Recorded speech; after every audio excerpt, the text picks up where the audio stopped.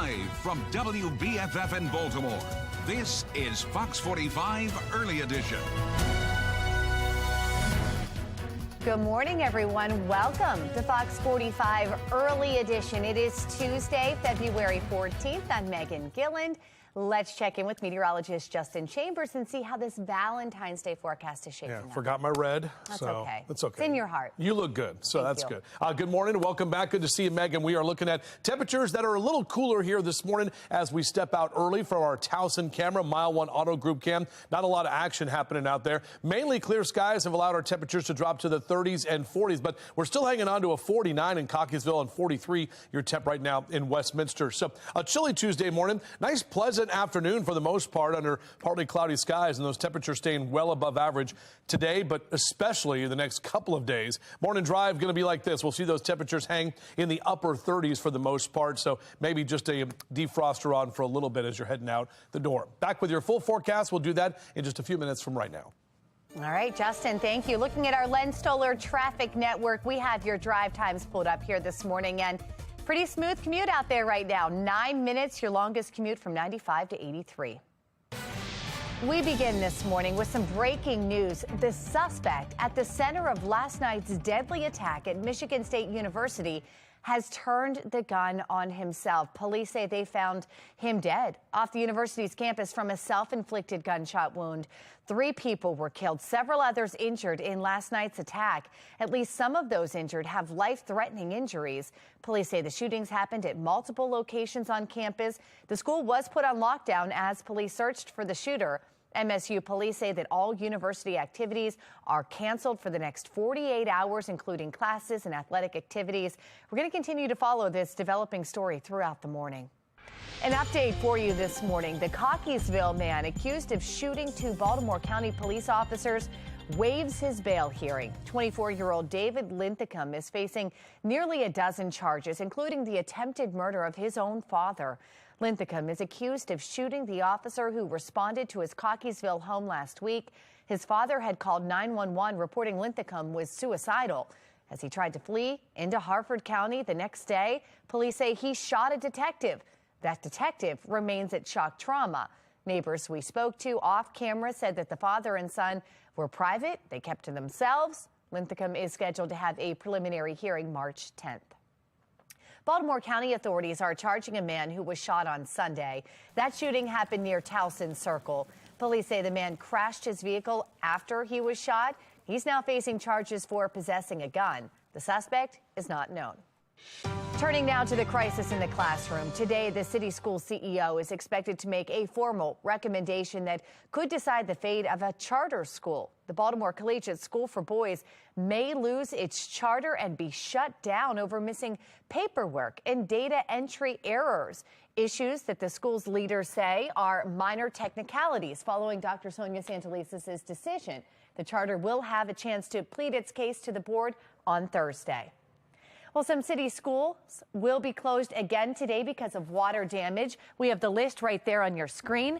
These schools were shut down yesterday as well. You can find that list at foxbaltimore.com.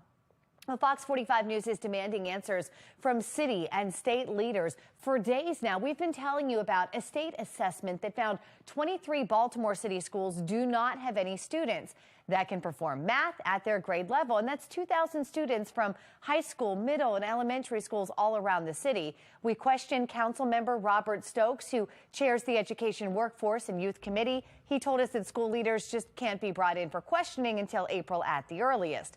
In a statement, Stokes said it is important that the CEO be there in addition to her staff to discuss the issue. She and her administration are available in April. Well, we have taken the report to City Hall and to Annapolis, pushing lawmakers for action. Mayor Scott has ignored our questions. In an exclusive interview with Fox 45 News, civil rights attorney Ben Crump called for changes. I think without a quality education, then children are already imprisoned in this society today. They just have not slammed the jail cell door. And so if we want to prevent many children from being caught in the school to prison pipeline, then we must act now. Well, that brings us to today's question of the day. Should parents be given school choice if their child's school is failing? So far, 95% of voters say yes. You can head to foxbaltimore.com/vote to weigh in on this. Turning now to a city in crisis, members of the Poppleton community are filing a complaint against the city of Baltimore, the city council, and also Mayor Brandon Scott. The nonprofit Economic Action Maryland and Angela Banks, a member of the Poppleton community, say the city has violated the Fair Housing Act by claiming eminent domain to take residents' homes.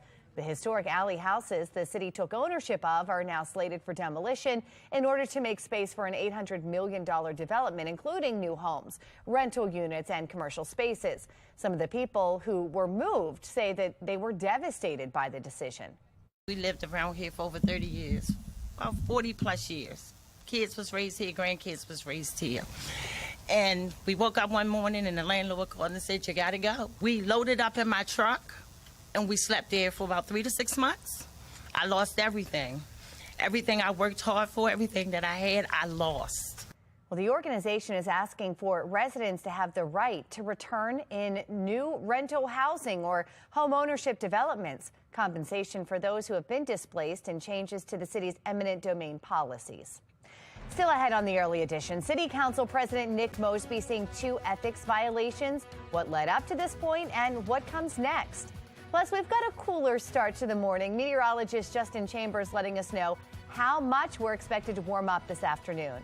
Time now 4:36, and you're watching Fox 45 Early Edition, all local, all morning.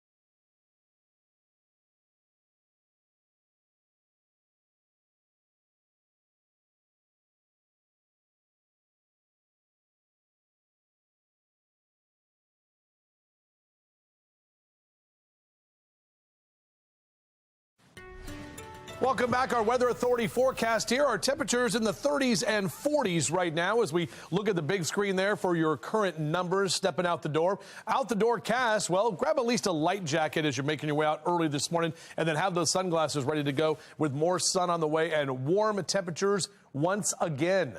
We'll talk about how much warmer we get tomorrow. We're talking widespread 60s around here. We'll do that in a few minutes from right now. Very nice. Justin, thank you. Time now, 6:40, and making headlines this morning.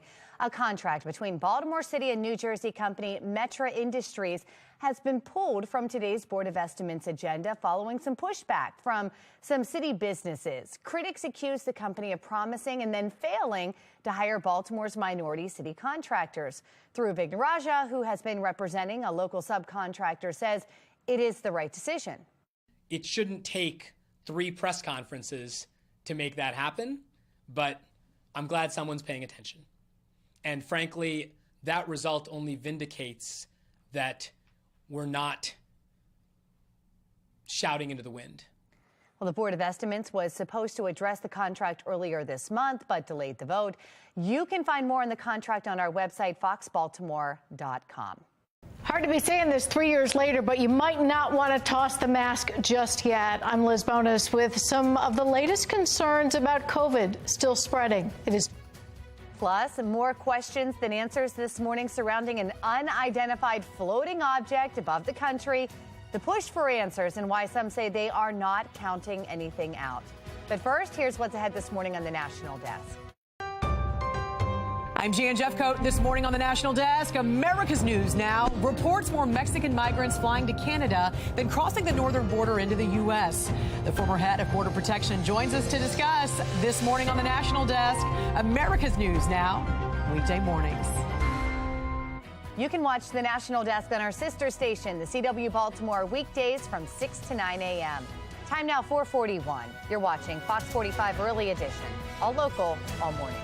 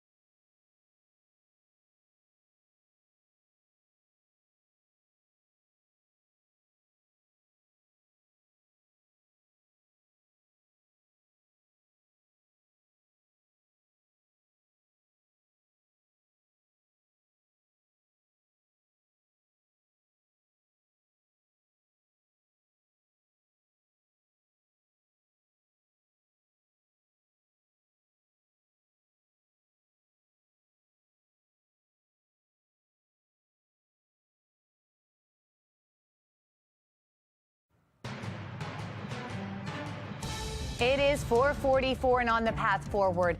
A newer variant climbing in other countries and waning U.S. immunity are just a few of the reasons you might not want to get rid of all the COVID-19 precautions just yet. Medical reporter Liz Bonis shares what is circulating around the globe. Hey there, everybody. It is hard to believe, but infectious disease specialists say 3 years after the start of this pandemic, you may not want to toss the mask just yet. For most healthy people infected now with COVID-19, your symptoms are likely to be similar to Tom Lang's. It felt like kind of a miserable cold for about 5 days, and then ever since then I've been fine. And with this Johns Hopkins International COVID-19 tracker expected to go dark in March, there are signs the pandemic is on the decline. It's probably coming down very slowly, but not dramatically so. Before you permanently ditch the mask, however, infectious disease specialist Dr. Stephen Blatt of Ohio's TriHealth says there's 3 reasons to reconsider. The first is that new Orthrus CH.1.1 subvariant. It's just under 2% of cases right now in the U.S., but data from Ohio State now shows it's responsible for as many as 1 in every 4 cases in the U.K. We often follow their trends. It appears to be better at resisting newer treatments and vaccines than some of the current XBB variants now on the rise. But the main concern about it is that it appears to have some properties on it that could make it behave like the Delta variant.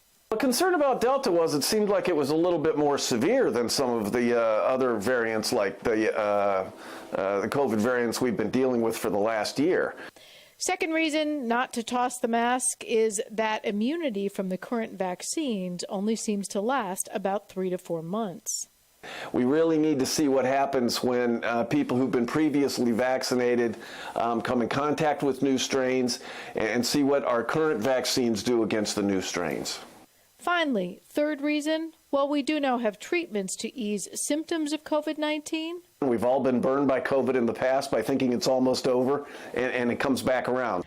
The vaccines and medications to treat COVID-19 for now are still free. I'm medical reporter Liz Bonus. Now back to you. All right, Liz, thank you. 446. We want to check back in with meteorologist Justin Chambers. Things heating up for Valentine's Day. Yeah, absolutely. I mean, we saw temps in the upper 50s yesterday, Meg. Going to be very similar numbers for today, and then mid-60s later this week. For February. Yeah, February. That's so crazy. Our above average trend continues. We've really had maybe 3 days where we've actually been below average for our afternoon highs and the entire year so far. I know we're only a month and a half into the year, but either way, it's still that above average trend is continuing, and our snowless streak pretty much continuing as well. So here's a look at our downtown Baltimore camera, our Toyota Inner Harbor Skycam. Overall, we've got mainly clear skies out there. That's a lot of temperatures to come down just a little bit. Officially, we're at 40 at BWI Thurgood Marshall. You can always see those numbers in your neighborhood on the right side of your screen, even some forecast info for your neighborhoods on the bottom of your screen as it scrolls through there. Here's a look at our HD radar, and very quiet through most of the East Coast. Not a lot happening right now out there in terms of any precipitation. Our rise and shine cast here, numbers into the mid to upper 30s over the next couple of hours.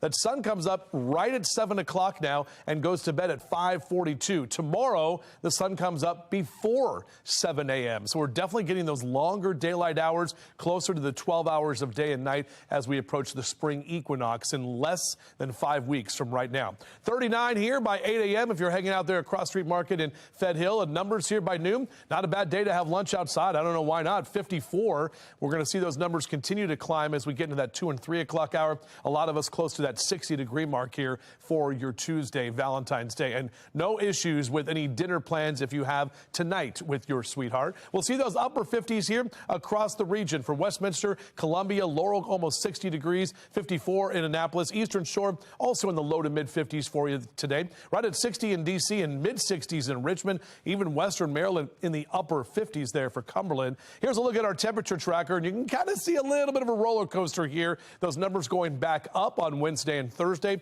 and then coming back down on Friday, Saturday being the coldest day with numbers in the upper 40s, which is still right near the average for mid-February. And then as we head toward President's Day, we'll see those numbers come back up. It is President's Day weekend, this upcoming weekend. Here's a look at our future scan. Overall, staying dry today. Late tonight, we may see a couple of stray showers around, just some cloud cover rolling in, and then we're really going to pick up that warm air coming in from the south. That's going to happen starting tomorrow afternoon. That's when we'll see that southerly gusting winds at 20 to 25 miles an hour, bringing in that warmer air. That's all ahead of a cold front, so 2 days of warmer than average temperatures. A few showers picking up late Thursday afternoon into Thursday evening. Then that cold front passes through, and what's left behind is going to be that colder air, possibly some snow showers in the mountain areas, and then we'll be drying out by Friday afternoon. Again, we'll probably see our highs early Friday morning, so it'll be a colder Friday afternoon before we get into an even colder Saturday. So here's that 7-day forecast. Again, no issues today. Tomorrow, mid-60s into Thursday as well. Then those numbers do start coming back down. We're dry for President's Day weekend. Even looking at President's Day next week, guess what? Right back to the lower 60s by next Monday. Meg? Very nice. Justin, thank you. Taking a look at our roads, looking pretty good there as well. We've got your Len Stoller Traffic Network. Our live camera showing smooth conditions out there, pretty quiet, no major issues to report. Let's get a check now on mass transit. We have Mark Jones with the MTA joining us. Good morning, Mark. Well, good morning, Megan. Good morning, everyone. Out there on the MARC train system, you'll find Penn Train 505 operating with a delay, presently running about 5 to 10 minutes late. The other trains of MARC on time for the commute start. If your ride is on Light Rail Link, no delays there, on time service from end to end, and Metro Subway Link checking in on schedule between Owings Mills and Hopkins Station for the commute. For the MTA Transit team, I'm Mark Jones. Thank you, Mark. The White House pressed for answers after shooting down more mysterious aircraft. I'm Scott Thuman in Washington with new reaction. Plus, a big day ahead surrounding the fate of a Baltimore charter school. The issues seen within the school that some refer to as minor technicalities. Your time now is 4:51, and you're watching Fox 45 Early Edition, all local, all morning.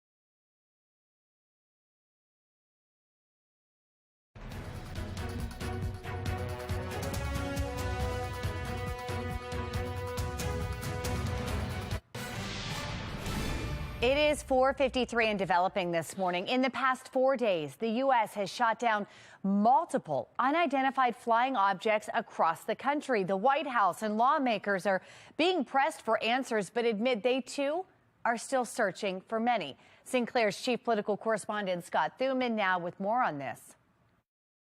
One of the reasons that we think we're seeing more is because we're looking for more. Plenty of questions, not as many answers about the sudden increase in activity over U.S. skies and who is responsible. We know the first one was Chinese. They admitted it. These three, we don't have attribution for right now. We don't know who owns them. Lawmakers acknowledging the frequency of incidents could coincide with the U.S. recently enhancing its radar detection system. Until a few months ago, we didn't know of these balloons. Our intelligence and our military did not know. This went as far back as President Trump, at least 3 times. It's wild that we didn't know, isn't it? It is wild that we didn't know. These are the ones that we do know about so far. Of course, there was that first takedown off the Carolina coast. But since then, U.S. fighter jets have shot down foreign objects near Alaska on Friday, in the Yukon on Saturday, and then here over Lake Huron near Michigan on Sunday. Critics wonder, is the administration reacting more quickly now due to political pressure? And have objects been violating America's airspace for a long time and only now being noticed? UAP reports have been around for decades. These hearings last year after Congress required the Pentagon to create an office to investigate unidentified aerial phenomena, the new term for a UFO. UAPs are unexplained, it's true, but they are real. They need to be investigated. NORAD, the military coalition protecting North America's skies, saying nothing can be ruled out. Have you ruled out aliens or extraterrestrials? I haven't ruled out anything. We continue to assess every potential threat unknown that approaches North America. But if the latest intercepts are Chinese surveillance aircraft like that first one, China claims the U.S. should look in the mirror, citing at least 10 American balloons in Chinese airspace in the last year, something U.S. officials deny. In Washington, I'm Scott Thuman. Well, we want you to join the national conversation. Do you trust the government to be transparent with their investigation into the unidentified objects in U.S. airspace? So far, 100% of voters say no.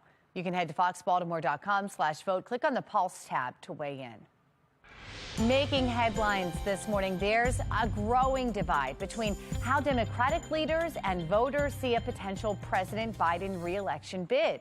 Polls show Biden has all but erased internal Democratic Party criticism, particularly over his age. But a recent Washington Post poll shows voters feel very differently. It was conducted before the State of the Union address. 45% of Americans have no confidence in Biden to meet future threats. 16% say they're better off financially than when Biden became president. That is compared to 41% who say they are now worse off. The poll shows the president's approval rating stands at 42%. President Biden has not yet announced whether he will run again. He did indicate that he would make the decision this spring. A health watch for you this morning. A new research is showing racial disparities when it comes to health care costs. The research was published in The Conversation. The researchers found 39% of people of color lost wages due to chronic diseases. That compares to 17% of non-Hispanic white older adults. Researchers concluded because of wealth disparities, Black and Hispanic people are more likely to leave the labor force once they become ill.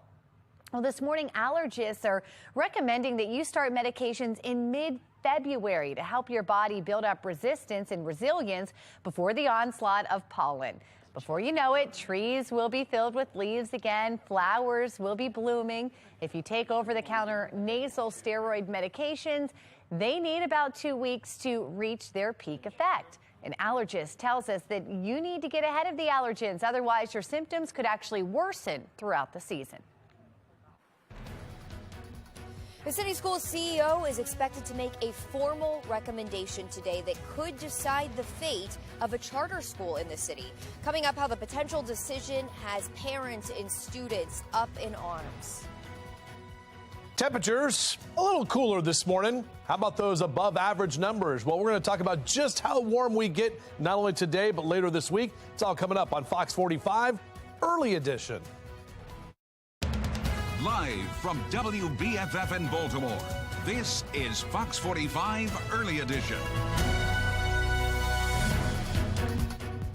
Good morning on this Tuesday, February 14th. I'm Patrice Sanders.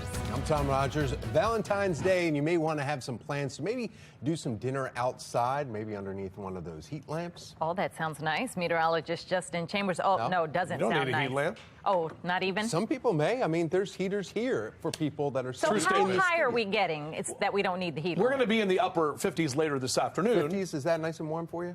Have dinner? I'm going to put on my heater under here. But 60s tomorrow. But it's today is Valentine's. Okay, all right. Look, you can grill outside. How about that? Can we Sit compromise? next to the grill. Yeah, get the grill going. So good morning to all of you. Happy Tuesday, and looking outside right now over downtown Baltimore. Not much to show because everything is looking good. Clear skies for the most part. You know what? Carlos the Crab, he's going to put a 4 on the Crabcast for today. I think things are going to be good, and he's going to be excited about that, and maybe you will as well. Numbers over the next couple of hours, mainly in the low to mid 40s. We stay mostly dry, no issues out there on your morning drive. And high temps today close to 60. Once again, well above average. After our cool morning, we'll see mild conditions for the afternoon. Sun comes up at 7 o'clock, so about 2 hours from right now. Back with your full forecast in just a few. All right, thank you, Justin. Now to your Lens Solar Traffic Network. Taking a look at some of the cameras around the Baltimore region. Top left, right at Old Court Road. Seems to be having some issues. It's been like that for a couple days. Only issue that you have to worry about is if you're on York Road in Cockeysville and right near Sparks, you have the road shut down. York Road is shut down between Loveton Farms Road and McCormick because of that major water main break that happened yesterday afternoon. Everybody else in the green. To know that we may be moving or closing is very disheartening. It's just very disappointing. I would hope that we could partner better. Turning now to the crisis in the classroom. Today, the city school CEO is expected to make a formal recommendation that could decide the fate of a charter school. Now, the Baltimore Collegiate School for Boys may lose its charter and be shut down over missing paperwork and data entry errors, issues the school's leader says are minor technicalities. Shannon Lilly joins us live this morning with the anticipation that's heading into today's decision. Shannon? Yeah, with this threat of doors closing, Patrice, certainly parents, students, and some staff that we've spoken to, they are up in arms. In fact, we talked to one mom who has 4 kids who go to this charter school, and she says they are thriving there. A much different story, she says, from their experience spending 1 month at Baltimore City schools. Take a listen. Overcrowded classrooms, teachers that are just overwhelmed. It's just too chaotic in the regular Baltimore City traditional setting for me and my family. They take time with the guys here and get to know them and push them forward for the future. But soon, the Baltimore Collegiate School for Boys may no longer be an option for her children.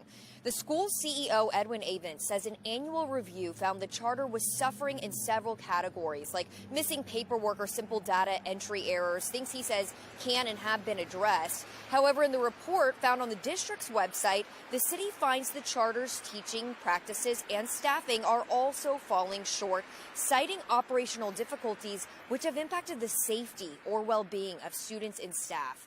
Still, Avent argues that the challenges facing his charter are far less concerning than the challenges that we're seeing in public schools citywide, even pointing to the much higher graduation rates in the charter school compared with the city. We don't blame the city, but what we ask for is grace, because I do believe that their schools are going through some of the similar challenges that we're going through.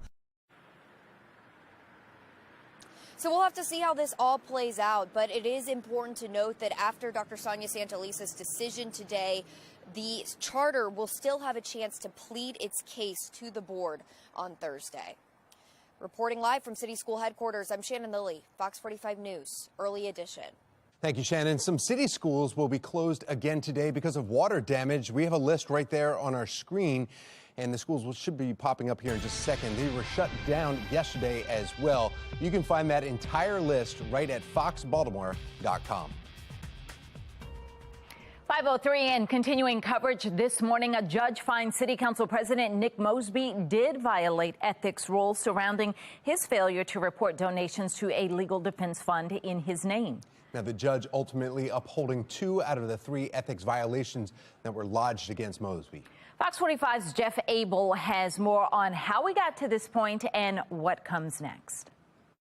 Well, it was almost a year ago when Council President Nick Mosby agreed to comply, then denied he'd done anything wrong. Well, now it's taking a judge to decide that when it comes to ethics, Mosby is crossing the line. This was a win for ethics in the city. For Ethics Board Chairman Stephen Fogelman, it's been a year-long battle to ensure the city's second most powerful public official is on sound, ethical ground. Can you assure the people that you are ethically sound?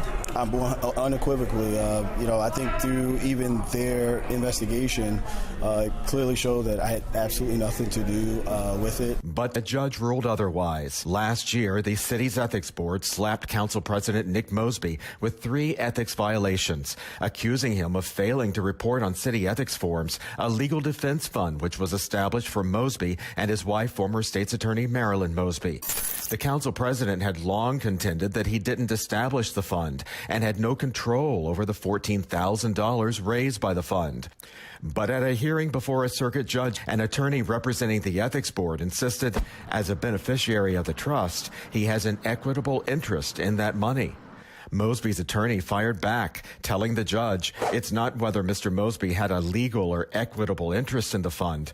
The test is whether he had a financial interest in the fund. In the end, the judge ruled that Mosby had indirectly solicited donations from the fund and had an obligation to report it, saying the problem with the board is once Mr. Mosby became aware of this, he didn't disassociate from it. The judge reaffirmed the board's decision that the ethics law's restriction on soliciting gifts are very broad, and an official cannot get around those restrictions by allowing third parties to fundraise on their behalf. The judge upheld 2 of the 3 ethics violations Mosby faced, but he left it up to the ethics board to decide any appropriate penalties. The board's going to consider their options. For now, the city's ethics board believes the ruling sends a much greater message. We believe that the judge's decision today will lead to greater transparency. 5:06, we have breaking news this morning. The suspected shooter in a mass shooting at Michigan State University is found dead. We know at least 5 people are in the hospital at this hour, with 3 dead in the rampage. Megan Gillen is at our live center this morning with what we know right now. Megan. A lot coming in here, guys. We have just learned the suspect at the center of it all. Take a look. Now hearing that he turned the gun on himself. Police telling us they found the 43-year-old suspect dead early this morning off Michigan State University's campus from a self-inflicted gunshot wound. Police say the shooter opened fire at multiple locations on campus last night.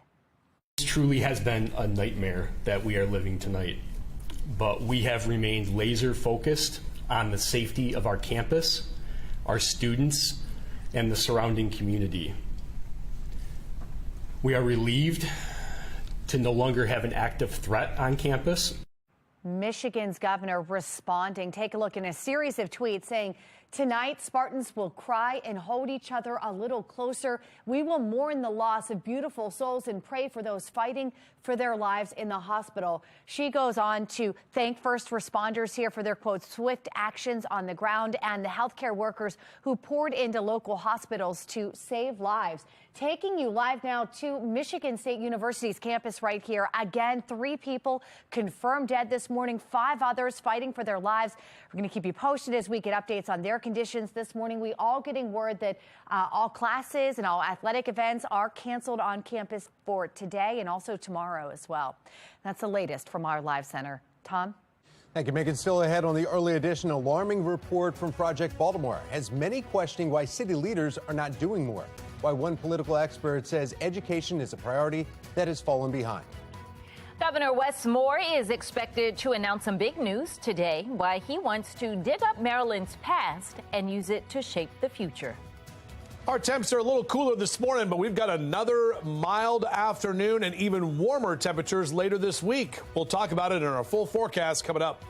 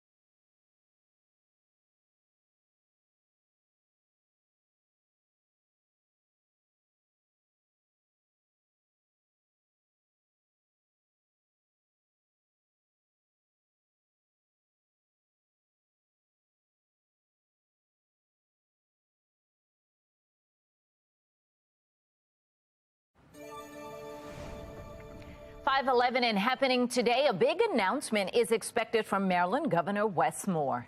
It has to do with famed abolitionist Harriet Tubman.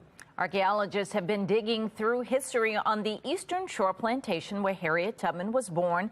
It's in Dorchester County. It's known as Anthony Thompson's farm. The state now has new information about the enslaved people who lived on that plantation.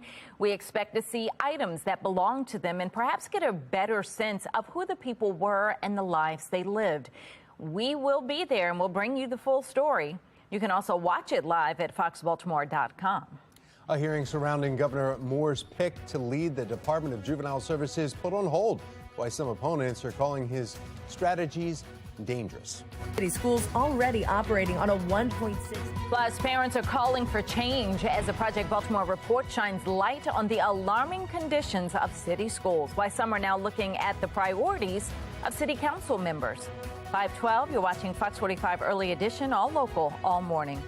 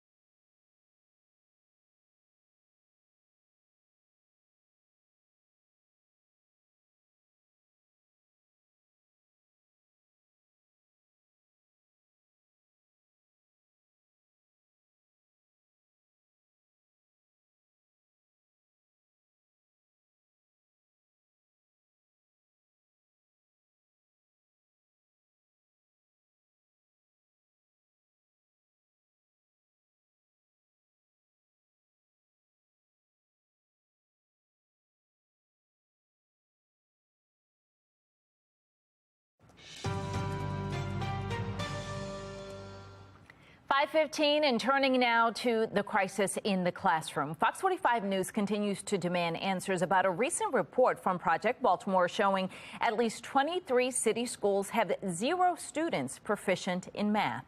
As Fox 45's Rebecca Pryor explained, city leaders appear months away from taking any action. Yeah, in response to these test scores, Councilman Robert Stokes has said a hearing with school leaders needs to happen. However, he doesn't plan on holding that hearing until April, despite City Council proving in the past when they want to act fast, they do. State testing revealing shocking scores in city schools. Fox 45's Project Baltimore combing through the 2022 MCAP results, finding at least 23 Baltimore City schools with 0 students proficient in math. But the setback has few city leaders stepping up to close the gaps. Last week, Fox 45 sending questions to the mayor's office asking, Do you believe a change in school leadership is necessary in Baltimore? If not, why not? And how do you defend these results? The mayor ignoring our questions, along with Councilman Ryan Dorsey. Well, I don't have any interest in talking to anybody from any Sinclair Broadcast Group affiliate. Meanwhile, Councilman Robert Stokes, chair of the Education, Workforce, and Youth Committee, says a hearing needs to be held to demand answers from school leaders. But it's a hearing he doesn't plan on holding until April. When asked why the wait, Stokes' office sending us a statement that reads in part, quote, "It is important to Councilman Stokes that the CEO be there in addition to her staff to discuss the issue. She and her administration are available in April." Despite desperate parents like Nichelle Watkins, they go there to get babysit for 8 hours and come home. Saying Baltimore City children need help now. He can't read. He's in the 4th grade. How is he supposed to be productive if he can't read? I think that it should be addressed a lot sooner. According to political analyst John Deedy, council members could be stalling until the legislature announces how much money will be going to city schools by April 11th. With Governor Westmore pledging to boost spending on education, Deedy thinks the influx of funds could be a way for school leaders to put a positive spin on the negative test scores. Because then they can say, look, we've got all this money, all these resources have come in, and here's what we can now do to fix the problem. Governor Moore has saved us. Even with city schools already operating on a $1.6 billion budget, one of the highest of any large school districts in the nation. City Council has also shown when it matters to them, they act swiftly. For example, last November, amid Baltimore City voters overwhelmingly passing term limits for elected leaders, City Council immediately responding by fast-tracking a bill that would reduce the number of years they would need to serve before getting their pensions. Question K was pertinent to their career more than to the city school kids. Oh my God, I'm going to lose my job. But I'm going to lose my pension. You know, all these things were going to happen that were going to affect them directly. The bill making council members eligible for pensions after 8 years instead of 12, taking just 3 weeks to be voted on 3 times and officially approved before ultimately being vetoed by Mayor Brandon Scott. But so then what does that say to students, to parents, and ultimately to voters about the priorities of our city council members? I think what it really says about the priorities is, unfortunately, education has fallen behind in the priority right now. But for struggling parents, it's always top of mind. I feel like they don't care. It's not their children. They don't care. Now, we also asked when exactly that April hearing will take place. Stokes' office, though, ignoring that question. Reporting in Baltimore, Rebecca Pryor, Fox 45 News. Well, that brings us to our question of the day. Should parents be given school choice if their child's school is failing? So far, 95% of voters have responded yes. You can weigh in by heading to foxbaltimore.com/vote. It is 5:19 on a Valentine's Day, and we want to see what's in store. Meteorologist Justin Chambers. Everybody else wore red. I forgot. Yeah, I was like, man, you don't care about love. Yellow's nice. I do care about love, Tom. Yeah, yellow's nice. Thank you. Well, wife's working, so it's all right. Just do my own thing. Hey, good morning to you. Happy Valentine's Day. Yeah, it's Tuesday, our Towson Tuesday shot. Looking great there in the Towson traffic circle. We do have mainly clear skies. That's allowed our temperatures to come down just a little bit from where we were yesterday at this time. Overall, the HD radar dry up and down the East Coast. Really nothing to get in your way. We are tracking our next weather maker, and that's getting set up over the Central Plains with more of those showers from Dallas and Oklahoma City up into Wichita. Trough of low pressure there, bringing some showers and even some thunderstorms to that part of the country. As the kids get out to the bus stop this morning, beep, beep, go ahead and make sure they've got the jacket ready to go. Excuse me, temperatures in the mid-50s through noontime. And in the upper 50s when you pick them up later this afternoon. Another mild afternoon. Typically mid-40s is where we are this time of year. We're going to be in the mid to upper 50s again across Carroll and Baltimore counties. Hereford zone at 58, 59 Perry Hall and White Marsh. Also your temp at 59 in Dundalk. Hartford and Cecil counties also in the upper 50s for Bel Air and Aberdeen over to Perryman. Northeast up to Oakton at 57 for your high. Now, if you do want to get the cars cleaned up on your car wash cast, 2 green lights Tuesday and Wednesday. Thursday, I do have a red light there only because that's when we're going to see those rain showers roll in as that next weather maker gets closer. So here's a look at our future scan. This is Tuesday afternoon. No issues, no problems for Tuesday night dinner with your sweetheart. And as we take you into Tuesday night, we may see a stray shower or two pass by, but that'll be mainly when a lot of us are sleeping. Wednesday afternoon also looks good with more of the southerly air. That's going to bring in the warmer temperatures. And then here comes our rain showers on Thursday. Those going to roll in Thursday afternoon and evening into early Friday morning before that colder air settles in behind that on Friday afternoon and into Saturday. Ladies and gentlemen, an update to your holiday countdown. We're 6 days out until President's Day. Our time change in 26 days. And look what we have on there right now. Opening day. 51 days from right now. It is on a Thursday, April 6th. I'm excited. I hope you are too. 7-day forecast looks like this. 59 today, mid-60s Wednesday and Thursday, and then it will be colder by Friday and Saturday, but we stay mainly dry for President's Day weekend. All right, let's check in with our commute and the MTA. Mark Jones, good morning to you. Well, good morning, sir. Good morning, everyone. Out there right now, you'll find train 505 and Camden train 841, both running about 5 minutes late. The other trains, Mark, look good for travel and are on time. Light rail link right on schedule in both directions. No delays or issues. And Metro subway link looking good between Owings Mills and Hopkins Station for the commute start. For the MTA Transit team, I'm Mark Jones. The man accused of shooting 2 Baltimore County police officers after a 36-hour-long manhunt was supposed to appear in court yesterday, but it didn't happen. What did happen and what comes next in the case?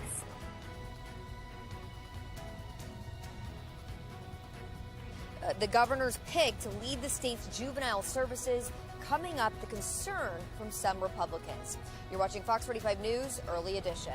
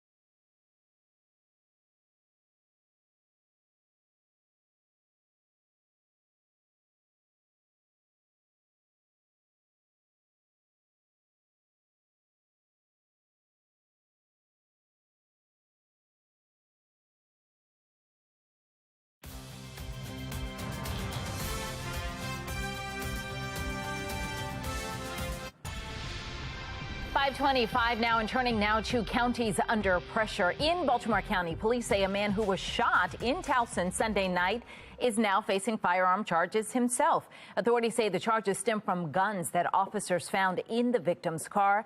The suspect who shot the man is still on the run. It is just the latest violent incident in Towson recently, and residents say it has them on edge. This used to be a nice area right here. We used to come down here all the time, go shopping in the 7-Eleven and all that. People are friendly. I can definitely see where some of the neighbors might not be walking around as much as they were.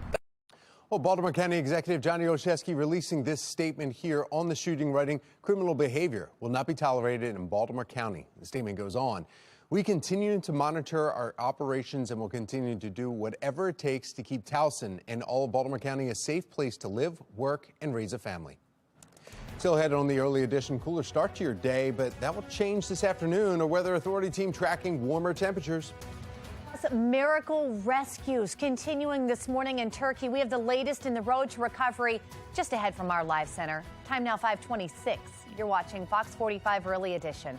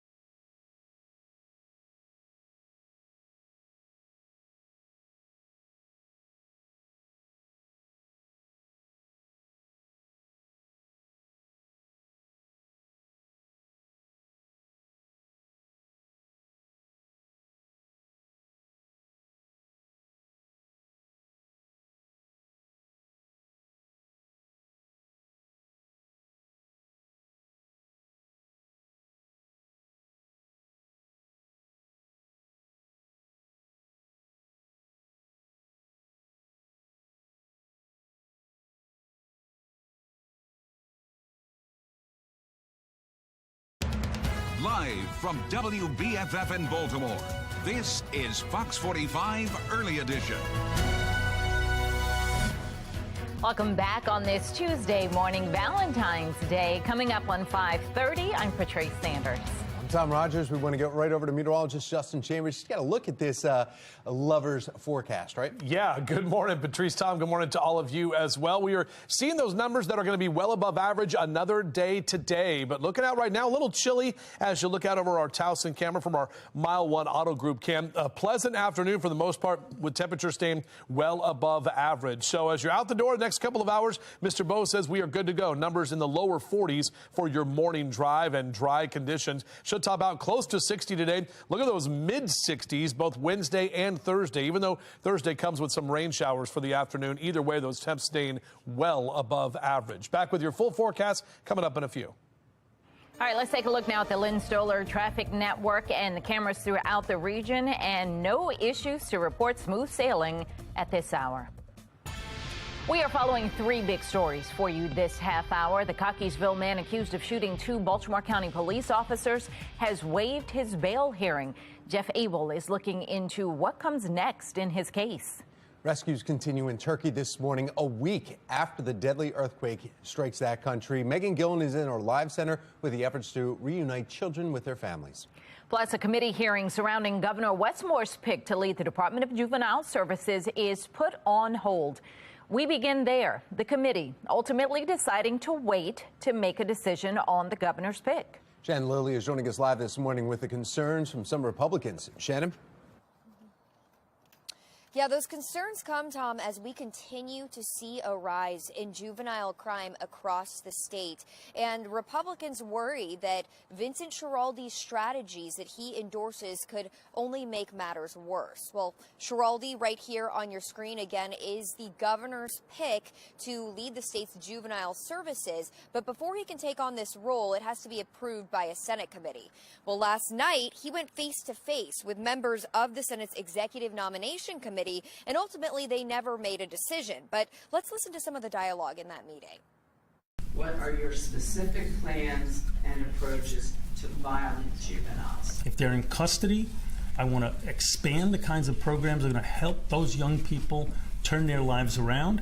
The ones that are in the community, again, we need high intensity wraparound services for the highest risk young people. Now, previously in the Washington Post, Schiraldi suggested that because the human brain is not fully developed until the mid-20s, no criminal should be exposed to the adult justice system until they turn 21 or even 25. Now, right now, if you're 18 years old, you are sent to the adult system, and so are some of the younger offenders who commit the most horrendous crimes. So at the hearing, Tom and Patrice, there were people on both sides of this, some supporting Schiraldi's strategies, while others were opposing them. Shannon, since they didn't actually make a decision last night, what comes next?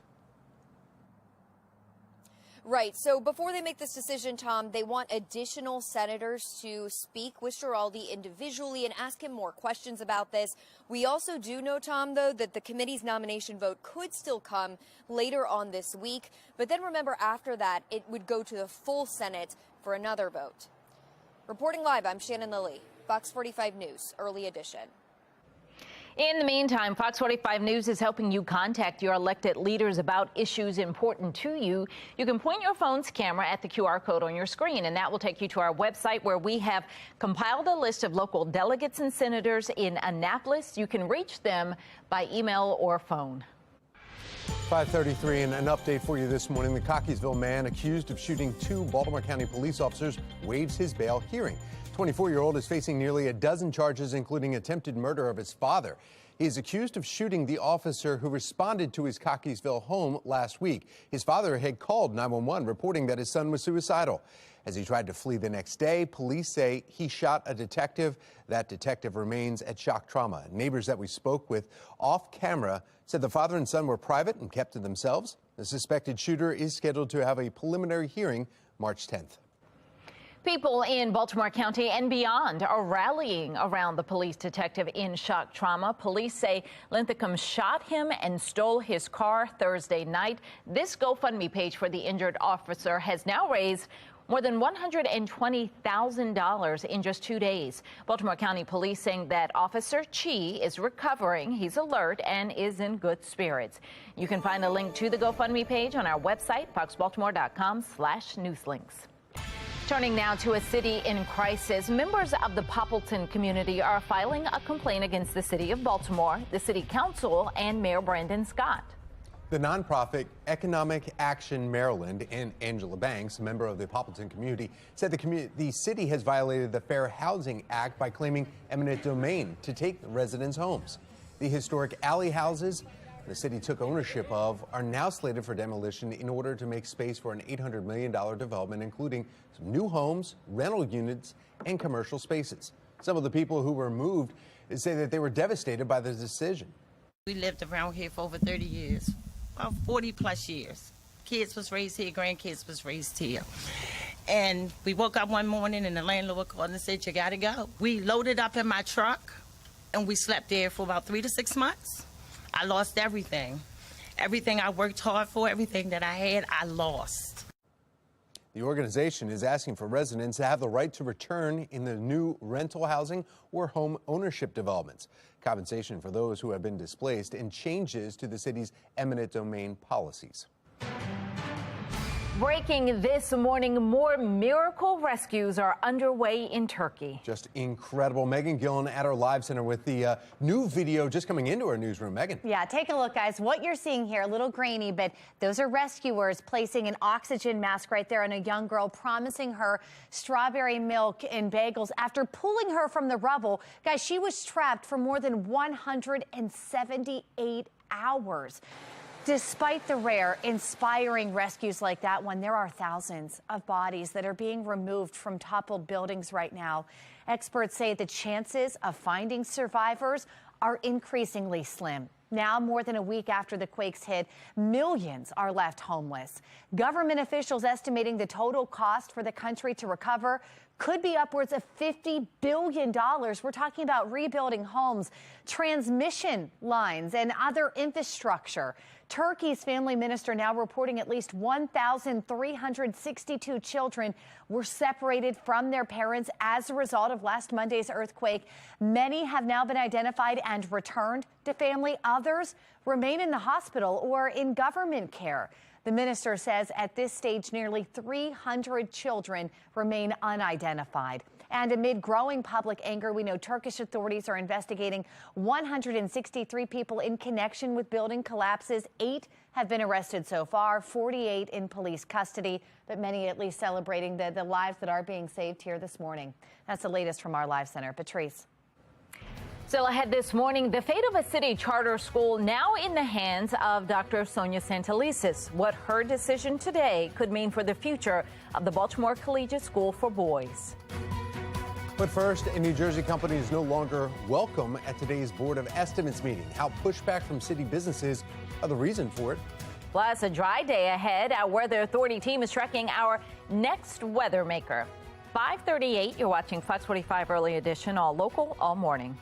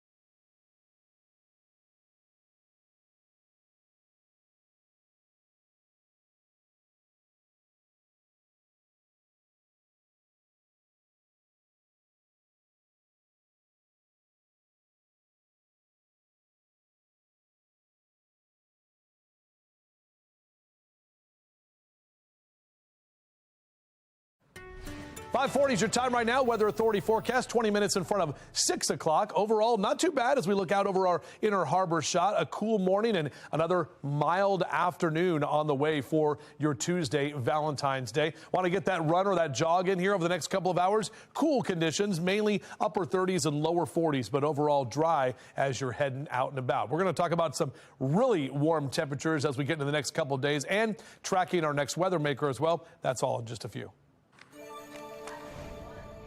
Making headlines this morning, a contract between Baltimore City and New Jersey company Metra Industries has been pulled from today's Board of Estimates agenda following pushback from some city businesses.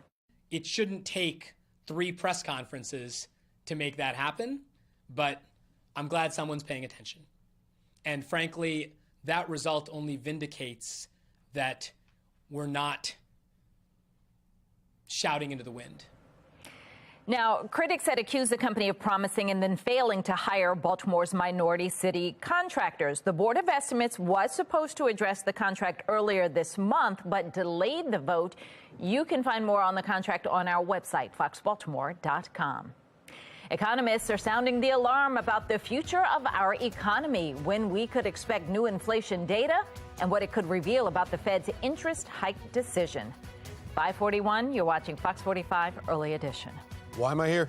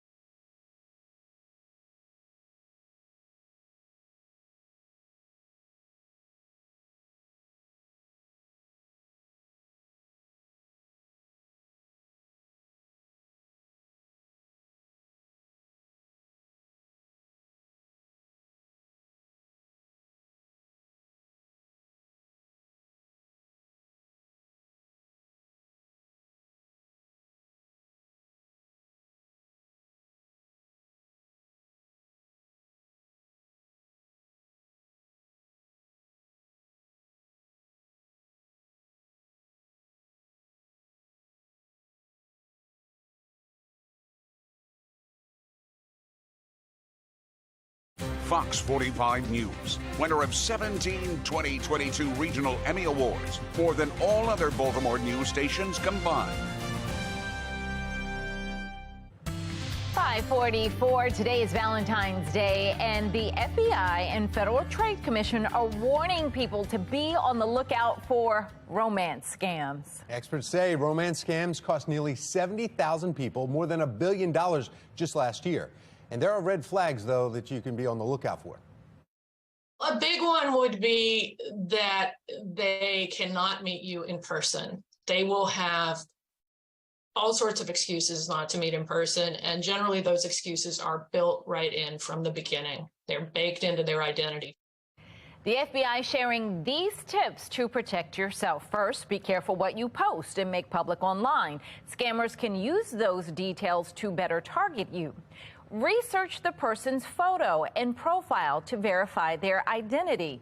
And never send money to anyone that you have not met in person. Well, all is well for many couples who go the distance for the sake of love to celebrate Valentine's Day.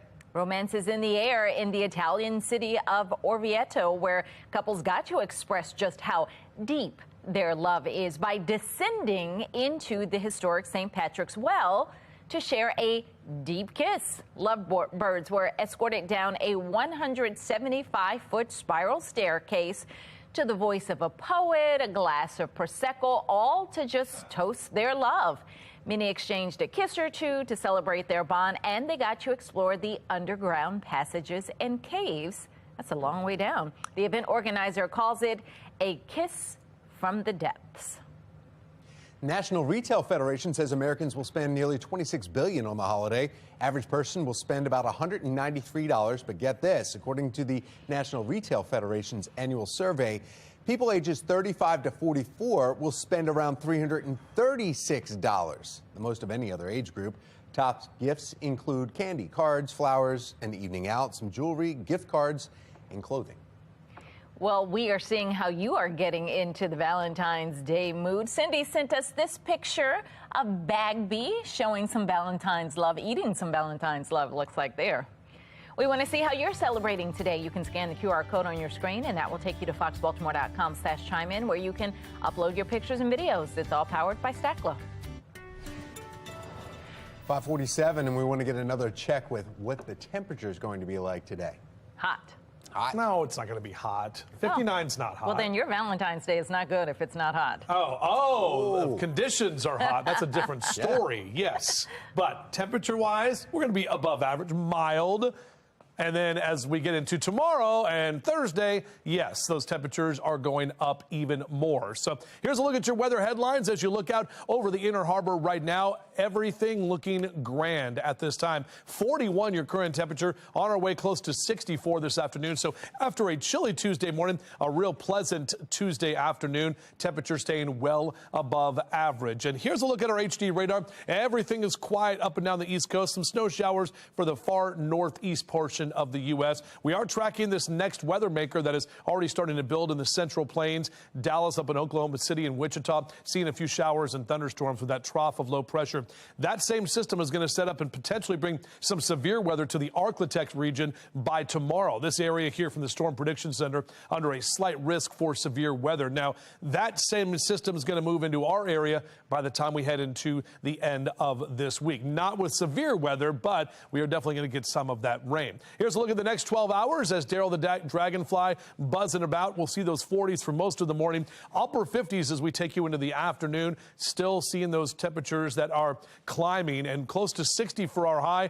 That sunrise is at 7 o'clock and goes to bed tonight at 5:42. Check out our temperature tracker, too. Here's those above average numbers. Now, we start to see the fall off here or the drop off into Friday. Saturday will bottom out at 48, and then we get right back into those 50s and 60s for early next week. And on our future scan, staying dry today. May see a few clouds rolling in tonight, maybe a stray shower in the mountain locations. Tomorrow, the southerly wind is going to pick up, and that's what's going to bring us the warmer temperatures. And then Thursday, that's when the next weather maker is going to roll in, that strong cold front, bringing those showers Thursday afternoon into the evening time, moving through late Thursday night into Friday morning. Colder temperatures setting up by Friday afternoon. Shout out to Tracy Jackson. That is Jelly Bean all ready for Valentine's Day. It's a great little puppy right there with the hearts and the bow. So thank you for that, Tracy. Love to get your pet pics on TV too. JC Chambers at foxbaltimore.com. Here's that 7-day forecast for you, taking you through President's Day weekend. Again, temps will continue to be well above average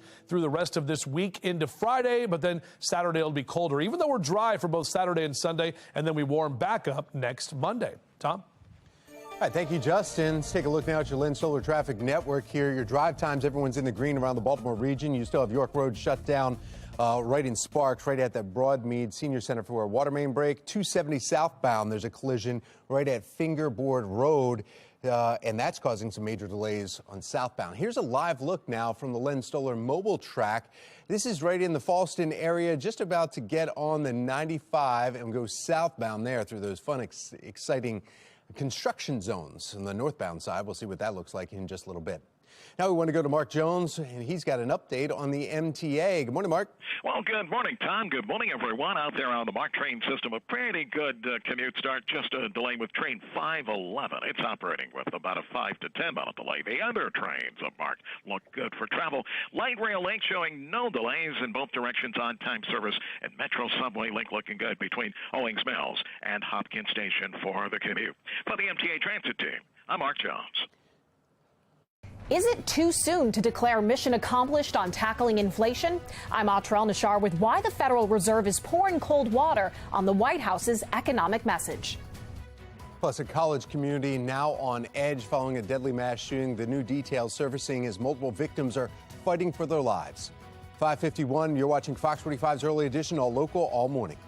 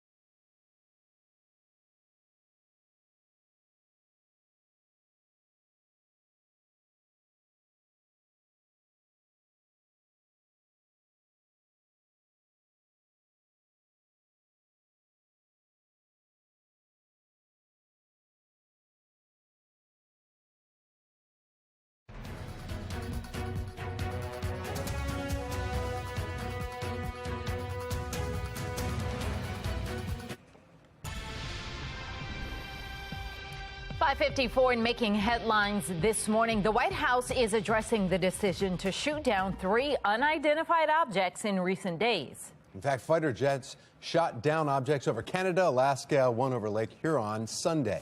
It comes after the U.S. shot down the suspected Chinese balloon, that spy balloon, off the coast of South Carolina. White House National Security Council spokesperson John Kirby acknowledged the origins and purpose of these 3 objects are still unknown, but says the decision to shoot them down was made out of an abundance of caution.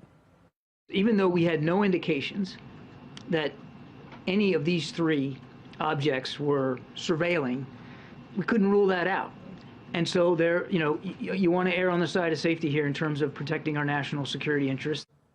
The White House also announcing a new interagency team to study unidentified aerial objects. The group is being led by National Security Advisor Jake Sullivan.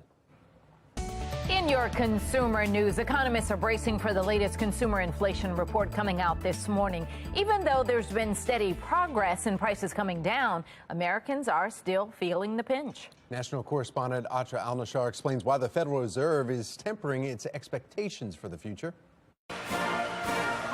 This week, President Biden setting his sights on the U.S. economy, delivering a speech Tuesday before county leaders from across the country on what's to come from his legislative accomplishments like the CHIPS and Science Act. Then heading to Maryland Wednesday to promote his plan to grow the economy. A central part of that is jobs. We've created 12 million new jobs. Writing off a worst-case scenario for an economy shouldering rising interest rates designed to slow demand and lower inflation. Do you think there's going to be a recession this year? No. Few experts, though, are that confident about the path forward, including the man at the center of those interest rate hikes, Fed Chair Jerome Powell. It's not going to be, we don't think, smooth. It's probably going to be bumpy. And so we think that we're going to need to do further rate increases. Part of what's making that road so bumpy is the labor shortage. Demand for U.S. workers is now more than 5 million greater than the available supply. Some promising news for the Fed came Monday with the release of the New York branch's latest survey showing consumer expectations for growth of both household income and spending have declined, signs of the kind of slowdown the Fed is trying to usher in.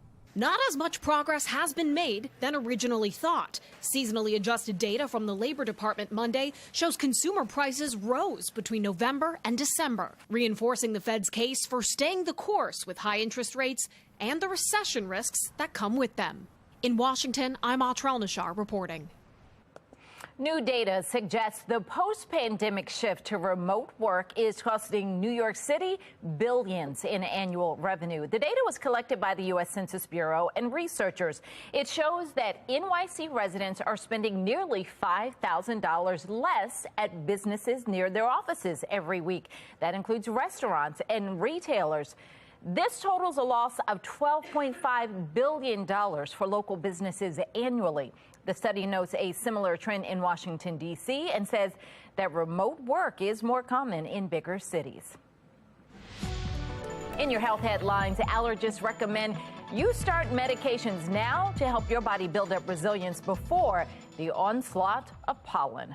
Now, if you take over-the-counter nasal steroid medications, just like most antihistamines, they need about 2 weeks to reach their peak effect. An allergist with the National Jewish Health says that you need to get ahead of the allergens, otherwise your symptoms could worsen throughout the season. In the spring, it's the tree pollen, and again, before the leaves are on the trees, the pollen is flying around. Pollen flies hundreds of miles. So it's less important what tree is in your front yard. It's more important the trees that are relevant in your area. Grass allergies flare in the summer and weed allergies in the fall. The experts say Valentine's Day is a good milestone for medication, especially for areas with a true winter, with dormant plants and trees. For warmer climates, allergy medications are often needed year-round due to the persistent growing season. The city school CEO expected to make a recommendation today that could decide the fate of a city charter school. Coming up, how it has some parents up in arms. We've got temperatures that are going to continue their upward trend as we head into the next couple of days. We'll talk about that, plus a look at our next weather maker. It's all coming up on Fox 45 Morning News. Let's go. Live from WBFF in Baltimore, this is Fox 45 Morning News. Good morning on this Tuesday, February 14th, Valentine's Day. I'm Patrice Sanders. I'm Tom Rogers. Meteorologist Justin Chambers has a look at our Valentine's Day forecast. I just realized Lego my ego means let go of my ego. On the waffle thing, Lego my ego. Wow. You just realized I was today that? years old when I found that out. Years old. Yeah, that's exactly That just right. hit you when you were walking right over there, here when you were saying. Because I said, let's go. And I was like, Lego. And I'm like, oh. What did you think it meant all this time when you were saying it? I don't know. Something about legs or something. I don't know. I don't know. I was Did just you like, ever oh. eat waffles off your legs? No. Okay. Never do that. Hey, good morning to all of you. Happy Tuesday. Here we go. And our temperatures a little cooler this hour. You can see a really pretty shot from our Towson camera. Nothing but nice, clear skies. Got that rising moon that is out there as well. A chilly Tuesday morning leading to a very pleasant Tuesday afternoon with those temperatures staying well above average. Next couple of hours, numbers are going to be in the 30s. A little chilly here this morning on your morning commute. Just be aware of that. Overall, we are going to look at numbers today that will top out close to 60. We'll drop to the 40s tonight and then mid-60s on the way for tomorrow. We'll take a closer look at that forecast as well as track that when the rain rolls in later this week, coming up in a few. Tom. All right, thank you, Justin. And let's take a look at your Len Stoller traffic network now. Some of the area cameras, no issues to report there through these cameras. However, the 695's outer loop right near Hollands Ferry Road. There's an incident there, and it's causing a delay. Everybody else, it seemed like on the major roads, you're moving along in the green. To know that we may be moving or closing is very disheartening. It's just very disappointing. I would hope that we could partner better. 6:01 and turning now to the crisis in the classroom. Today, the city school CEO is expected to make a formal recommendation that could decide the fate of a charter school. The Baltimore Collegiate School for Boys may lose its charter and then be shut down over missing paperwork, data entry errors, issues the school's leaders say are just minor technicalities. Shannon Lilly is joining us live this morning with the anticipation that is heading into today's decision. Shannon. Yeah, this threat of doors closing, Patrice, certainly has some parents, students, and staff up in arms. In fact, we spoke with one mom who has 4 boys enrolled at that charter school, and she says they are thriving there. A much different story, she says, from their experience spending just 1 month at Baltimore City schools. Listen. Overcrowded classrooms, teachers that are just overwhelmed. It's just too chaotic in the regular Baltimore City traditional setting for me and my family. They take time with the guys here and get to know them and push them forward for the future. But soon, the Baltimore Collegiate School for Boys may no longer be an option for her children. The school CEO, Edwin Avent, says an annual review found the charter was suffering in several categories, like missing paperwork or simple data entry errors, things he says can and have been addressed. However, in the report found on the district's website, a different story. The city finds the charter's teaching practices and staffing are also falling short, citing operational difficulties, which they say have impacted the safety or well-being of students and staff. Still, Avent is arguing that the challenges facing his charter are far less concerning than the challenges seen in public schools citywide, even pointing to the much higher graduation rates in the charter school compared with the city.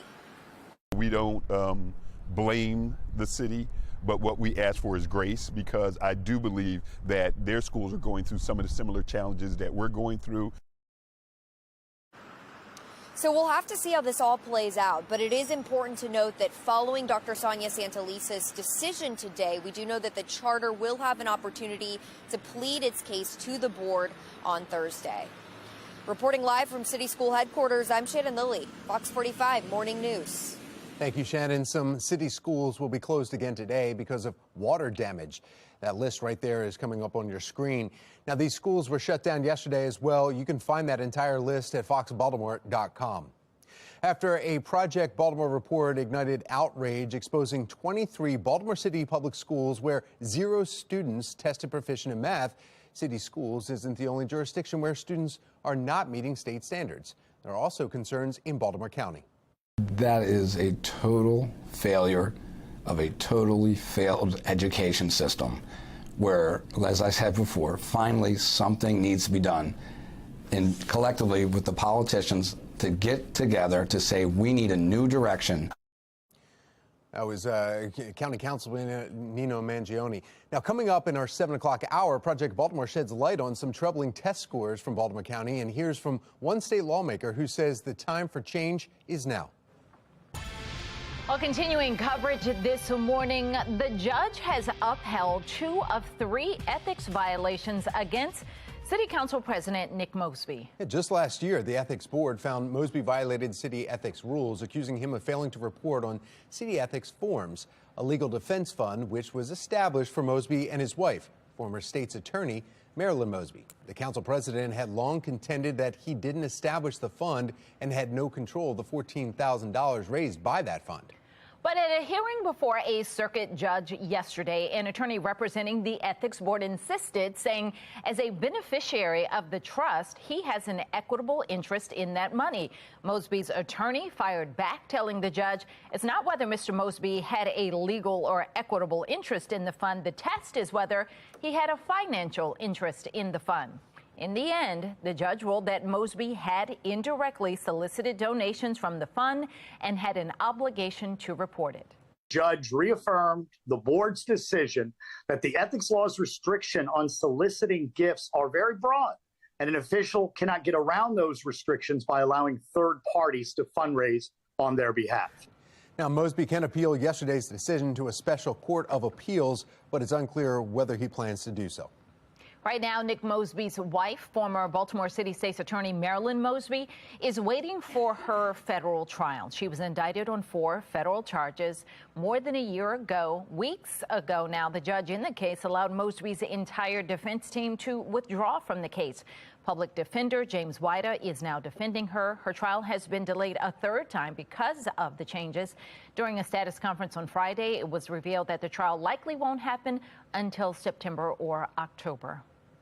The confirmation hearing for Governor Westmore's pick to lead juvenile services is put on hold just ahead the concerns from lawmakers as the state continues to see a rise in juvenile crime. The guys were telling us to run out the back doors as quick as we can and run for our lives, and I sprinted out there as fast as I can. 3 people are dead, 5 others injured after shots rang out at Michigan State University. Just ahead, what we know about the shooter and the rest of the victims. Tracking our forecast, we've got clear skies this morning. We'll talk about how much warmer we get today and especially later this week. It's all coming up on Fox 45 Morning News, all local, all morning.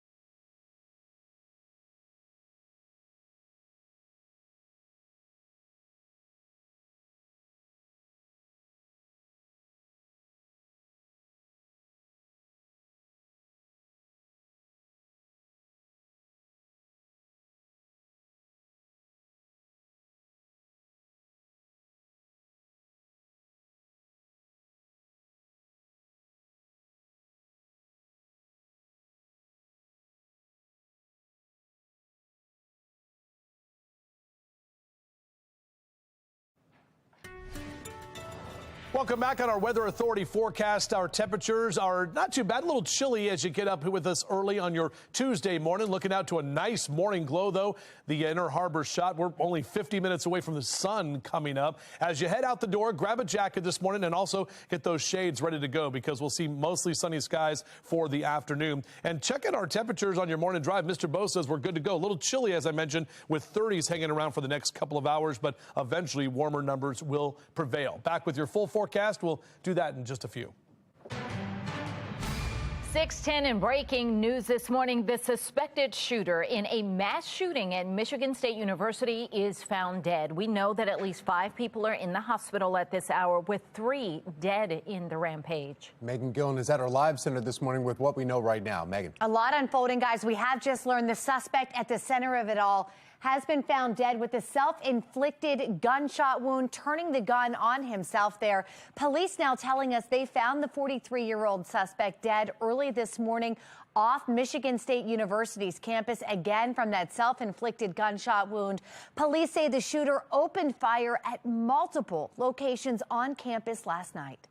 This truly has been a nightmare that we are living tonight, but we have remained laser focused on the safety of our campus, our students, and the surrounding community. We are relieved to no longer have an active threat on campus.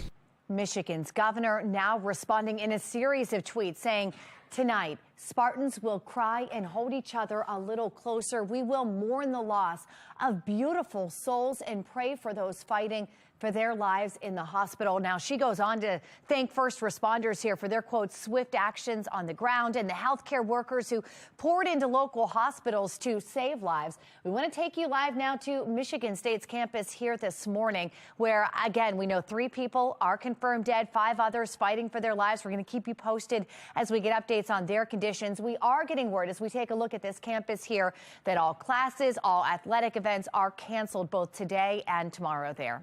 That's the latest from our live center. Tom? Thank you, Megan. A string of violent crime in Baltimore County after a man is shot right near Towson Circle, while leaders insist safety concerns are being overblown. The man accused of shooting 2 Baltimore County police officers after a 36-hour-long manhunt waives his bail hearing. Just ahead, what comes next in the case? 6:12, you're watching Fox 45 Morning News, all local, all morning.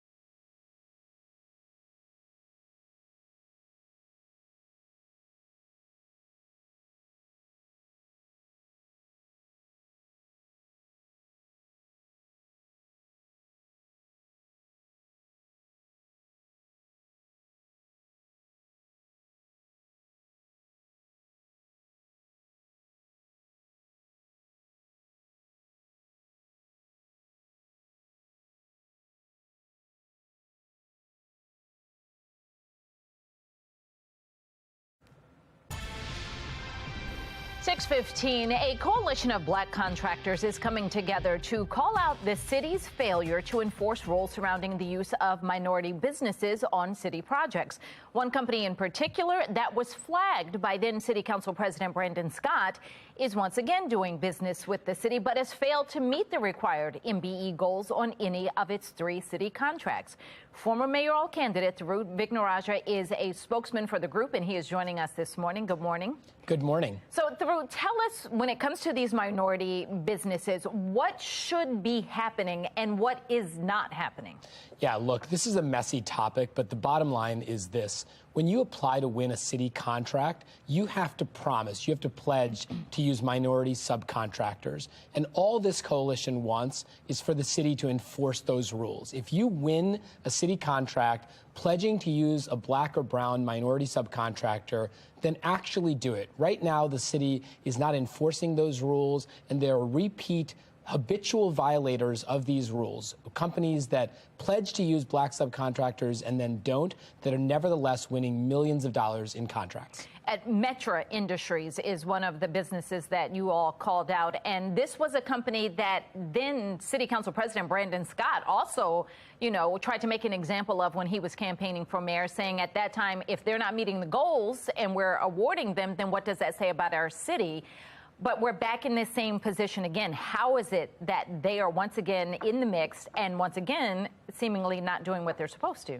This broken record is so frustrating. We're talking about a New Jersey out-of-state contractor that 2 years ago on the campaign trail, the then council president said, what's going on here? You've got lots and lots of city contracts and you're delivering $0 to black subcontractors, even though you're getting city contracts by saying that you will.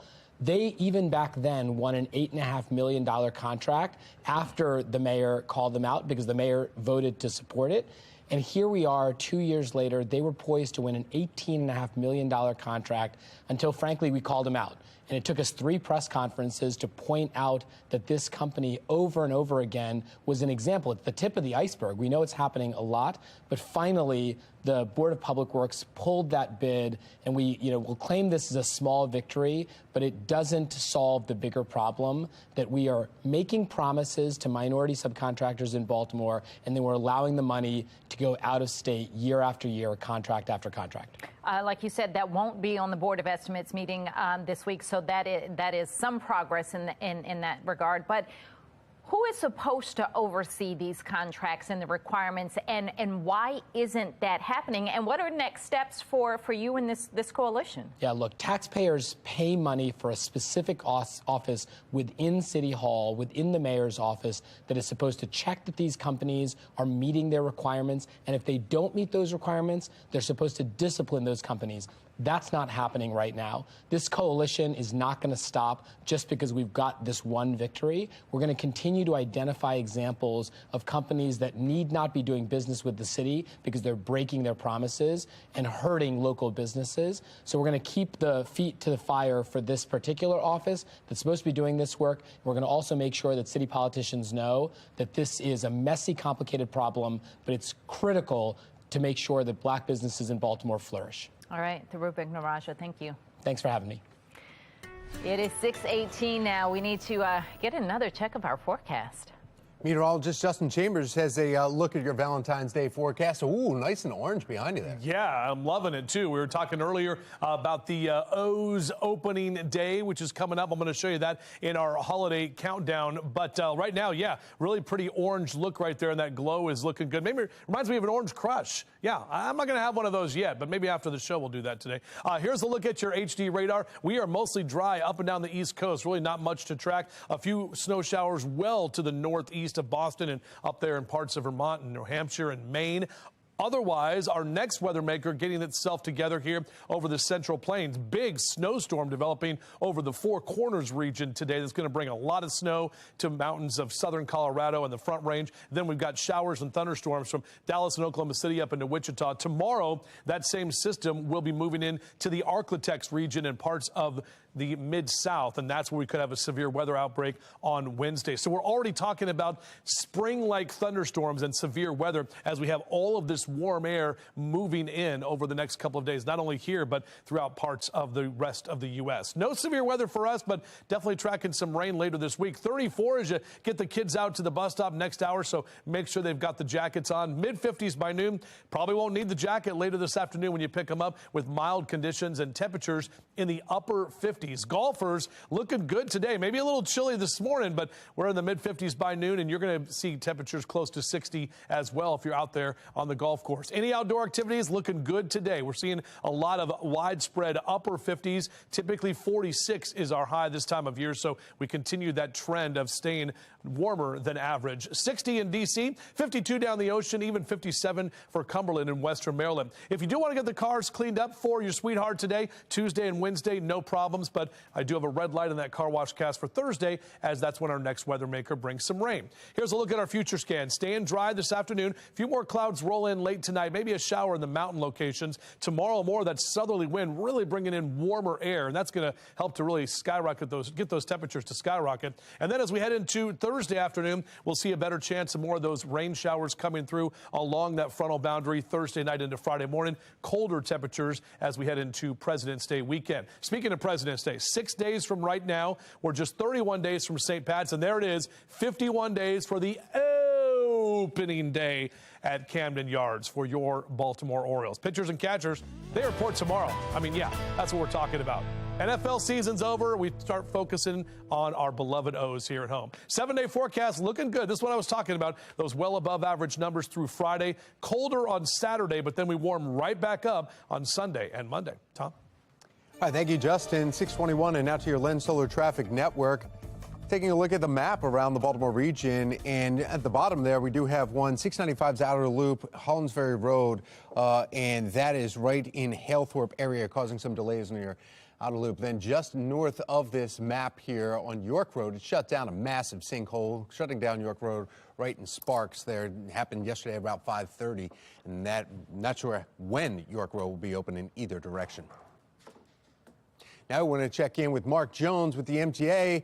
Happy Valentine's Day, Mark. Happy Valentine's Day. Good morning out there right now, Tom. You'll find on Light Rail Link a 15-minute delay. Allowed time for travel out there on Light Rail Link this morning. Metro Subway Link, though, looking good in both directions. No delays or issues. And on the MARC train system, we've got train 511 on the Penn line and Camden train 845, both running about 5 minutes late. The other trains of MARC look good for travel. For the MTA Transit team, I'm Mark Jones. Thank you, Mark.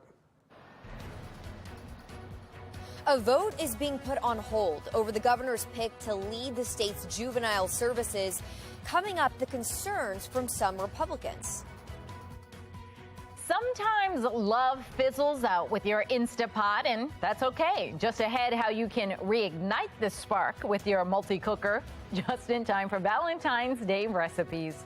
6:23, you're watching Fox 45 Morning News, all local, all morning. Fox 45 News, winner of 17 2022 Regional Emmy Awards, more than all other Baltimore news stations combined.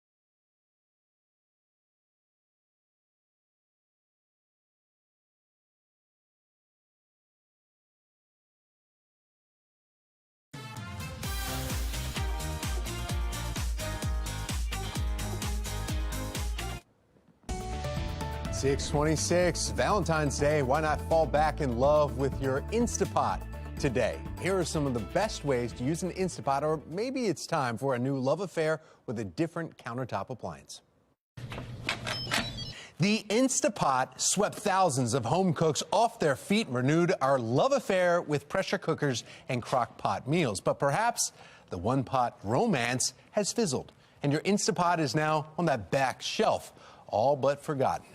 So if it's been a while since you've used your Instant Pot, there's a chance that maybe you just got overwhelmed with these elaborate recipes. Consumer Report's Tanya Christian says remembering why you fell in love in the first place can help.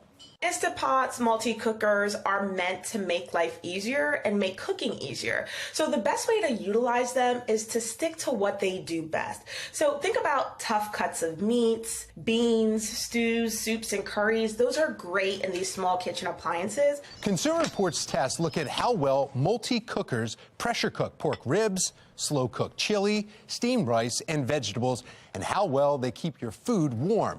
This Zazer brand multi-cooker earned top scores in all of those tests and is easy to use and easy to clean. But maybe the spark is gone for good, and it's time for something new, an affair with an air fryer toaster oven combo. Air fryer toaster oven is exactly how it sounds. And what's nice is it combines these two small kitchen appliances that a lot of people love into one device. The best of the bunch, this Breville offers many different functions, including convection, dehydration, and air frying. Plus, its baking results, ease of use, and roominess may make it worth the splurge. Yeah, $400 splurge right there for that one. Consumer Report says many multi-cookers also have a yogurt function, which is a great way to make homemade yogurt at a fraction of the cost. You can also make it without all that extra sugar that you find typically in many store-bought versions. A cooler start to your morning. Our Weather Authority team letting us know. Take a moment to look outside right there. Wow. What we can expect for the afternoon and for any of your Valentine's dinner plans. 6:28, you're watching Fox 45 Morning News, all local, all morning.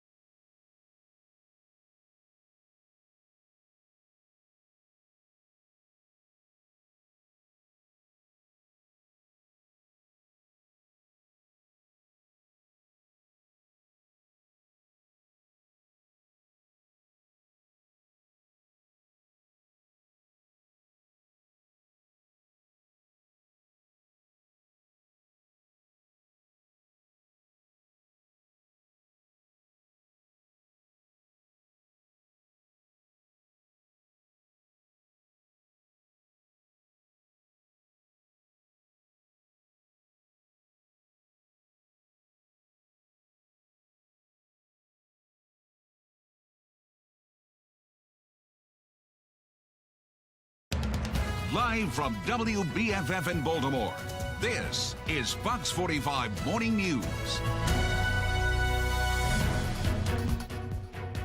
6:31 is the time. Welcome back on this Tuesday, Valentine's Day. I'm Patrice Sanders. I'm Tom Rogers. Our meteorologist Justin Chambers matches the sunrise today perfectly. Yeah, a little bit. Bright? Is that what you're talking about? Yeah. I mean, on the smartboard right there. If we could I see what you're talking about. Yeah, the BAM right now. Very pull cool. that sunrise up. See, look at that. Yeah. Okay, Yellow I get tie, you. bluish skies, Nice. dark, background. I do what I can, And looking outside from a different camera that we have, actually, our Towson camera, a little bit more of a morning glow right there with that sun coming up in about 30 minutes from right now. We're going to see a lot of sunshine today, and eventually our temperatures will be even warmer. Overall, a pleasant afternoon ahead with those temperatures staying well above average. So Mr. Bo says, yeah, maybe still get the heaters on, the bun warmers if you got them, with temps staying in the 30s for the next couple of hours, but we'll be at 40 by 9 a.m. On your next 3 days cast, we're going to be close to 60 today, mid-60s both Wednesday and Thursday. Some may get to 70 degrees tomorrow afternoon, and then we are tracking that rain that's coming in on Thursday, even though we have those warm temperatures. We'll take a closer look at that coming up in just a few minutes from right now. All right, Justin, thank you. Looking now at our Lynn Stoller traffic network, not as nice as your forecast. There's an accident on the outer loop of 695. The right lane is blocked in Hellthorpe, so if you're heading that way, give yourself plenty of extra time. 6:32 now. A committee hearing surrounding Governor Westmore's pick to lead the Department of Juvenile Services is put on hold. And Shannon Lilly is joining us live this morning with the concerns from some Republicans. Shannon? Yeah, those concerns come, Tom, as we continue to see a rise in juvenile crime across the state. And Republicans fear that Vincent Schiraldi's strategies that he endorses could actually make matters worse. Well, Schiraldi, right here on your screen, you'll remember, is Governor Westmore's pick to lead the state's Juvenile Services Department. But before he can actually take this role, it has to be approved by a Senate committee. Well, yesterday, he went face-to-face with members of the Senate's Executive Nomination Committee, and ultimately they never made a decision. But we do want to listen to some of that dialogue that took place during the meeting. What are your specific plans and approaches to violent juveniles? If they're in custody, I want to expand the kinds of programs that are going to help those young people turn their lives around. The ones that are in the community, again, we need high intensity wraparound services for the highest risk young people. Well, previously in the Washington Post, Schiraldi suggested that because the human brain is not fully developed until the mid-20s, no criminal should be exposed to the adult justice system until they turn 21 or even 25. Right now, if you're 18 years old, you're sent to the adult system, and so are some younger offenders who commit the most horrendous crimes. So at the hearing yesterday, Tom and Patrice, there were people on both sides of this, some supporting Schiraldi's strategies while others were opposing them. Shannon, since they didn't make a decision last night, though, what comes next? Right. So they want to have additional senators speak with Schiraldi individually and ask him more questions, Tom. But we do know that that committee's nomination vote could still come as soon as by the end of this week. But after that, it would then go to the full Senate for another vote. Reporting live, I'm Shannon Lilly, Fox 45 Morning News. In the meantime, Fox 45 News is helping you contact your elected leaders about issues that are important to you. You can point your phone's camera at the QR code on your screen, and that will take you to our website where we have compiled a list of local delegates and senators in Annapolis. You can reach them through email or by phone. 6:35, we have an update for you this morning. The Cockeysville man accused of shooting two Baltimore County police officers waives his bail hearings. The 24-year-old is facing nearly a dozen charges, including the attempted murder of his father. He's accused of shooting the officer who responded to his Cockeysville home last week. His father had called 911 reporting that his son was suicidal. As he tried to flee the next day, police say he shot a detective. That detective remains at shock trauma. Neighbors that we spoke with off camera said the father and son were private and kept to themselves. The suspected shooter is scheduled to have a preliminary hearing March 10th. People in Baltimore County and beyond are rallying around the police detective that's in shock trauma.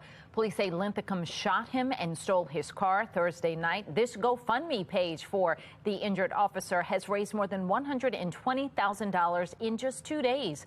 Baltimore County Police say Officer Chi is recovering. He is alert and he is in good spirits. You can find a link to the GoFundMe page on our website, foxbaltimore.com/newslinks. Fox 45 News getting answers for Baltimore families as the school system struggles with education outcome. Coming up in our 7 o'clock hour, hear why one council member says school leaders can't be questioned until at least April. Highs in the 50s on this Valentine's Day. Just ahead, when we could expect our next weather maker. 6:36, you're watching Fox 45 Morning News, all local, all morning.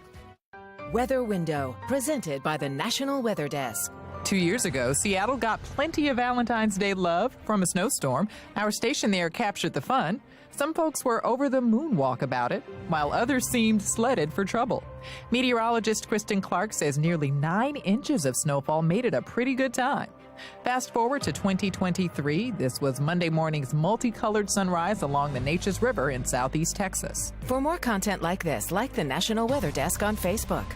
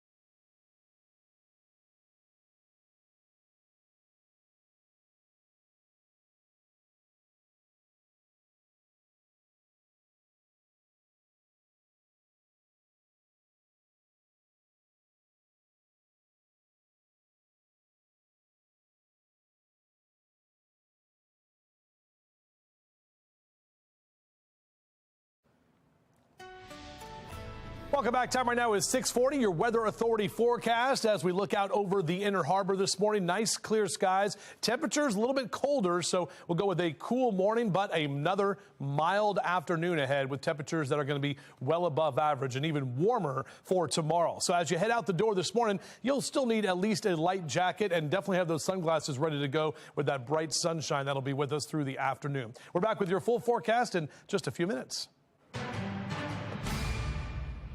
Breaking news this morning, more miracle rescues underway in Turkey. Megan Gillen is at our live center with incredible new video just coming into our newsroom. Megan. Guys, take a look at this. What you're seeing here is rescuers placing an oxygen mask over a young girl. They are promising her strawberry milk and bagels after pulling her from the rubble there after she was trapped, get this, for more than 178 hours. Despite the rare, inspiring rescues like that one, there are thousands of bodies being removed from toppled buildings. Experts say the chances of finding survivors are increasingly slim. Now, more than a week after the quakes hit, millions are left homeless. Government officials estimating the total cost for the country to recover could be upwards of $50 billion. They've got to rebuild housing, transmission lines, and other infrastructure as well. Turkey's family minister now reporting at least 1,362 children were separated from their parents as a result of last Monday's earthquake. Many have now been identified and returned to family. Others remain in the hospital or in government care. The minister says at this stage, nearly 300 remain unidentified. And amid growing public anger, Turkish authorities are investigating 163 people in connection with these building collapses. 8 have been arrested so far, 48 now in police custody. That's the latest from our live center. Patrice? 23 Baltimore City schools have 0 students who can do math at their grade level. Just ahead in our 7 o'clock hour, we'll speak with 2 lawmakers about how they plan to focus on education following Project Baltimore's reporting.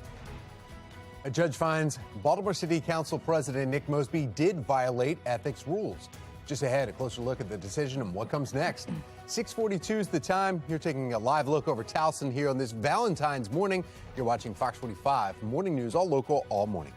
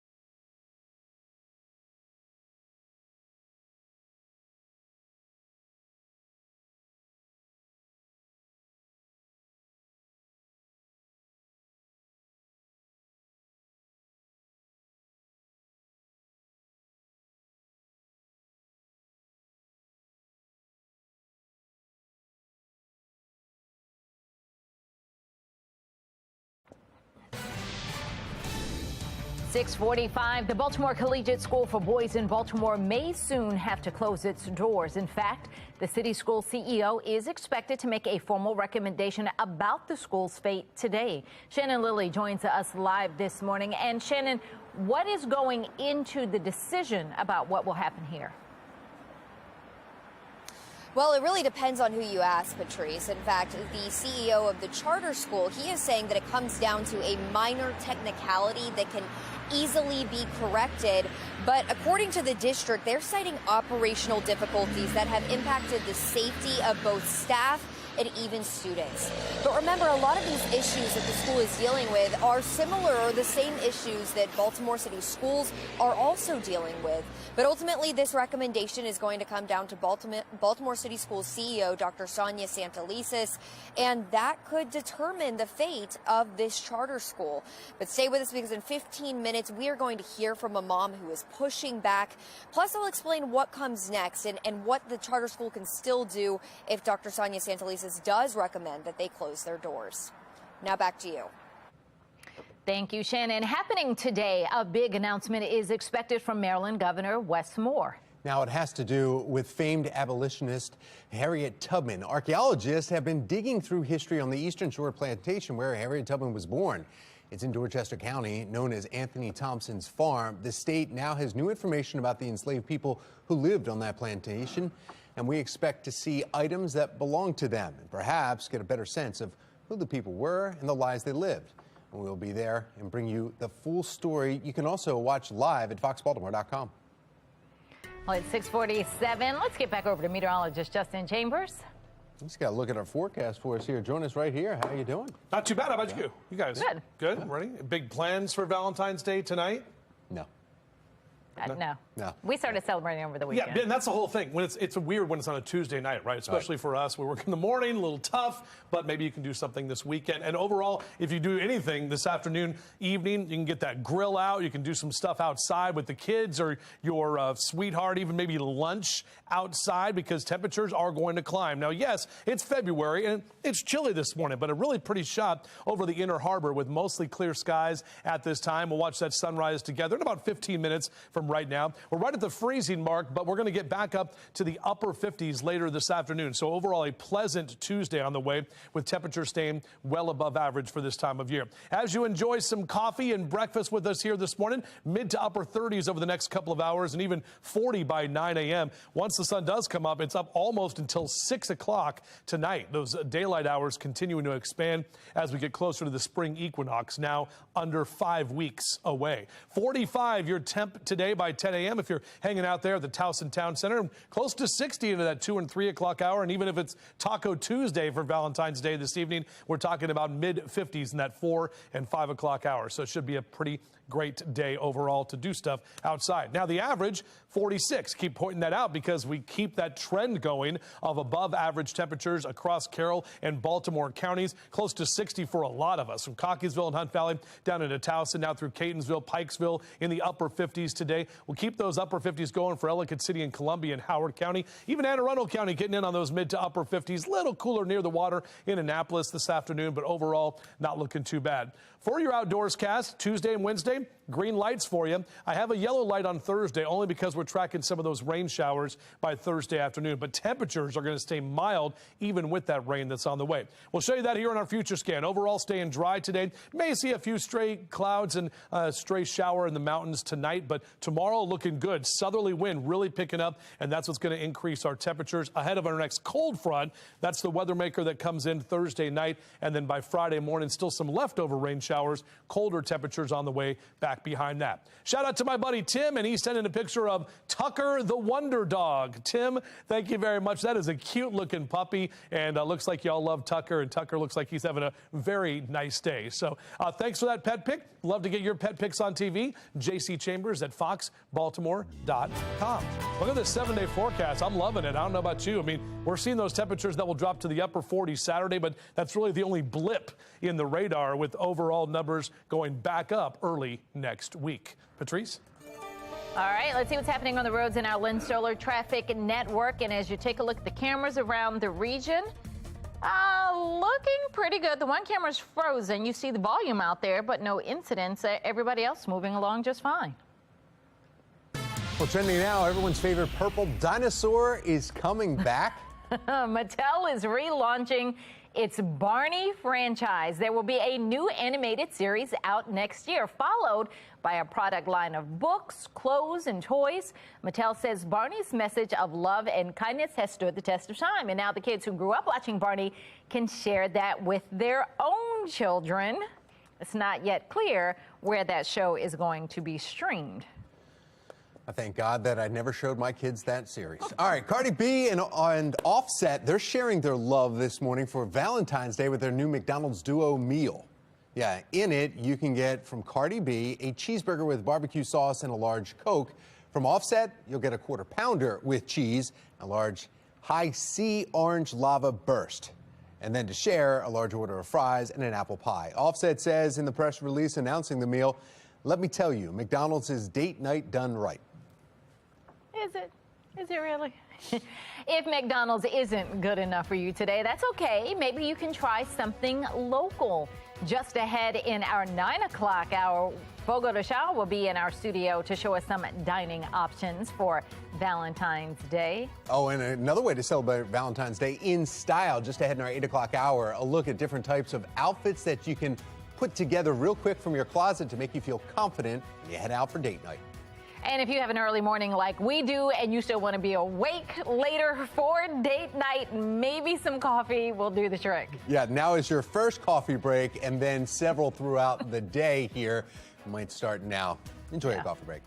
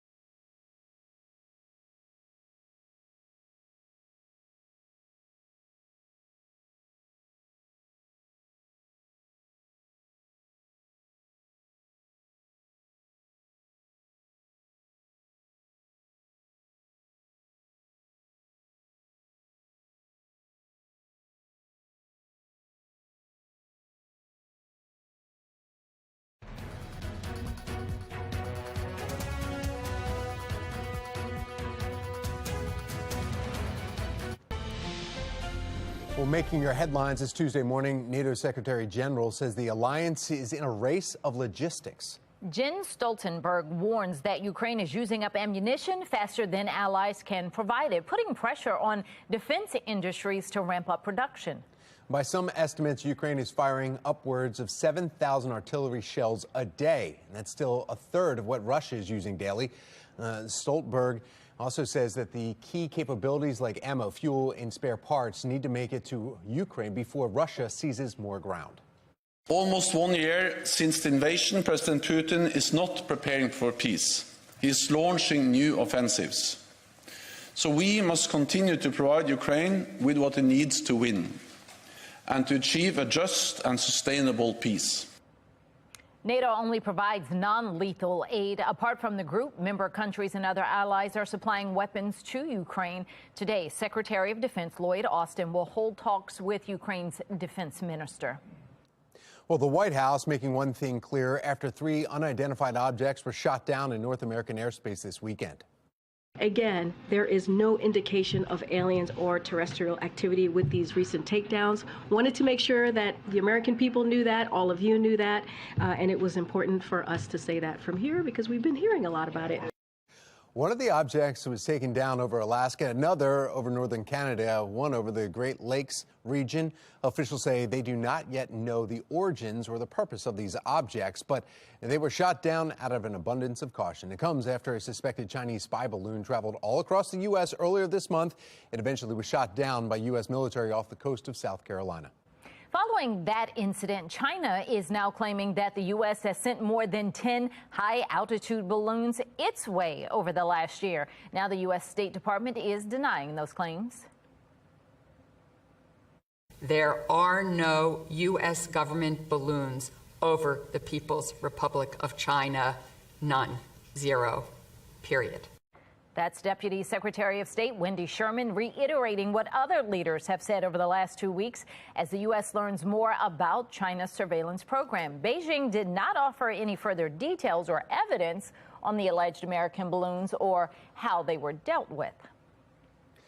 Well, now to this morning's Assignment America. We are seeing vastly different actions being taken on the issue of transgender rights. As some states work to expand health care, others are passing laws to restrict or ban it altogether. As national correspondent Christine Frazao reports, there could be some political factors at play. Across the country, the debate over transgender rights is taking hold, with divergent paths on where to go next, including on allowing medical procedures like gender-affirming surgery and puberty-blocking hormones, in some cases for minors. Gender-affirming hormone therapy is still vital, life-saving, important health care. But multiple states are cracking down on the procedures, including Utah, Tennessee, South Dakota, and Florida. If you're performing those procedures on these minors, you're going to lose your medical license here in Florida. Florida Governor Ron DeSantis, as well as South Dakota Governor Kristi Noem, seen as potential 2024 presidential candidates. Some experts say they may be taking a page from an old political playbook. We're a couple of years out from the presidential election, and if somebody is really considering running, they got to get their name out there so that donors and potential volunteers know that they can support them. Still, the only declared Republican candidate, former President Donald Trump, is taking it further. He's suggesting hospitals that perform the surgery should be cut off from Medicare and Medicaid, and that schools where gender identity is discussed should be defunded and sued. I will ask Congress to pass a bill establishing that the only genders recognized by the United States government are male and female, and they are assigned at birth. Minnesota, on the other hand, moving in the opposite direction. HF 146 would make Minnesota into a trans refuge state by protecting trans people, their families, and medical practitioners from the legal repercussions of traveling to Minnesota to receive gender-affirming care. While so-called culture war issues like this one tend to have an impact during the presidential primary season, political analysts warn they could be far less effective during the general election, when moderates and more independents are needed to win. In Washington, I'm Christine Frazao. The city school's CEO is expected to make a recommendation that could impact the fate of a charter school in the city. Coming up, how parents are pushing back. The guys were telling us to run out the back doors as quick as we can and run for our lives. And I sprinted out there as fast as I can. A gunman opens fire on Michigan State University's campus. What we know about that suspect and the victims this morning. Temperature's a little chilly right now, but we are warming up nicely as that sun comes up over my shoulder. We'll be taking a closer look at that forecast for Valentine's Day. You in love with that? Live from WBFF in Baltimore, this is Fox 45 Morning News. Good morning on this Tuesday, February 14th. Somebody put January in there. Don't they know this is Valentine's Day. I'm Patrice Sanders.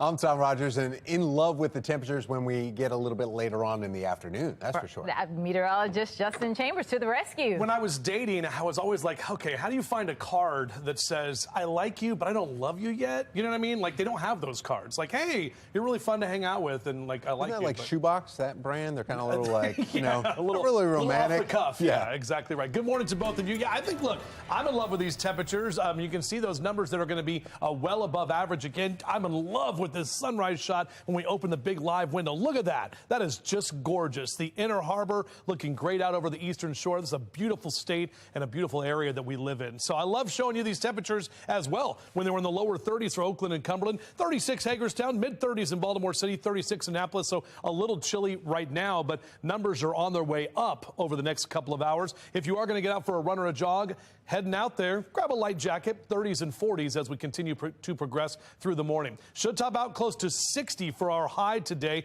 And again, that sun's going to be up until 5:42, which I like that too. More of those longer daylight hours. Let's check on our commute right now. Tom, how are we looking?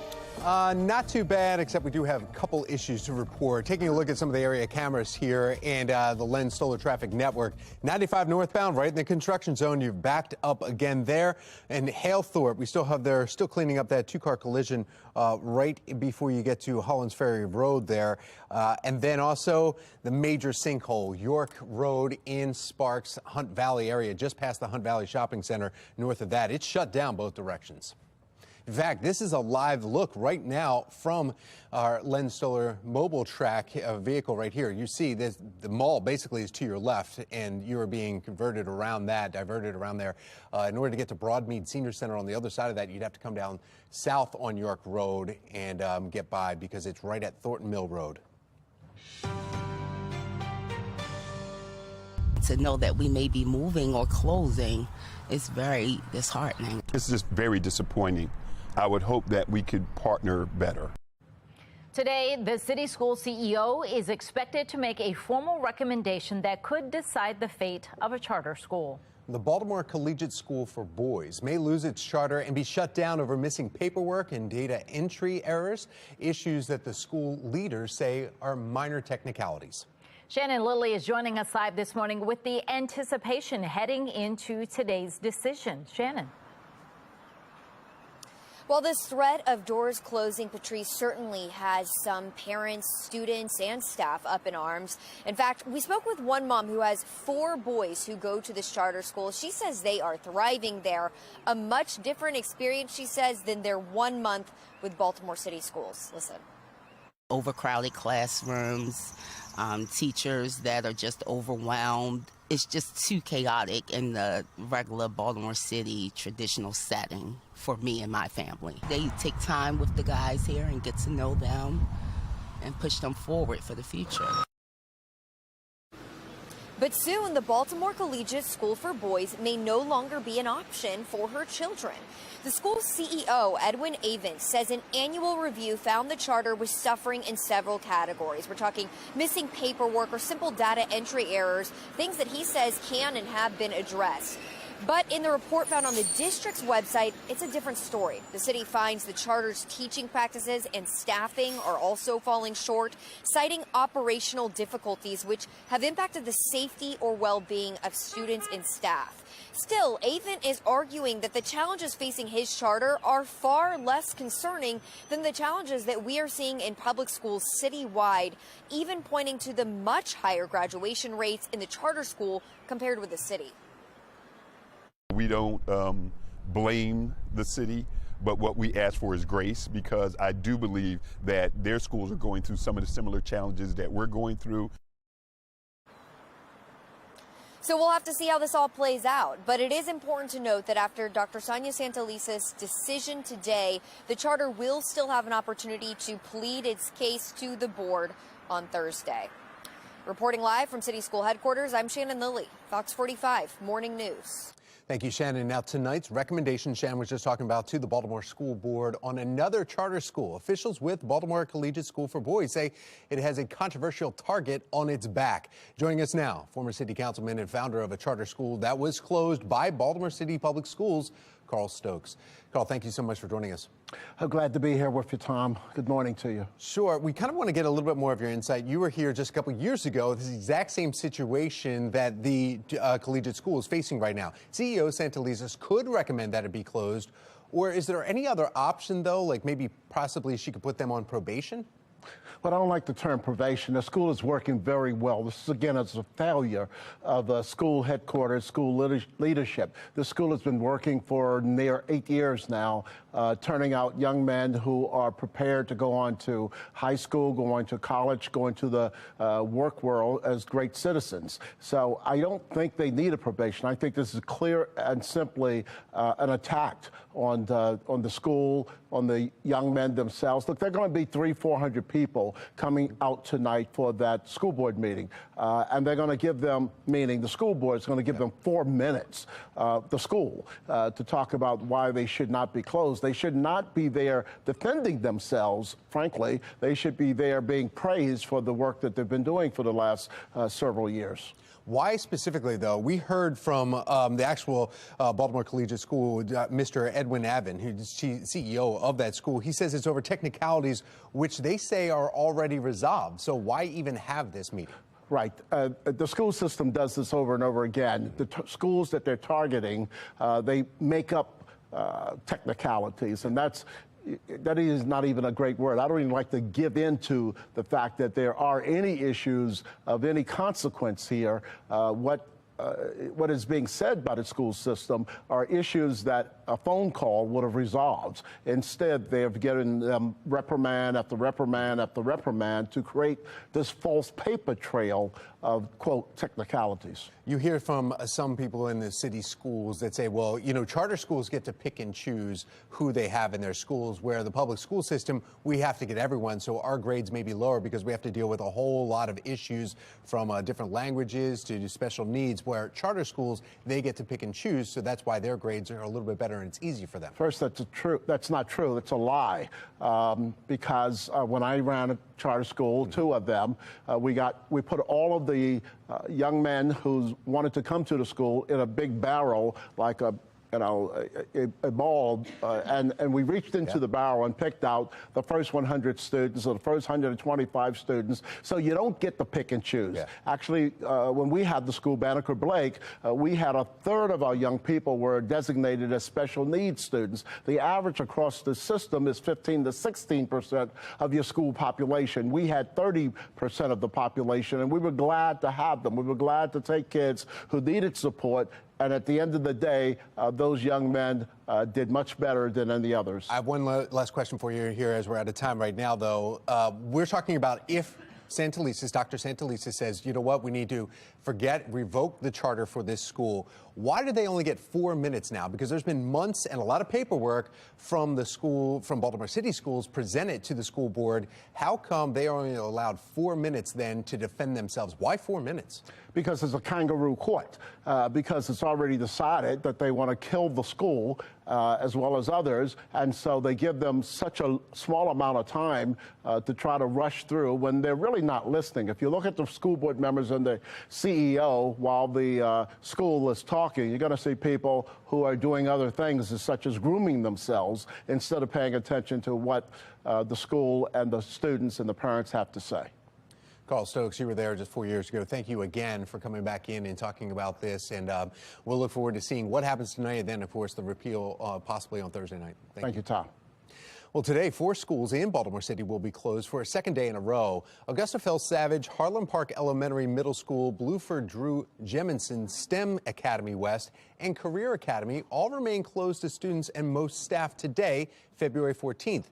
School administrators say crews are repairing water damage and a water main break.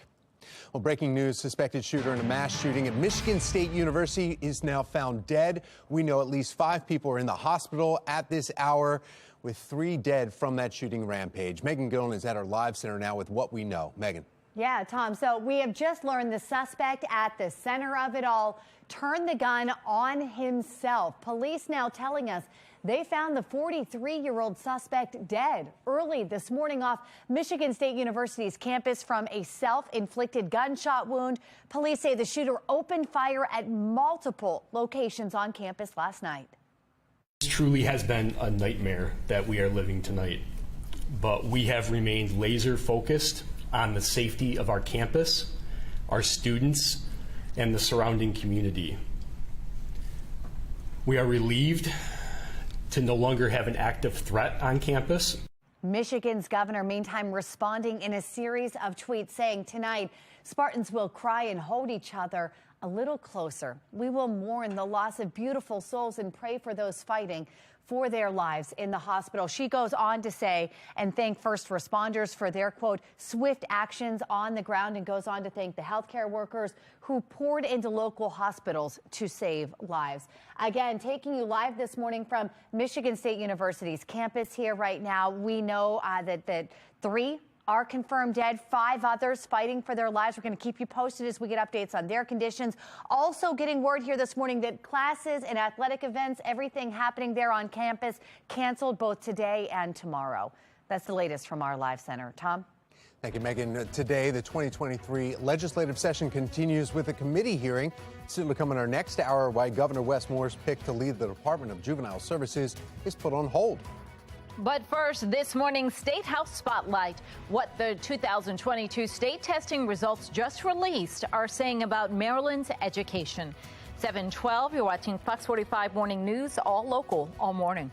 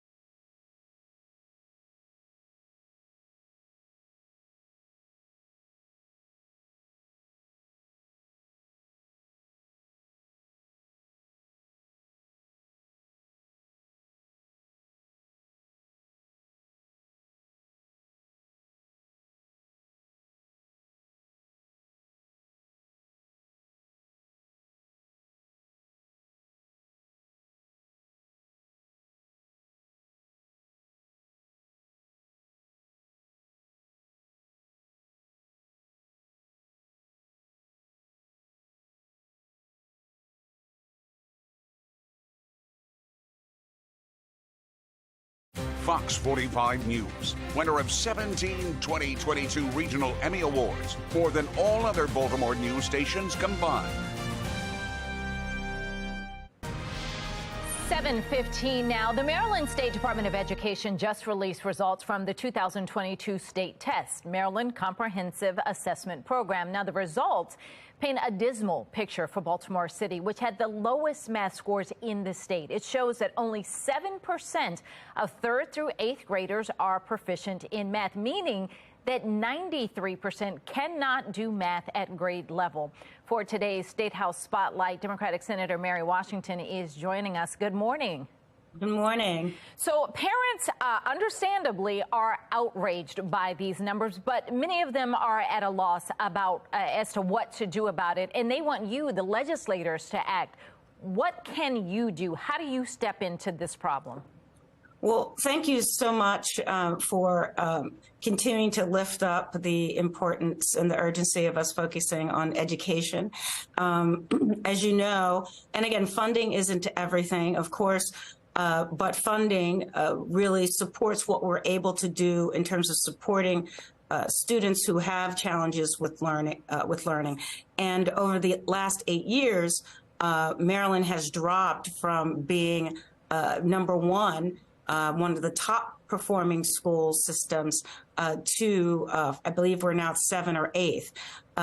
And so one of the things to assure parents that thankfully under Governor Russ Moore and the Blueprint from Maryland's Future, which will again invest more money in tutoring, in wraparound services.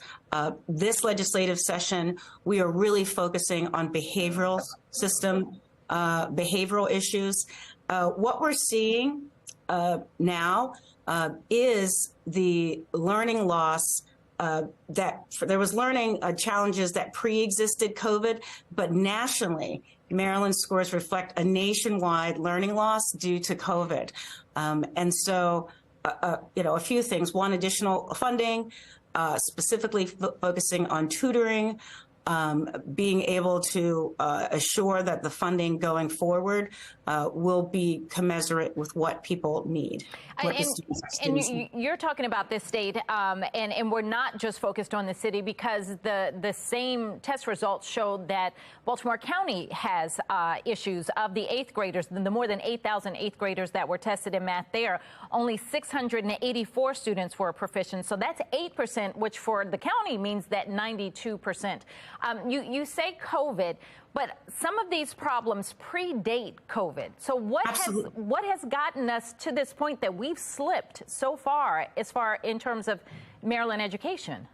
Well, I just said it that 8 years ago, Maryland was number one, and we were focusing on education. We were investing more than what was required under the law. So if teachers or principals don't have the resources they need to support students, it makes it the challenges that already exist will get exacerbated. The other thing that we should put it in a context, it has to do with the composition of our school system. We know because of segregation, housing inefficiencies, poor school buildings, that people of color, students who are economically disadvantaged, that has been for decades a disparity. So what can give parents hope is that I am confident that we have the plan to double down and invest in our poorest and economically disadvantaged. So that doesn't just mean... Let me ask you this, because you are absolutely correct in what you're saying there. You're talking about more money and the funds that the governor now has to put in place and past governors have put in place. $500 million additional. But are you confident that that money will be spent in the correct way and will actually benefit students? Because we've seen some instances where it's mismanaged. It's when adults have not done the right things by the children. So yes, I'm confident. I'm also confident that much more money, billions more money over the decades have been spent exactly as they should have. Every organization has challenges. Every organization can have,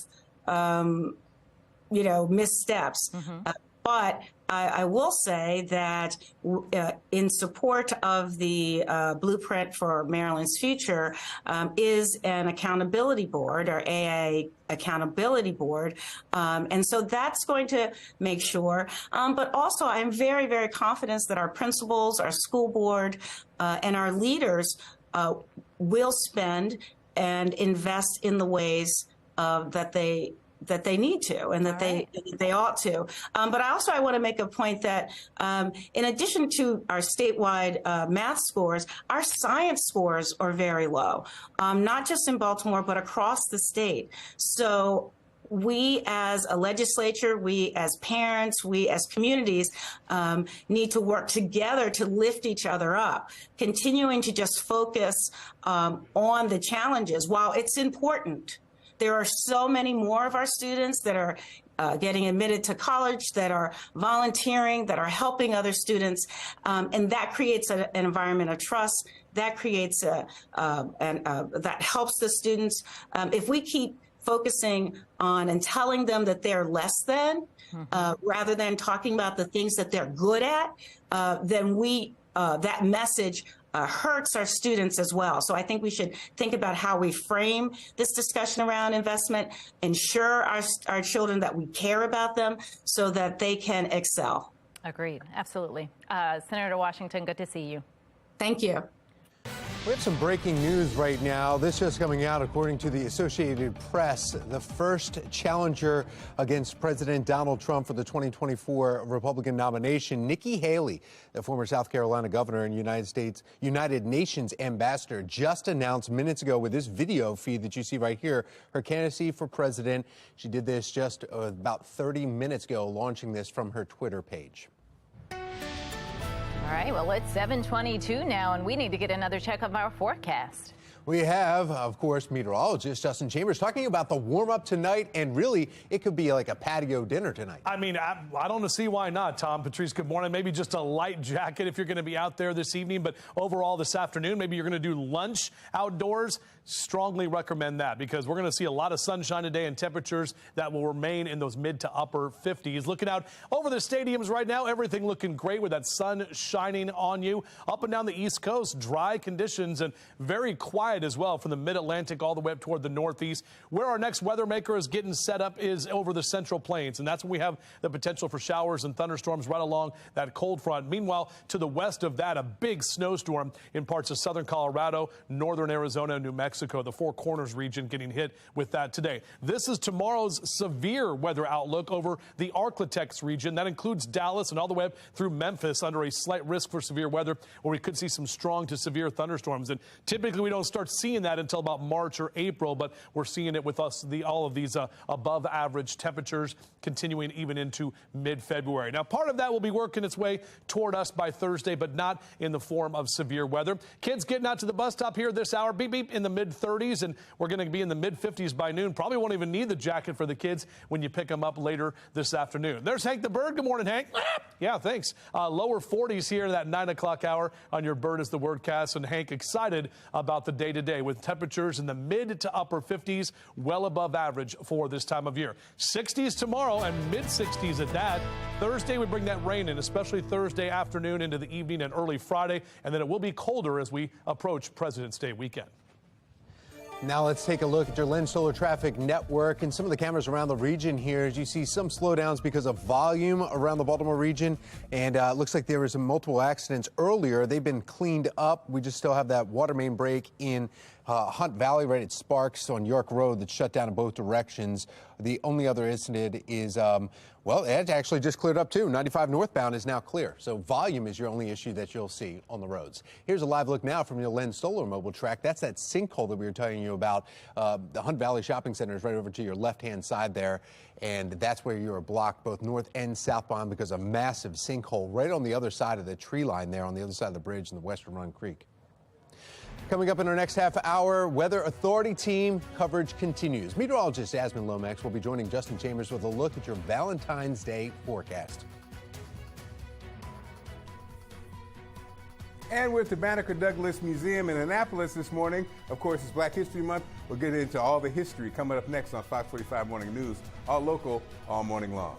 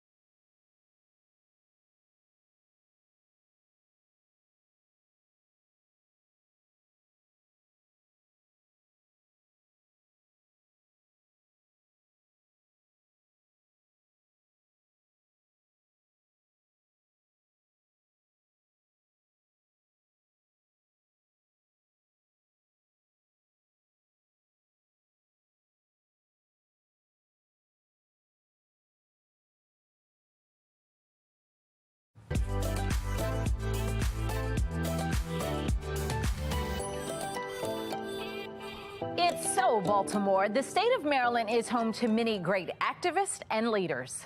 Yeah, with today being Frederick Douglass's proclaimed birthday, we head down to Annapolis, and Be More lifestyle host Mark Clark is live at the Banneker Douglas Museum, and he's got a whole lot more for us. First of all, great suit jacket, Mark. Hey, happy Valentine's Day, which again, as you guys mentioned, is the date that Frederick Douglass, claims is his birthday, but we really don't officially know.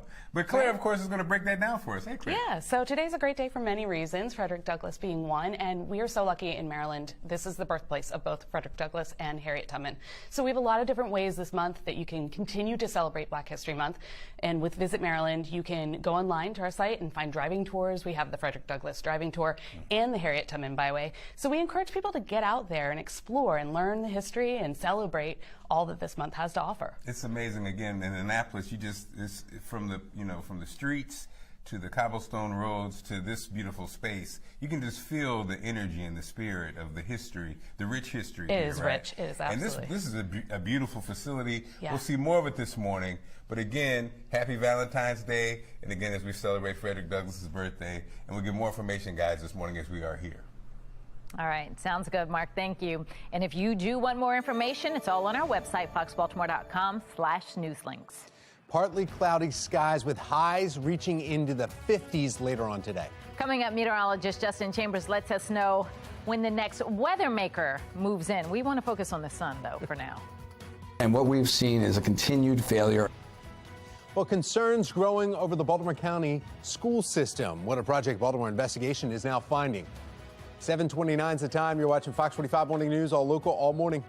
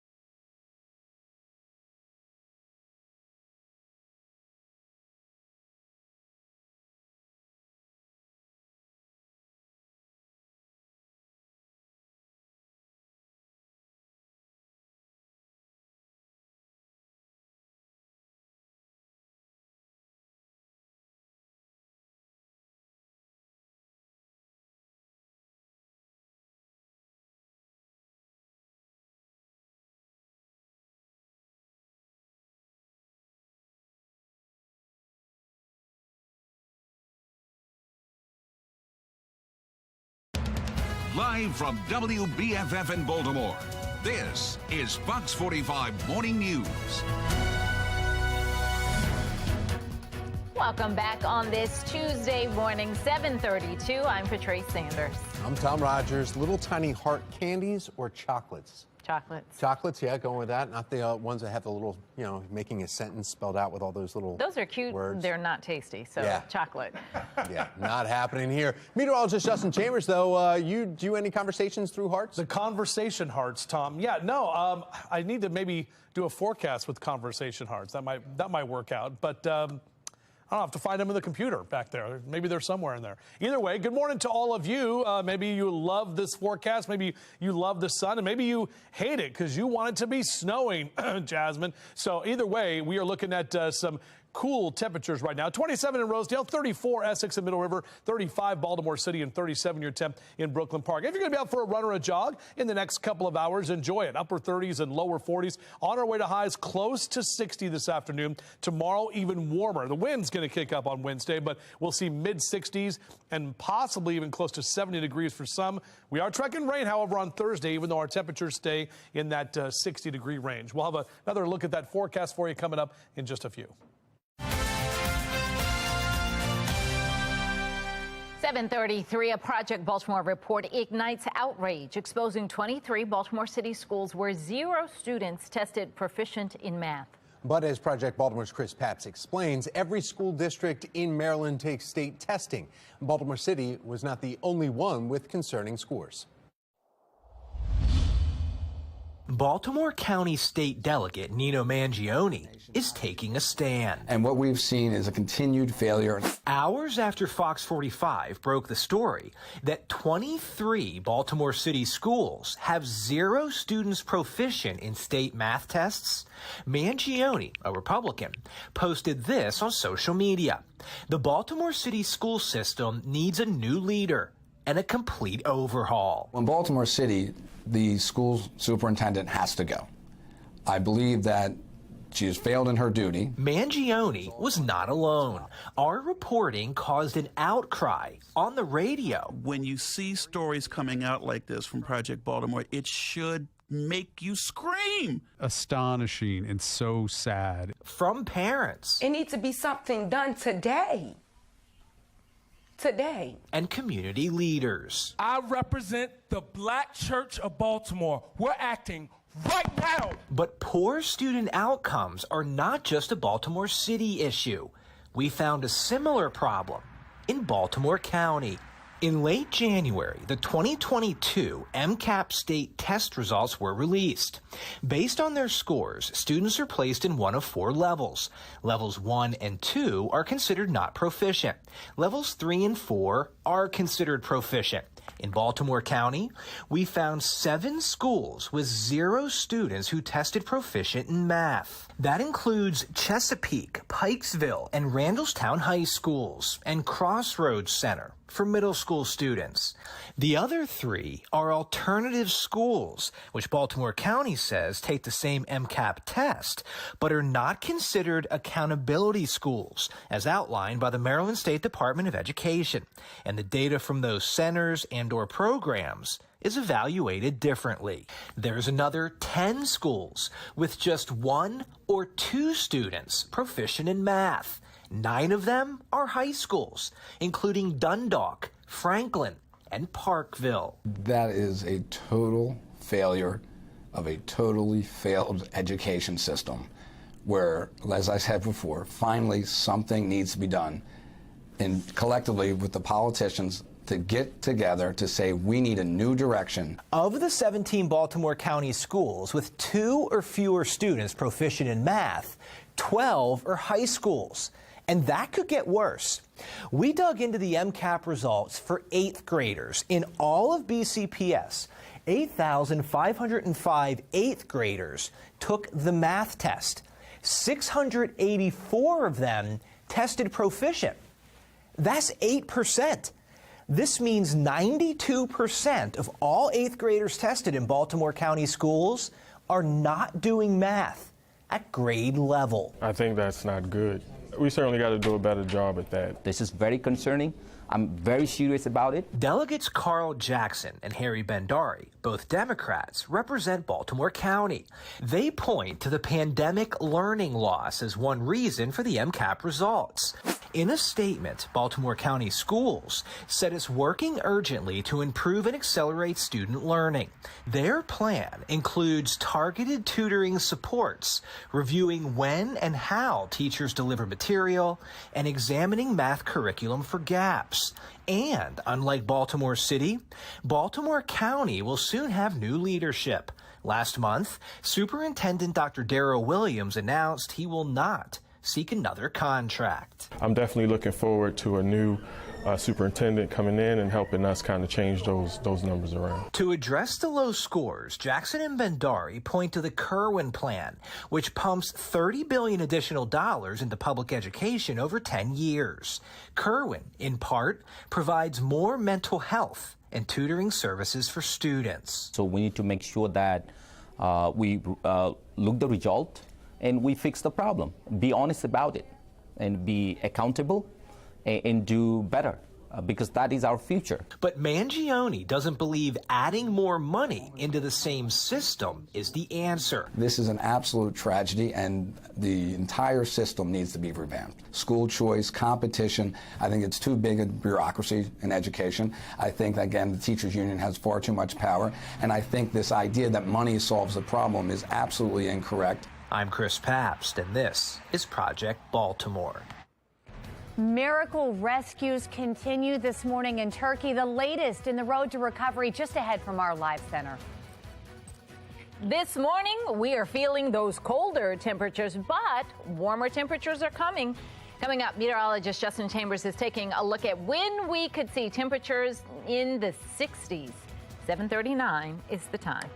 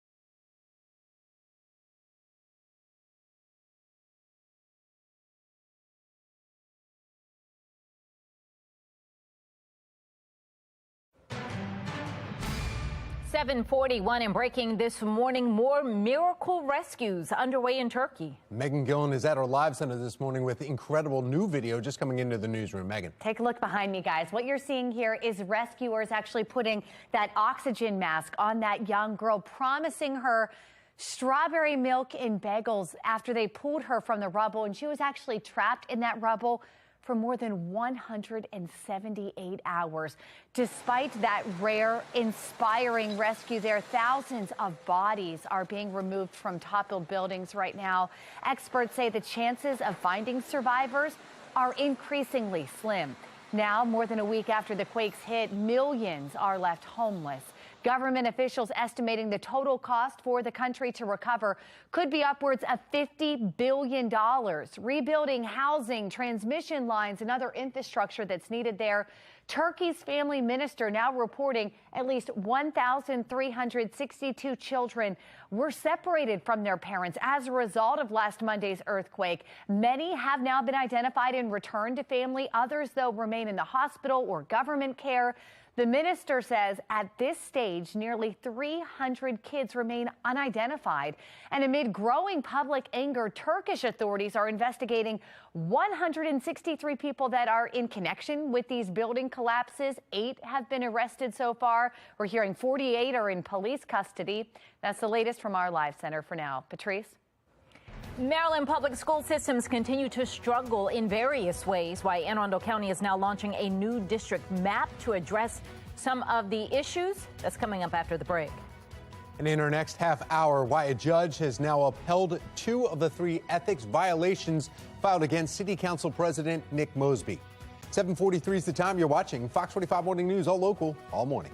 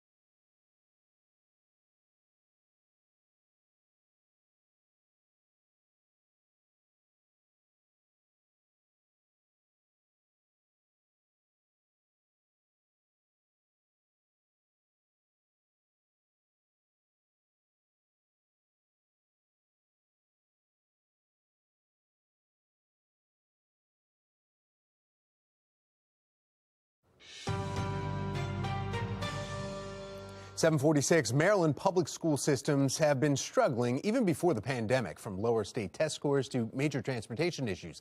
Anne Arundel County has now launched a new phase showing a district map leaders say will help. A big change. Joining us now to explain the importance of this new district's Anne Arundel County Executive Stuart Pittman. Executive, thank you so much for joining us. Good morning and happy Valentine's Day. Happy Valentine's Day. You were in really the first phase of this 3-year transition, dividing the county into 2 parts, northern and southern districts. Why are you doing that? What was the catalyst for this?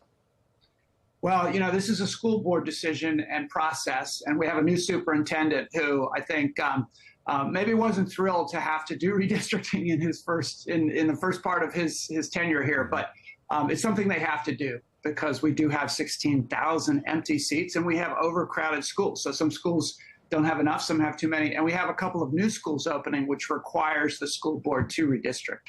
I know that Anne Arundel County has been very aggressive trying to find school bus drivers. That was a major issue that you saw across a lot of the headlines that you were seeing here. This will help relieve not only the educational aspect, but also the transportation aspect too?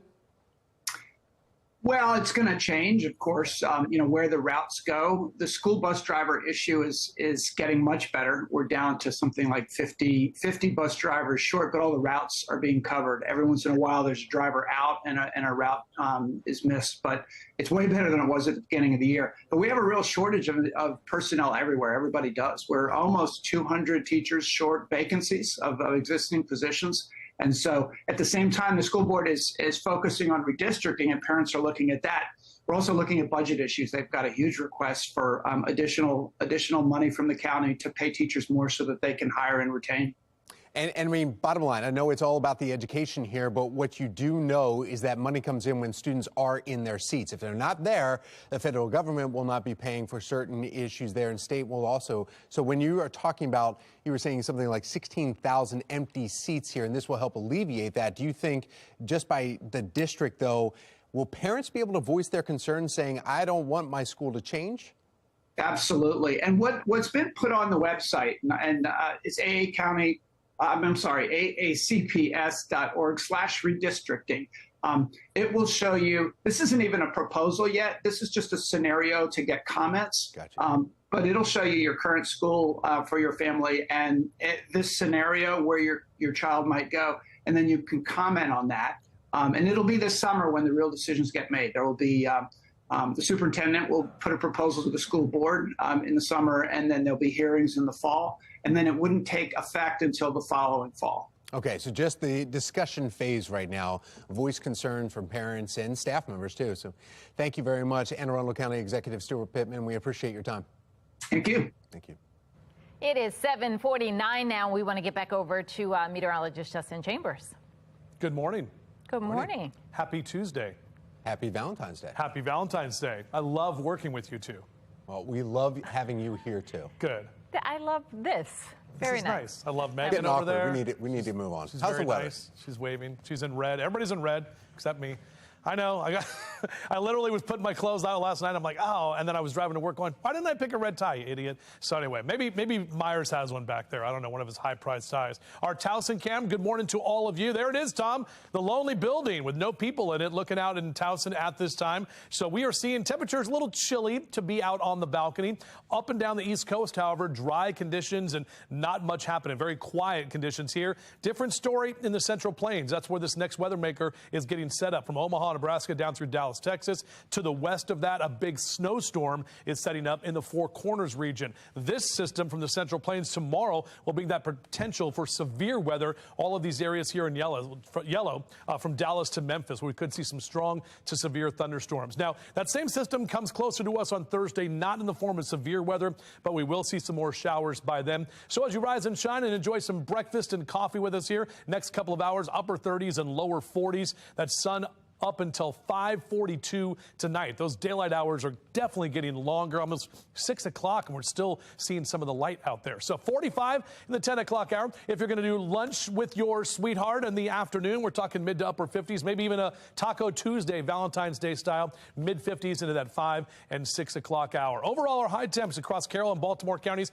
pretty close to 60 for most of us. Reisterstown over to Cockeysville, out into Catonsville, Towson, Lutherville, Timonium in those upper 50s. Bel Air up into Aberdeen, over to Northeast Elkton and Cecil County. You're in the mid to upper 50s. And our friends in the Eastern Shore, just a little cooler, but still mid 50s for Rock Hall and Centerville, out through Chester, even down through Trapp and Easton. You're going to see those numbers in the 50s today. Here's a look at our future scan. Staying dry today. A few more clouds rolling in tonight. Overall, that rain not really an issue, not until we get to Thursday. So you're going to see those temperatures that are going to be much warmer, especially on Wednesday and Thursday. That's ahead of that next cold front, and that's bringing those showers in by the time we get into Thursday afternoon and into early Friday as well. Colder for the weekend. Coldest day is going to be on Saturday with a high in the upper 40s before we warm back up into Sunday and Monday. We're at the Banneker Douglas Museum celebrating Frederick Douglass's birthday, believe it or not. We'll tell you about that and more coming up. But first, Valentine's Day is here, and we want to take a look at the stats. What significant others are likely to spend this holiday season? Oh, one gift that remains relatively cheap but scores big with your Valentine. That's right. Waking up to coffee in bed, that would have been nice for us. Maybe it is still time for that for you. It's time for a coffee break.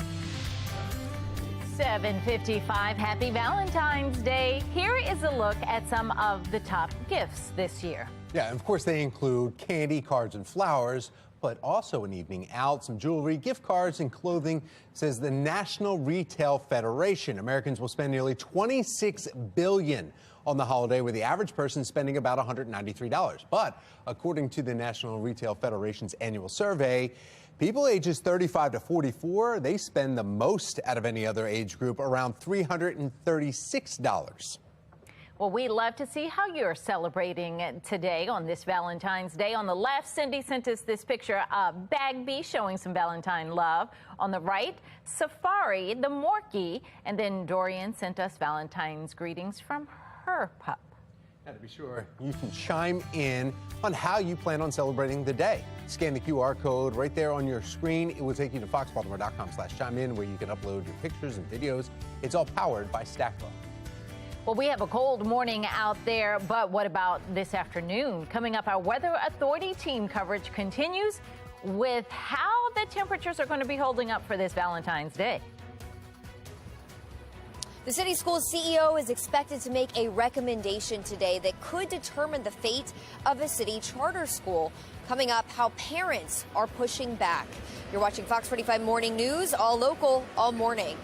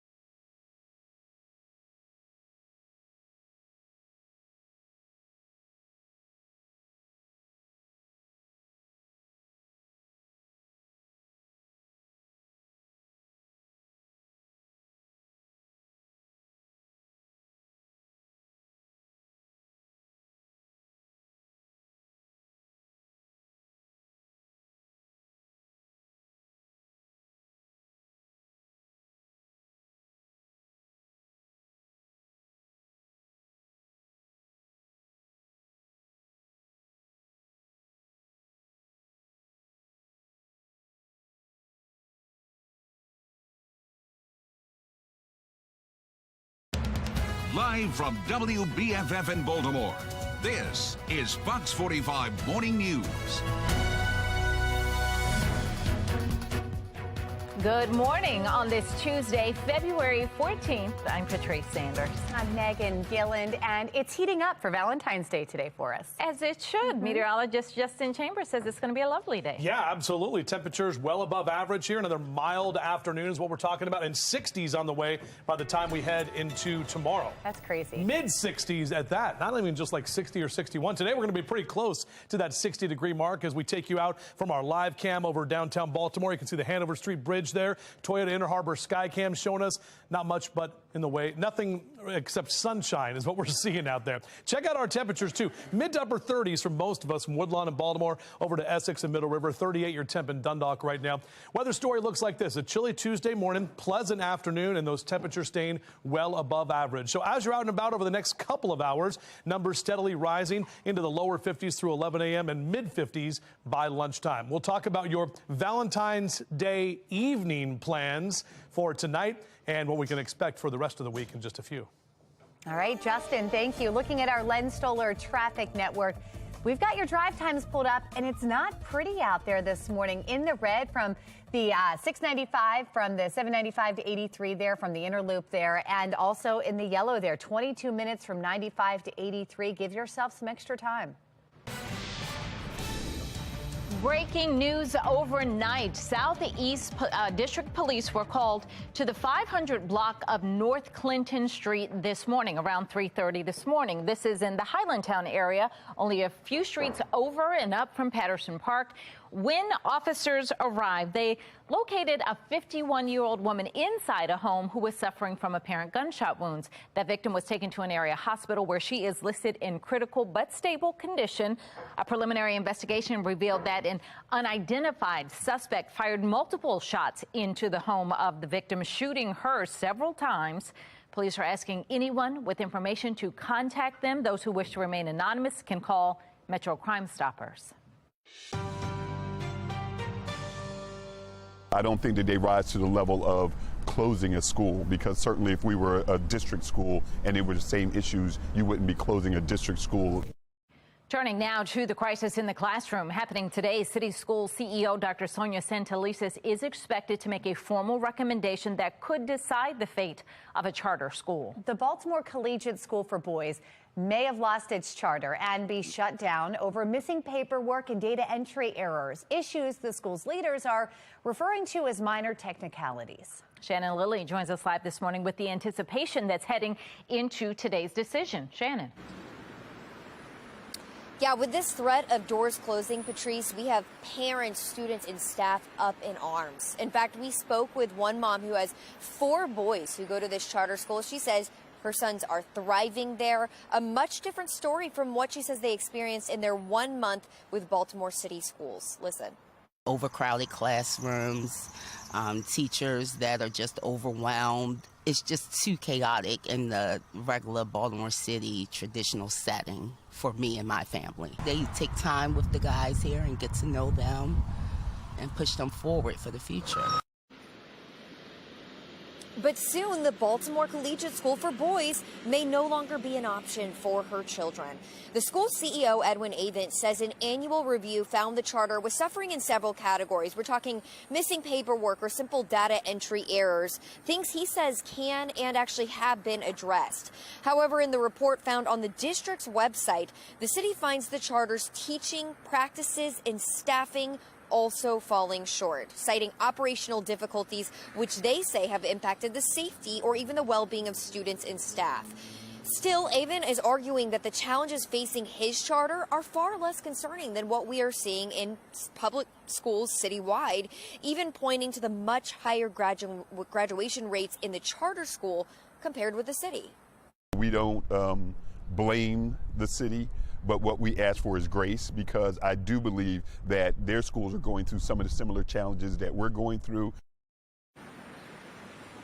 So we'll certainly have to see how this all plays out, but it is important to note that after Dr. Sonia Santelises' recommendation today, the charter will still have the opportunity to plead its case to the board on Thursday.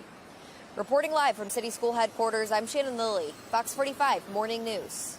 All right, Shannon, thank you. 4 schools in Baltimore City will be closed today for the 2nd day in a row. Augusta Fells Savage, Harlem Park Elementary, Middle School, Bluford Drew Jemison STEM Academy West, and Career Academy. They will remain closed to students and most staff today. School administrators say that crews are repairing water damage after a water main break in that area. New this morning, police need your help to gather information about the family of a found child. Take a look at your screen there. Southeast District officers were called to the 200 block of South Conkling Street at 2:30 this morning in reference to a found child. This is in the Highlandtown area, just a few streets away from Patterson Park. Once there, officers found this little boy, possibly 3 or 4 years old. He was taken to an area hospital as a precaution. Police are asking that anyone with information on this child's family call 911. It is 8:05, and from our live center now this morning, the suspected shooter in a mass shooting at Michigan State University has been found dead. We know at least 5 people are in the hospital at this hour. 3 are dead in this rampage. Police now telling us they found the 43-year-old suspect dead early this morning off Michigan State University's campus from a self-inflicted gunshot wound. Police say the shooter opened fire at multiple locations on campus last night. This truly has been a nightmare that we are living tonight, but we have remained laser focused on the safety of our campus, our students, and the surrounding community.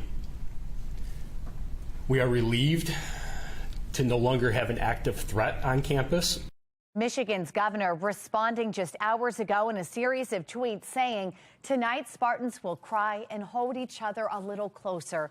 We will mourn the loss of beautiful souls and pray for those fighting for their lives in the hospital. She goes on to thank first responders for their, quote, swift actions on the ground and the healthcare workers who, quote, poured into local hospitals to save lives. We are again hearing 3 people confirmed dead, 5 others fighting for their lives. We're going to keep you posted as we get new updates on their conditions. Taking you live this morning to campus here this morning, where we are hearing both classes and athletic events all canceled both today and tomorrow. That is the very latest from our live center. City schools are not alone with struggling student proficiency. Fox 45's Project Baltimore team looks at how many county schools have similar shortcomings.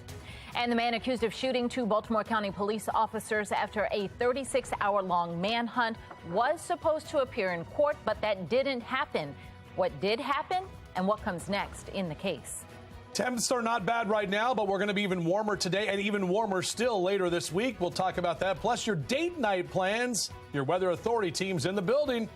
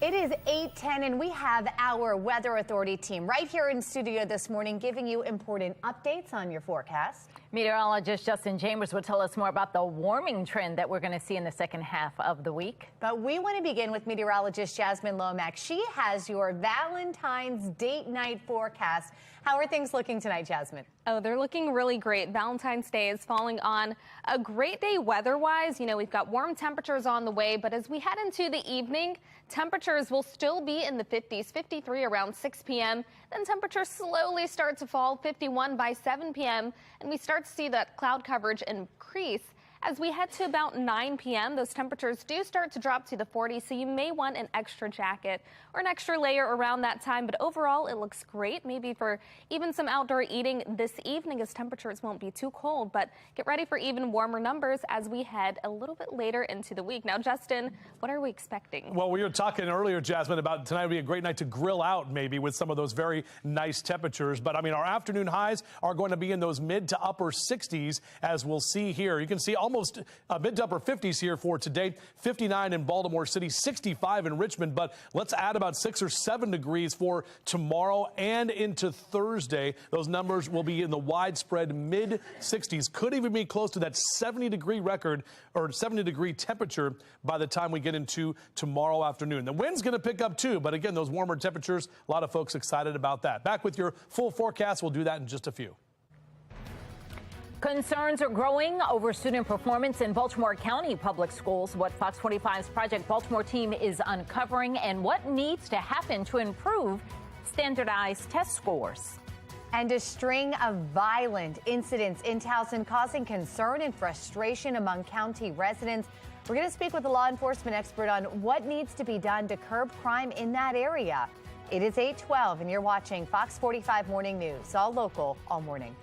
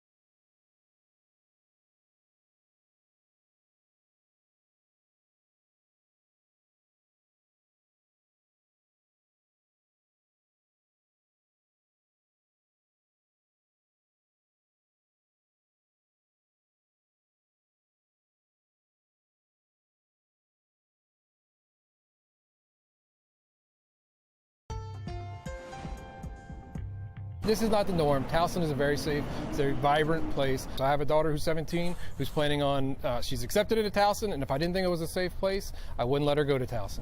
Taking a live look over the Towson Circle this morning, where gunshots rang out nearby on Super Bowl Sunday shortly after a car crashed about a block away.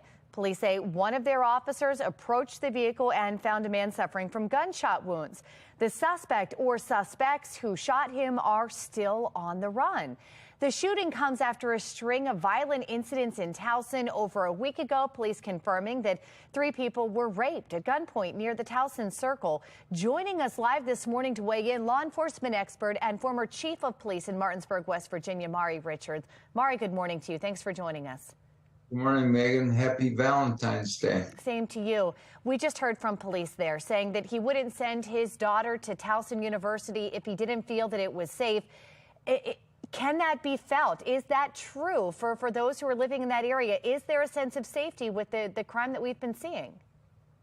Well, unfortunately, among the citizens, I don't think they do feel safe right now. And, you know, it's really something we talked about almost a year ago, Megan, that a lot of crime is slipping out of Baltimore City into the county.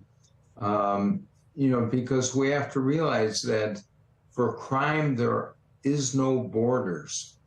Criminals are not, you know, impeded by, you know, the county line, city line jurisdictions. Right. In fact, a lot of them look for that. You know, they want to go to different cities because they're not known by the police. They can fly under the radar and commit crime. Mari, let me ask you this. That's long been the argument that crime was spilling out of the city into the county. Is the county now dealing with their own issues here? Well, it's a combination of both. I mean, you know, you have city criminals going out there. You probably have criminals moving out there. You know, what it takes, and I know the city and the county do this, but they really have to, you know, kick up high levels of cooperation. Among the police, you know, gang units, violent crime, but also now, you know, with the state's attorneys. Scott Schellenberg is a law and order guy. Now you got Ivan Bates, who believes in putting criminals away. That's good. But finally, and I think maybe the most important thing, Megan, is that we really have to push these judges to give full sentences to these criminals. If you look at that rape last week, that offender who's been charged should have been in prison. Okay. He was down there in Anne Arundel County with a stolen gun, should have done 3 years. That judge gave him 10 days. And now this terrible crime's been committed. So there has to be, you know, pressure put on these judges who don't want to punish criminals. Mari, thanks for weighing in this morning. Appreciate it. Thank you, Megan. 8:18, we want to check in now with meteorologist Justin Chambers. He's been tracking our Valentine's Day forecast, and it looks pretty nice out there. How's it feel? Yeah, not too bad. It feels a little chilly right now, Meg, but we are definitely going to see those temperatures feel a lot nicer later today. Not much wind for today. The wind is really going to pick up tomorrow. It's that strong southerly wind that typically brings us in warmer air from the Gulf of Mexico, and that is what we're going to see on your Wednesday. But looking out from our Towson camera, lots of sunshine out there. Good day to play some golf. Golfers, maybe just hit a bucket of balls. Even though it's chilly now, we're going to be on our way to the mid-50s through noontime and even the upper 50s in that 2 and 3 o'clock hour for this afternoon. And I put the grill cast on. We talked about it so much. I'm like, you know what? We got Fogo in the house today. We're talking about grilling tonight outside. Why not for your sweetheart? We're seeing those numbers in the mid-50s by 5 p.m. in that 7 o'clock hour, dropping to the lower 50s. Jasmine was talking about that earlier for date night tonight. 46 is typically where we are this time of year, well above average. Upper 50s, Westminster over to Eldersburg and Carroll County, Reisterstown down through Catonsville and Pikesville, 59 in Hunt Valley, 58, excuse me, in the Hereford zone, and close to 60 in White Marsh and Perry Hall this afternoon. Harford and Cecil counties from Bel Air over to Aberdeen, all the way to Perryman in those mid to upper 50s. Rising sun in northeast and Elkton and Cecil County. You're also seeing those 50s as well. Now on your outdoors cast, got Betty the Butterfly here. Tuesday and Wednesday, green lights for you. Thursday, I have a yellow light, and it's only because we're tracking some rain showers as our next weather maker comes in. You will see increasing clouds later tonight, maybe a stray shower in the mountains here, but overall really not tracking much in the way of rain. Also, some of the models want to paint a little bit of rain tomorrow in the morning time, but not looking likely at this time. It's mainly that southerly wind, excuse me, that's picking up tomorrow afternoon. And then into Thursday, that's when we'll see those rain showers, all of that warm air ahead of that cold front. As the front passes through late Thursday into Friday, that's when we'll see our last of the rain. So probably by Friday morning, still some leftover rain showers. Definitely getting colder on Friday afternoon from where we will start the day. So our high temps are actually going to come on Friday morning. Shout out to Mandy Albright. That is Mallow right there. Great looking doggy. Just, you know, kind of hanging out, probably wants a treat from mom. So, Mandy, thank you very much for sending that picture in. And we'd love to see your pet pics. Always get them up to me, JC Chambers at foxbaltimore.com.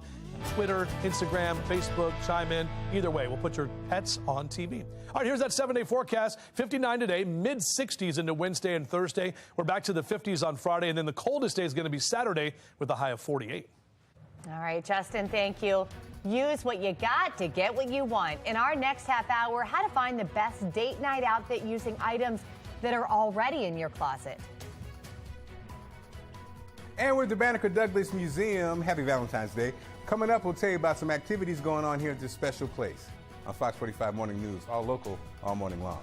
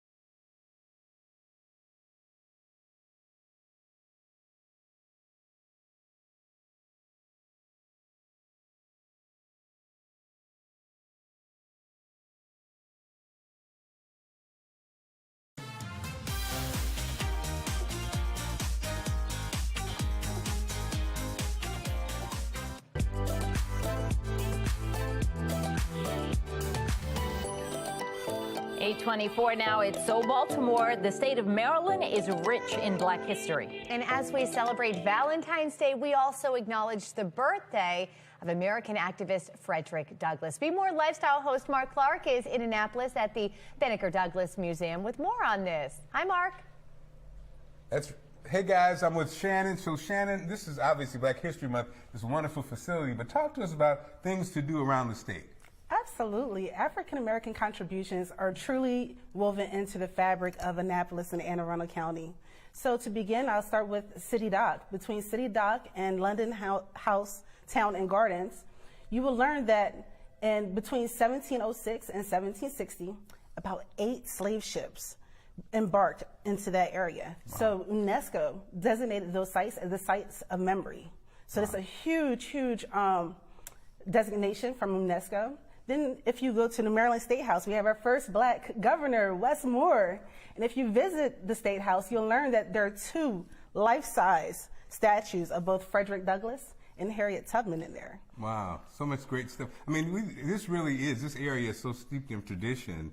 And so not just Black History Month, but at all times, come take advantage of that and also learn something new. Because again, I've just learned something just talking to you in just 30 seconds. So, guys, again, we're here this morning sharing this great information. And don't just use Black History Month, but all the time here in Maryland. So many great places to visit and places to go. All right, Mark, thank you. We're going to put more information on our website, foxbaltimore.com/newslinks. This Valentine's Day is heating up with highs in the 50s this afternoon. Stay with Fox 45 Morning News. Meteorologist Justin Chambers is tracking our next chance for rain. That's in his full Weather Authority forecast. A vote is being put on hold for the governor's pick to lead the state's juvenile services. Coming up, why Republicans have some concerns.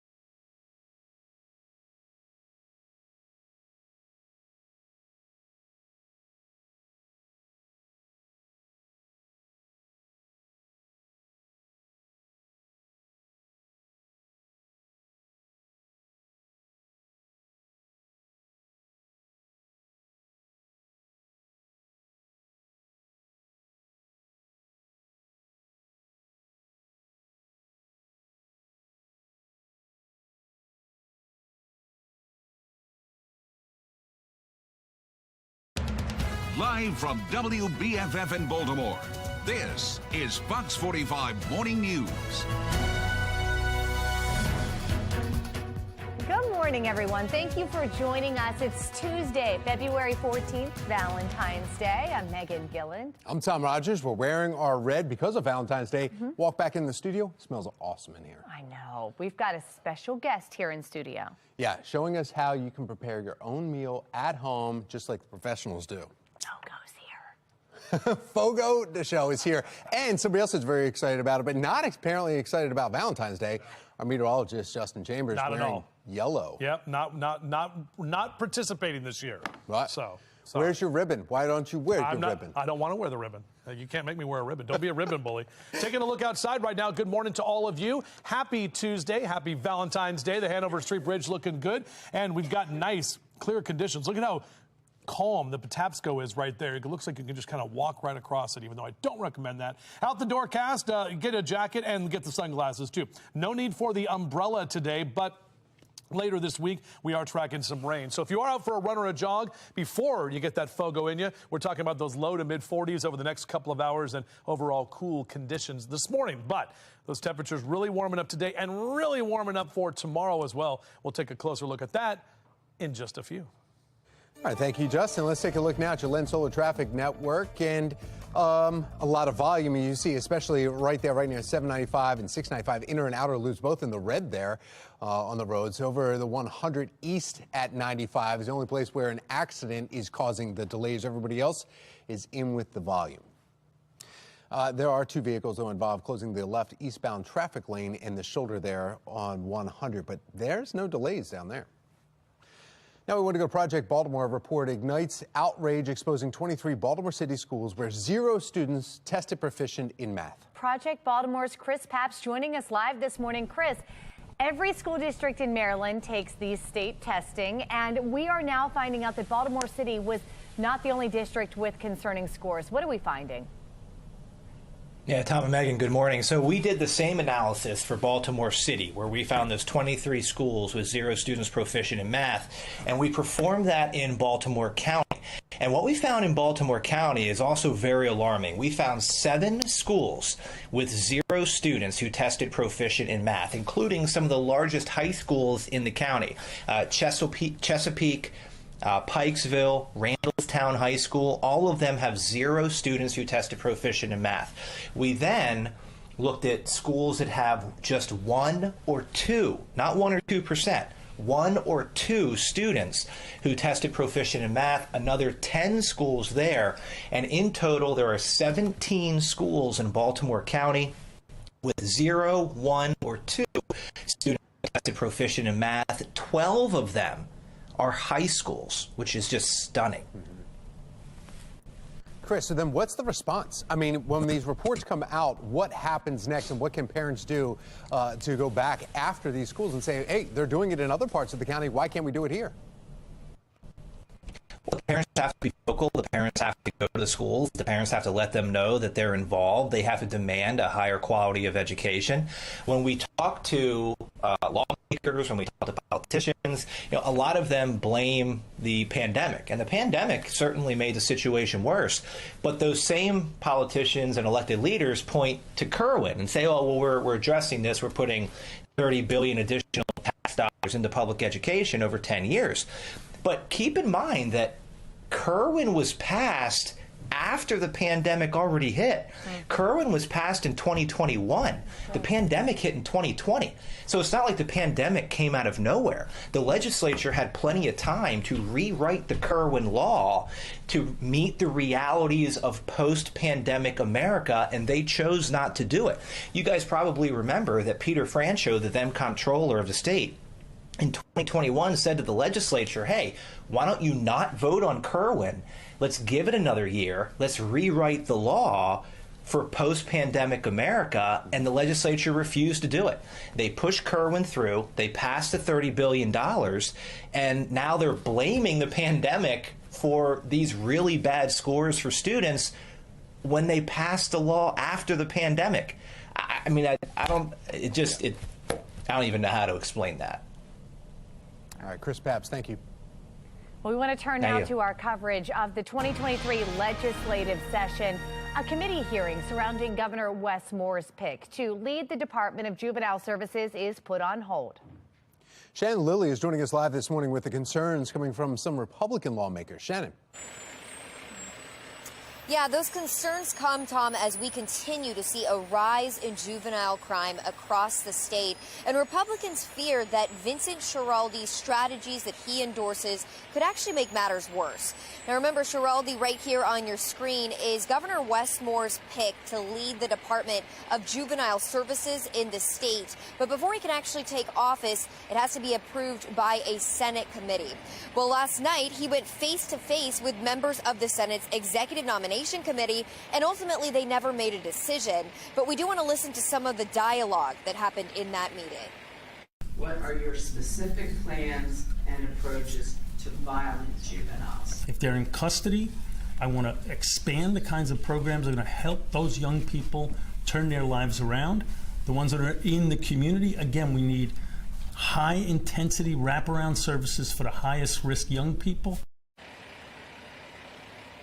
Well, previously in the Washington Post, Schiraldi suggested that because the human brain is not fully developed until the mid-20s, that no criminal should be exposed to the adult justice system until they turn 21 or even 25. Well, right now, if you are 18 years old, you are sent to the adult system, and so are some younger offenders who commit the most horrendous crimes. So at the hearing, there were members, Tom, who supported Schiraldi's strategies and also those that opposed them.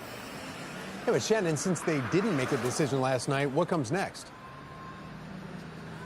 So before they make that decision, Tom, they want additional senators to speak with him, question him directly more about this. But we do know that the committee's nomination vote could come later on this week.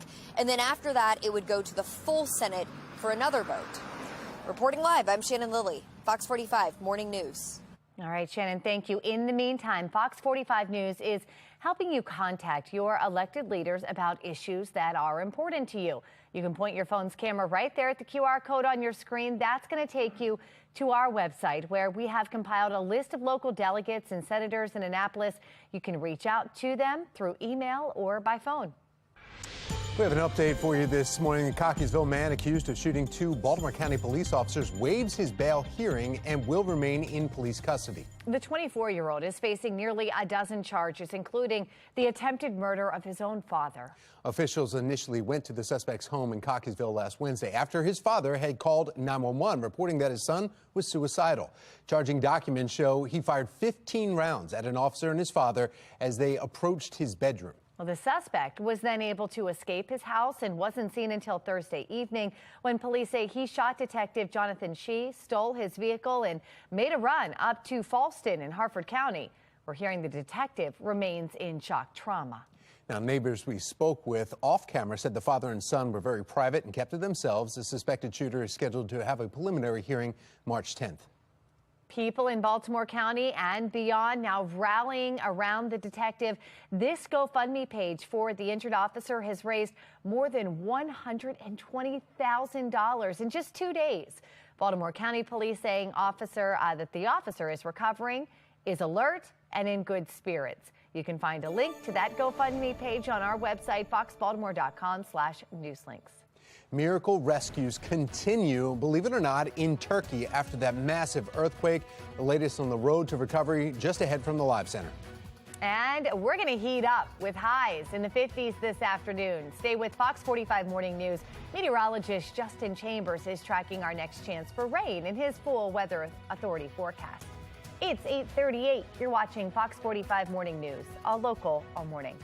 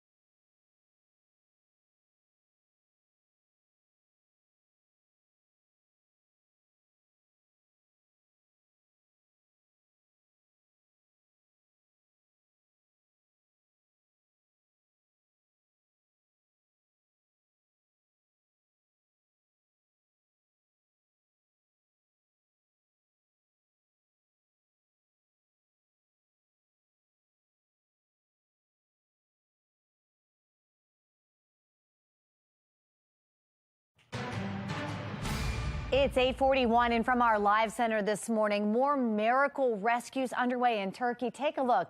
What you're seeing right here is rescuers actually placing that oxygen mask on that young girl right there, promising her strawberry milk and bagels after pulling her from the rubble. She was trapped for more than 178 hours. Just incredible what she's gone through. Despite that rare, inspiring rescue there, thousands of bodies are being removed from toppled buildings. Experts say the chances of finding survivors are increasingly slim. Now, more than a week after the quakes hit, millions are left homeless. Government officials estimating the total cost for the country to recover could be upwards of $50 billion. We're talking about rebuilding housing, transmission lines, and other infrastructure. Turkey's family minister now reporting at least 1,362 children were separated from their parents as a result of last Monday's earthquake. Many have now been identified and returned to family, but there are others who remain either in the hospital or in government care. The minister says at this stage there are nearly 300 children that remain unidentified. And amid growing public anger, we're hearing Turkish authorities are investigating 163 people in connection with building collapses. 8 we know have been arrested so far, 48 in police custody. That's the latest from our live center. Still ahead, a judge finds Baltimore City Council President Nick Mosby did violate certain ethic rules. Now, a closer look at the decision and what comes next. But first, find the perfect date night outfit by using things that you already own. That's right, gentlemen. Up next, we're joined live in studio by a wardrobe stylist with tips on how to dress to fresh and so clean this Valentine's Day. And not all just about the gentlemen. We got a lady in there, too. You're watching Fox 45 Morning News, all local, all morning.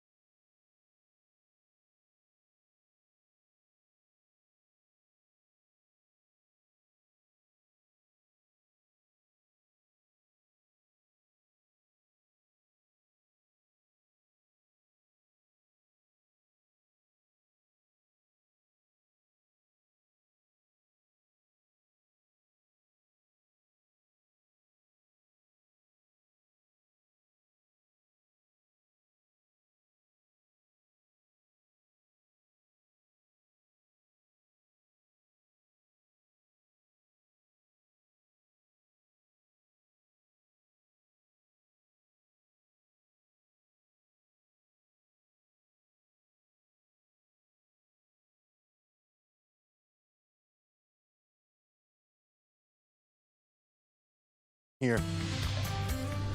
All right, it's Valentine's Day, and you may be stressing out about what you're going to wear tonight for the best date night outfit, but it is right in your closet, and don't take my advice for it. No need to rush to the store. Use what you got and what you want. Wardrobe stylist Ron Jeffries is joining us with some men styling options, and also we have a lady in here too. Exactly. So, yeah. So all right. So tell us, what's the number one thing you need to look for? Like if you're going, it really depends on the venue that you're going to, right? Yeah. So it does depend on the venue. So I have different models that are going to come out here today, and they're going to show you different types of dates with their outfits. Okay. All right. So the first model will come out, because while they're walking over here, and which model would you like to bring on? We're going to bring out Paul. All right, Paul. If you don't mind coming out, Paul, you're actually going to be showing us.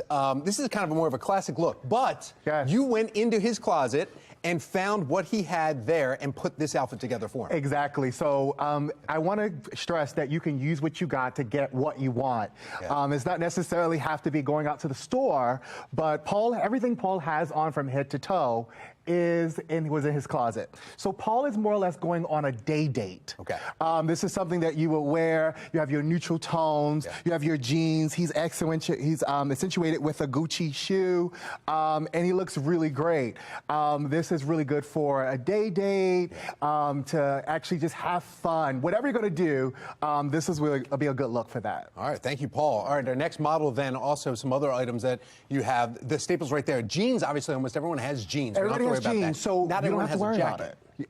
But if everybody doesn't have a jacket, some people may have suits. Now, I'm going to pull out Craig next. Okay, Craig. And so what I want to say about Craig is more the person who has more in his closet, okay? Okay, yeah. So one of the things I want to express that The lawyer, banker, what you got right now? Just kidding. Craig is actually a premier realtor. All right, look at that, realty. All right, great. Love the suit, bold, and you're making as soon as you walk into any kind of venue, you're making a statement. This is a good date night. One of the things I want men to understand is that it's okay to wear color. Do not run away from color. Color is important. And Craig is really showing us how color can be displayed and worn really nicely, and is accentuated with a nice Gucci loafer as well. Craig also has on a black and white lapel pin. And so, Craig, you give us a little turn. The suit is fit really nicely. Shoes. You know, I mean, it's like all the accessories are there. You've got the gold on the brass on the shoes, all the buttons here, and then accentuated with the brass on his jacket as well. Little subtle touches. So if you want to impress the lady of your dreams or the one that you're in love with, this is the way to go. There you go. All right, now we have 2 more models. Can we bring them on together? Oh, sure. Bring them on together. Great. Yeah, so we can bring on these. So tell us about the different outfits, because we do make sure that we also have, the ladies also need to know exactly what they're going to be wearing. So come on right in here. I think the good thing is that we save the best for last, because these two actually complement each other. Okay. So let's say you're going on a date together and you want to complement each other. You don't have to be matchy-matchy, but red, black, and white do look good together. And Javon also has red, black, and white in his shoes as nice little hint right there, yeah. And these are all items that were found in your closet. You virtually went to their closet. Went into their closet. Honest? Were you saying anything like never ever wear that again? Yeah, there were some things. I was like, no, we're not going to do that. Throw that away. I don't want to do that. Hopefully you didn't pay money for that. I got you. No, I'm glad you didn't go through my closet. Yeah. But what you're going to see with Javon here is you're going to see the black and white motif. Yeah. He's accentuated with a nice herringbone kind of jacket here. He has a black and white and red dunk on, which is like a Nike. This is more of your dressed down look, more younger. If you want to, if you're going out, you're in your 20s, your early 30s, and you don't want to get too dressed up, but you still want to look great, and leather pants is always a way to go. Leather pants, all right, great to hear it. Rod Jeffries, thank you so much. Models, thank you very much, and have a great date night tonight on Valentine's Day. Yeah, in fact, some pointers around here. If you're sticking around, you can help our meteorologist, myself, Justin Chambers. You're not going out on a date tonight. At home attire, what are we talking about? Sweats, slippers? Oh, absolutely, yeah. Sweatpants for sure. Tom, can you do blue steel? Do we have the blue steel? The blue steel look? Where is it? Come on. There it is. There it is. There it is. Yeah, blue steel. All right, good. I just wanted to make sure we got that. Y'all look amazing, so that's a great shot. Thank you for all of that. And overall, yeah, it's going to be a very nice Tuesday, Valentine's Day. The afternoon looking great. The evening, a little chilly, but definitely by February standards, it could be a lot colder and a lot snowier than it's going to be tonight. Looking out over the Patapsco, nice calm conditions right there. Calm conditions continue up and down the East Coast. We're seeing some snow showers up in Vermont, the far northeast, but most of the rest of the mid-Atlantic and the East Coast is dry. This is our next weather maker. It's moving through the Central Plains right now, out ahead of this cold front. So from Dallas up to OKC into Omaha, excuse me, that's where we're seeing some showers and some thunderstorms developing. Speaking of love birds, we know we like birds around here. There's Hank. Good morning, Hank. Yeah, he's going to be looking for some love in all the wrong places tonight. 41 by 9 a.m., mid-50s by noon, into the upper 50s into that 2 and 3 o'clock hour. We'll keep those upper 50s going here for your highs today. Again, well above average numbers. If you do want to clean up the car for your date night tonight or for your lovely mate Tuesday and Wednesday, green lights for you. I have a red light on Thursday only because we're tracking that rain that's coming in. Notice our future scan. A little bit more cloud cover rolls in late tonight. Overall, though, we do stay dry tomorrow. Sunnier, well, we'll see more sunshine in the afternoon and then warmer temperatures. The wind is picking up. Here comes the rain again coming in on Thursday. That'll be through the afternoon and then Thursday night as this cold front passes through into Friday mornings when we'll see some of those showers kind of left over. Definitely colder by the time we get into the weekend. Jeff sent this picture in and says Penny likes watching the news with him in the morning, and we appreciate you watching, Jeff. Although he says Penny is mainly sleeping. And perfect for when I'm on. Like, the dog goes to sleep. That's great. I appreciate you. Thanks, Jeff, for sending that picture in. JC Chambers at FoxBaltimore.com. Love putting your pet pics on TV. Let's go. 59 today, mid-60s tomorrow and Thursday. Then those numbers come back down on Friday, and the Saturday will be the coldest day. Even then, still in the upper 40s. Time to take a look at a view through your window. Look at this shot right here. It's a deer, and you can see the heart right there, and perfect for Valentine's Day. So thank you, Beverly, for sending that picture in. We'd love to see the view through your window. Go to our website, foxbaltimore.com/chime in, or take a picture of that QR code right there on your screen. All right, thank you, Justin. Breaking news this morning, U.S. consumer inflation slowing again to 6.4% in January compared with 12 months earlier. It's down from 6.5% also in December. Governor Wes Moore expected to announce some big news today, why he wants to dig up Maryland's past and use it to shape our future. And lovers sometimes come and go, but Brazilian steakhouses, yeah, they're forever. In our next hour, Fogo to Show, we'll be live right here in studio whipping up a Valentine's Day feast. I know it's red hearts, but you want to keep it on green. Hey, have you ever put coffee rub on your steak? Yes. Was it good? On wings, not a steak. Oh, no. Okay. I didn't do a very good job at it. I think I just need to keep it in the cup. Yep. Let's take a coffee break.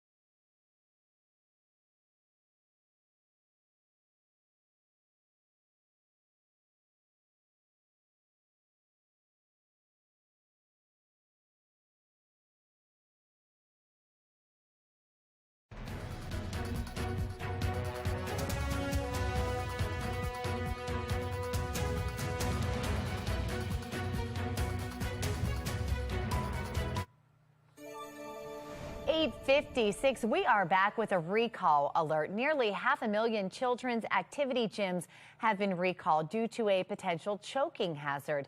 That recall is for the Skip Hop Silver Lining Cloud Activity Gym mat. You see it right there. The company says the cloud decoration has some raindrops that dangle from it, and those can come off, posing a choking hazard. Consumers are being told to cut the raindrops off with a pair of scissors. You can then photograph the fix, and the company will mail you a $10 gift card. More than 56,000 COVID-19 antigen tests are being recalled, and that's because of a potential for inaccurate results. The Skip Pack Medical Lab COVID-19 rapid antigen tests. They were distributed without appropriate pre-market clearance or approval. According to a notice from the FDA, the test could provide inaccurate results. Topping your morning business report now, Amazon is testing its self-driving robo-taxis on real roads now. The robo-taxis are made by the company Zoox, and the California Department of Motor Vehicles just gave Zoox's parent company, Amazon, the green light to start test drives. The vehicles have no steering wheels or pedals, and they do not even need to turn around to change direction. That's crazy, because the cars have no forwards or backwards. They just go. Wow. Well, M&M's parent company is being fined over a worker mishap. The Mars Wrigley company will have to pay more than $14,000 for an accident last year when two workers fell into a vat of chocolate. That accident happened in June at an M&M plant in Elizabethtown, Pennsylvania. OSHA says that the workers were not shown proper safety procedures and not authorized to work in the tanks. Emergency personnel were able to free the workers. The price of new cookware can be a real budget buster. Today, Nick Calderon is here to share a new kitchen discovery at an exclusive discount. Here's today's Steals and Deals. The following segment is sponsored by Gnocchi. At home, my wife and I like to cook a lot. It's an easy way for us to eat healthy, save money, and just simply spend time together. You guys probably feel the same way at home. And one of the best ways to eat healthy is to use healthy cookware. I'm talking about the Phantom Chef cookware today. Behind me, I've got their Dutch oven going with a little bit of soup. The Dutch oven comes with these two handy pot holders. Let's see how things are going in here. Smells good. Now I can take that Dutch oven from the stovetop, pop it right into the oven, and then from there, even into the fridge. As with all of their cast aluminum lightweight cookware. The cast aluminum makes it 30% lighter than cast iron. Here's their non-stick fry pan. Let's throw in some chicken cutlets right now. As you can also see, this is good looking stuff. Nice blue with the gold handles. Non-stick as well, non-toxic, all coated with ingredients that are healthy and safe to cook with. Right now, we're offering up to 46% off the Phantom Chef cookware. Head to asadeals.com for this exclusive offer. Now, where was I here? Oh yeah, it's moving on to the veggies now.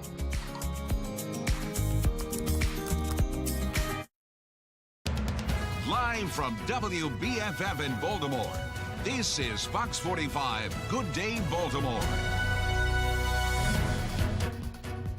Well, coming up on 9 o'clock, and happy Valentine's Day on this Tuesday, February 14th. I'm Tom Rogers. I'm Megan Gillen. Let's get right over to meteorologist Jasmine Lomax. She has the Valentine's Day forecast. And it looks great. Not right now. It's still a little bit chilly outside, so people may want to grab an extra layer before you head outside.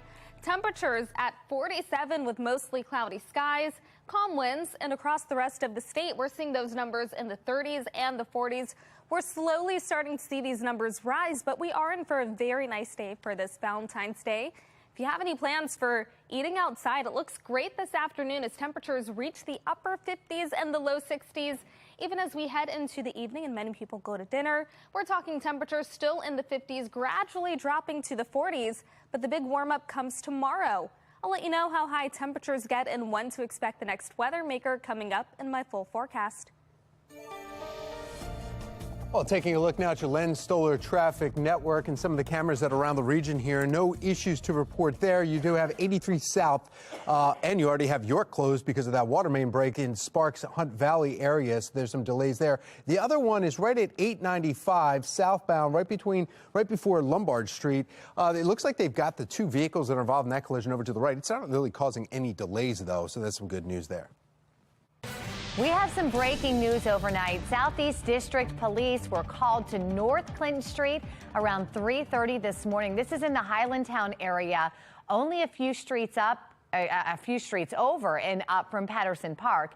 When officers arrived, they located a 51-year-old woman inside a home that was suffering from gunshot wounds.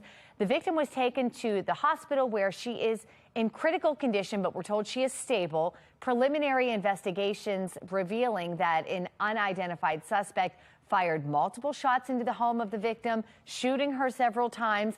Police are asking anyone with information to contact them.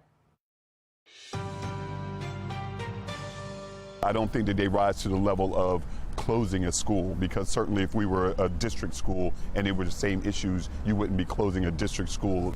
Turning now to the crisis in the classroom. Happening today, City School CEO Dr. Sonia Santalisa is expected to make a formal recommendation that could decide the fate of a charter school. The Baltimore Collegiate School for Boys may lose its charter and be shut down over missing paperwork and data entry errors, issues that the school's leaders are referring to as minor technicalities. Shannon Lilly is joining us live this morning with the anticipation heading into today's decision. Shannon. Well, this threat, Tom, of having to close the school's doors certainly has some parents, students, and staff up in arms. In fact, we spoke with one mom who has 4 boys who go to that charter school. She says they're thriving there. A much different experience, she says, than they had in their 1 month at Baltimore City schools. Listen. Overcrowded classrooms, teachers that are just overwhelmed. It's just too chaotic in the regular Baltimore City traditional setting for me and my family. They take time with the guys here and get to know them and push them forward for the future. But soon, the Baltimore Collegiate School for Boys may no longer even be an option for her children. The school's CEO, Edwin Avent, says an annual review found the charter was suffering in several categories. We're talking missing paperwork or simple data entry errors, things he says can be and have been addressed. But in the report found on the district's website, it's a different story. The city finds the charter's teaching practices and staffing are also falling short. They're citing operational difficulties, which have impacted the safety or well-being of students and staff, they say. Still, though, Avent argues that the challenges facing his charter are far less concerning than what city schools are going through, even pointing to the much higher graduation rates in the charter school compared with the city. We don't blame the city, but what we ask for is grace, because I do believe that their schools are going through some of the similar challenges that we're going through. So we're going to have to see how this all plays out, but it is important to note that after Dr. Sonia Santalisa makes her recommendation today, the charter will have an opportunity to plead their case to a board on Thursday. Reporting live, I'm Shannon Lilly, Fox 45 News. Good day, Baltimore. Thank you, Shannon. 4 schools in Baltimore City will be closed today for the second day in a row. Augusta Falls Savage, Harlem Park Elementary Middle School, Bluford Drew Jemison STEM Academy West, and Career Academy. They're going to remain closed to students and most staff today. School administrators say that crews are repairing water damage after a water main break. Continuing coverage now this morning, a judge has upheld 2 of the 3 ethics violations against City Council President Nick Mosby. Now the judge refused the Ethics Board attorney's request to force Mosby to comply with a fine. There's demands for those violations. Taylor Stewart joining us now with the very latest developments on this. Taylor. Yeah, that's right. On Monday, a judge ruled in favor of the Ethics Board. This all goes back to last year when the Ethics Board slapped Mosby with 3 different ethical violations. It's related to the creation of the Legal Defense Fund for his wife, former State's Attorney Marilyn Mosby. Now, Nick Mosby has been adamant that he has no control of the fund. He says he's not associated with it, and the $14,000 raised, he had nothing to do with it. Well, a judge found that otherwise. The chairman of the city's Ethics Board says they ruled in their favor, And the rules are clear. You're on their position with soliciting money from any other source, especially in his position. Take a listen to that ruling.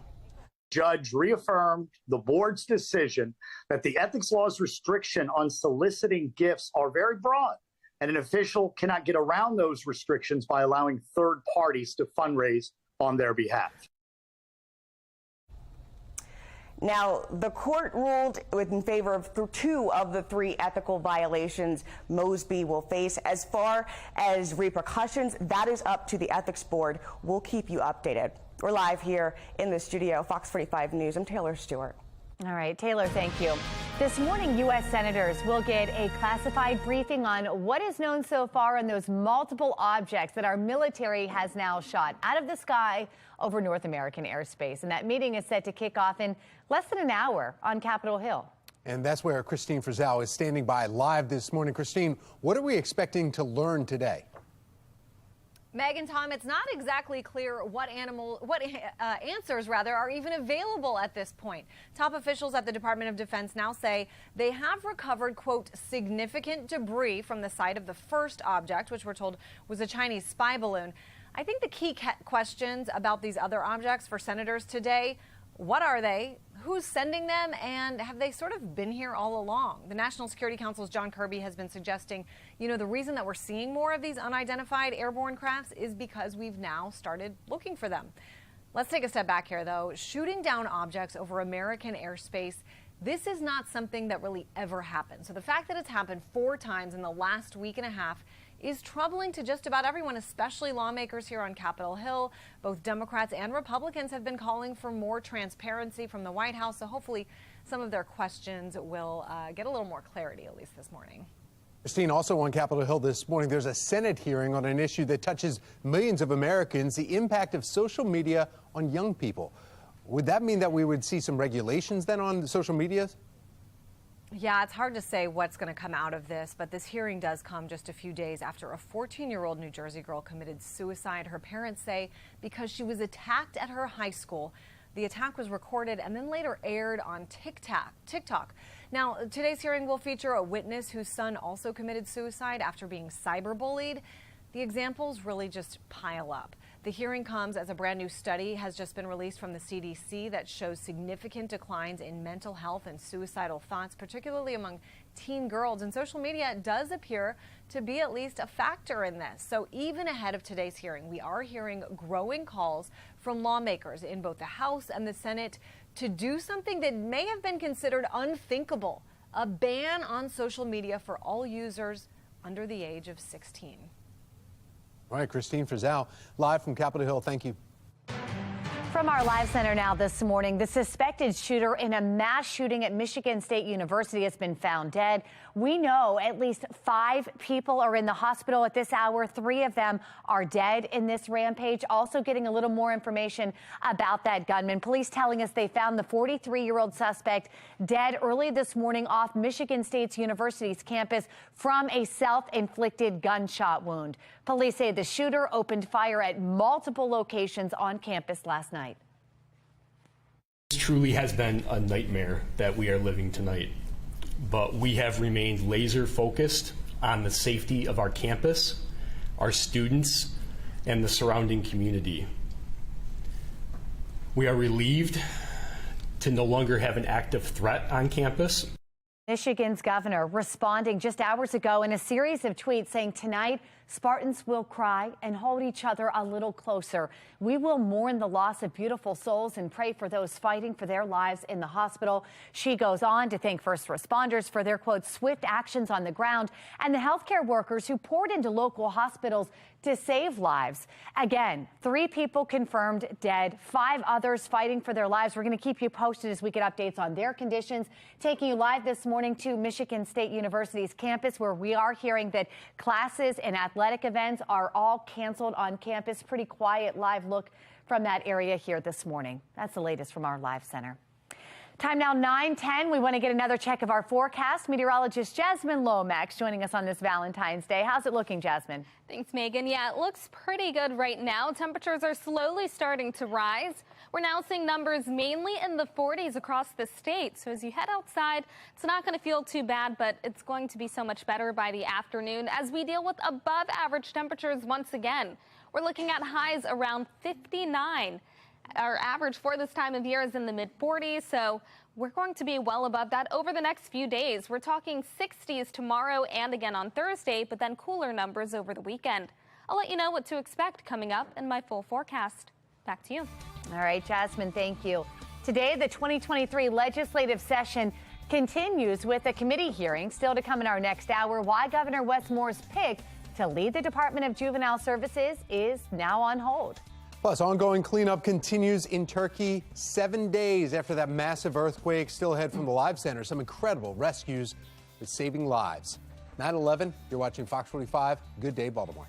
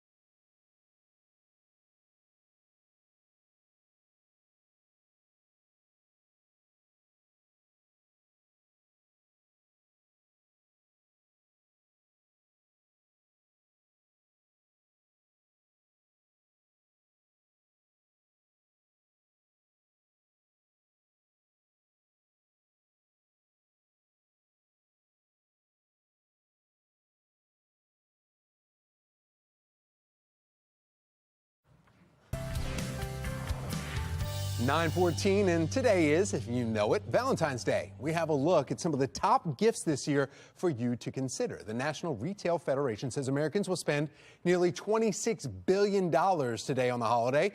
And according to the NRF and the National Retail Federation annual survey, the average person will spend about $193.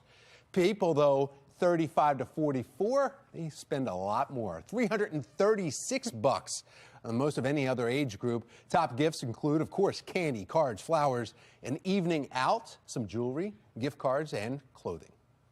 This brings us to our number of the day. A look at the economics behind all those flowers and chocolates that we buy for Valentine's Day. According to a report from the National Retail Federation, Americans spend about the $26 billion we just talked about.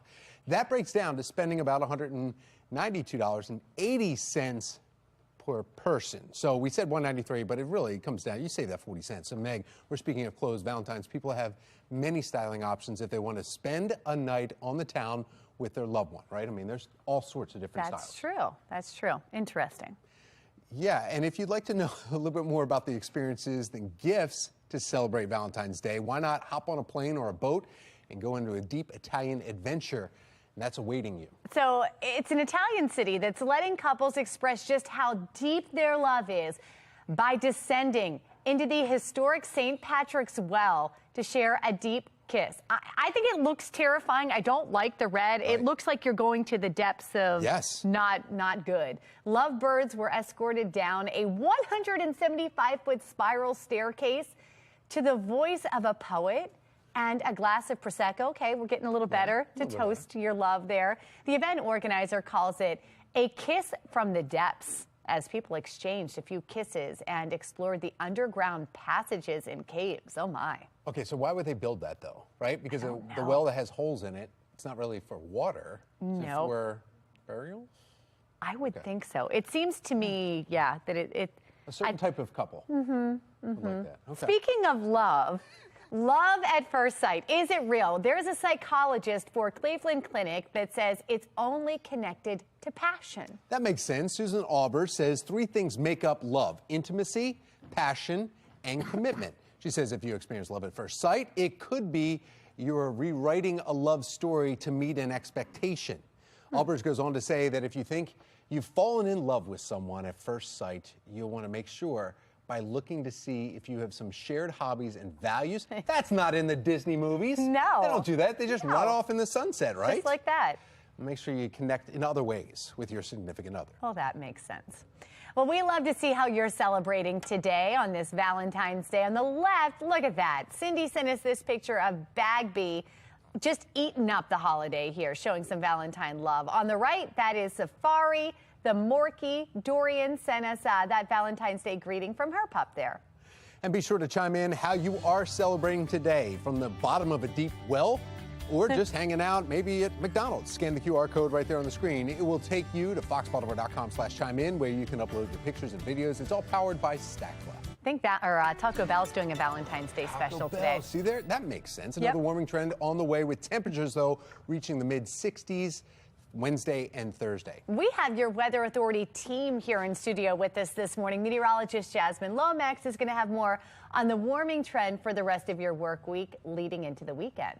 And the other person, though, meteorologist Justin Chambers, he's looking at your Valentine's Day forecast in case you have plans on going out this evening with your loved one. Light jackets, or we bring in winter coats, gloves, mittens? No winter coats, just a light jacket. That's exactly right, Tom, Megan. Good morning to both of you. It's looking really nice for your night out forecast after temperatures today that will get close to 60 degrees. We'll still be in the lower 50s. Remember, the sun goes down just before 6 o'clock, so you'll still have some dusk to mess around with in that 6 to 7 o'clock hour. Numbers in the lower 50s, still feeling like that as well, because we won't have a lot of wind to deal with today. And those numbers eventually start falling into the upper 40s with more cloud cover coming in a little bit later tonight. That's the good news, is there's really no wind to mess with your plans or your hair if you're going to be out and about tonight. But the wind tomorrow, Jasmine, that is what's going to bring in those warmer temperatures that we've both been talking about and tracking. Oh, yeah, we are talking unseasonably high temperatures. Yes, it's going to be warm today with those highs in the upper 50s. However, it gets even higher as we head into the middle of the week. So right now we are seeing temperatures at 47. Not too bad as you step outside. We've got nice and calm winds and mostly cloudy skies. Across the state, temperatures are mainly in the 40s with a little more sunshine along the eastern shore and in southern Maryland. Western Maryland has the cooler temperatures, the 30s with sunshine starting off the morning. As we head into the afternoon, our temperatures reach the 50s. Average for this time of year is around 46, so we're going to be well above this number. And we'll stay nice and dry throughout the day as we deal with quiet conditions around our region. But we are keeping track of the next weather maker. That's this low pressure system near Colorado. That is going to bring us rain as we head a little bit later into the week. So as we make our way into the afternoon, we stay dry and mostly cloudy. Looks great by the evening as well if you have any plans for dinner or heading out somewhere. Then overnight, not much happening into Wednesday morning. We start with dry weather and mostly cloudy skies. As we head into Thursday, we are looking at a mostly dry start, but you can see that green starting to pop in. Those are those showers. These will continue throughout the morning and into the afternoon. Then overnight and into Friday morning, we have another chance for rain. There could be areas of heavy rain at times, so you do want to make sure that you're keeping watch on the radar and maybe add some extra time for your commute on Friday morning. This does taper, and by the afternoon, we are back to nice and dry weather. The rest of the weekend does look great with dry, weather as well, but temperatures will be a little bit cooler on Friday and then again on Saturday. 59 for the high temperature with a mix of sunshine and clouds, and still above average. That is the theme for February. 66 on Wednesday, 65 on Thursday with the next chance for showers. We drop to the 50s on Friday, 40s on Saturday. Then our temperatures gradually rise to the 60s as we head into the upcoming week. Back to you. All right, Jasmine, thank you. Taking a look at our Len Stoller traffic network. We've got a live look at 695 in Ruxton. This is right near Charles Street. You can see cars in that area. It's pretty busy out there. They're moving along, though, despite some volume picking up throughout the morning. We do want to track your travel time heading southbound on the JFX. Right now, that's going to take you about 9 minutes to get from the top of the JFX down to President Street. Not bad for this hour. Well, the U.S. took down 3 unidentified objects this past weekend. Still ahead, the important announcement the White House wanted to make to give the American people some clarity. Governor Wes Moore expected to make a big announcement later today. Why he wants to dig up Maryland's past and use it to shape the future. 9:21, you're watching Fox 45. Good day, Baltimore. Fox 45 News, winner of 17 2022 Regional Emmy Awards, more than all other Baltimore news stations combined.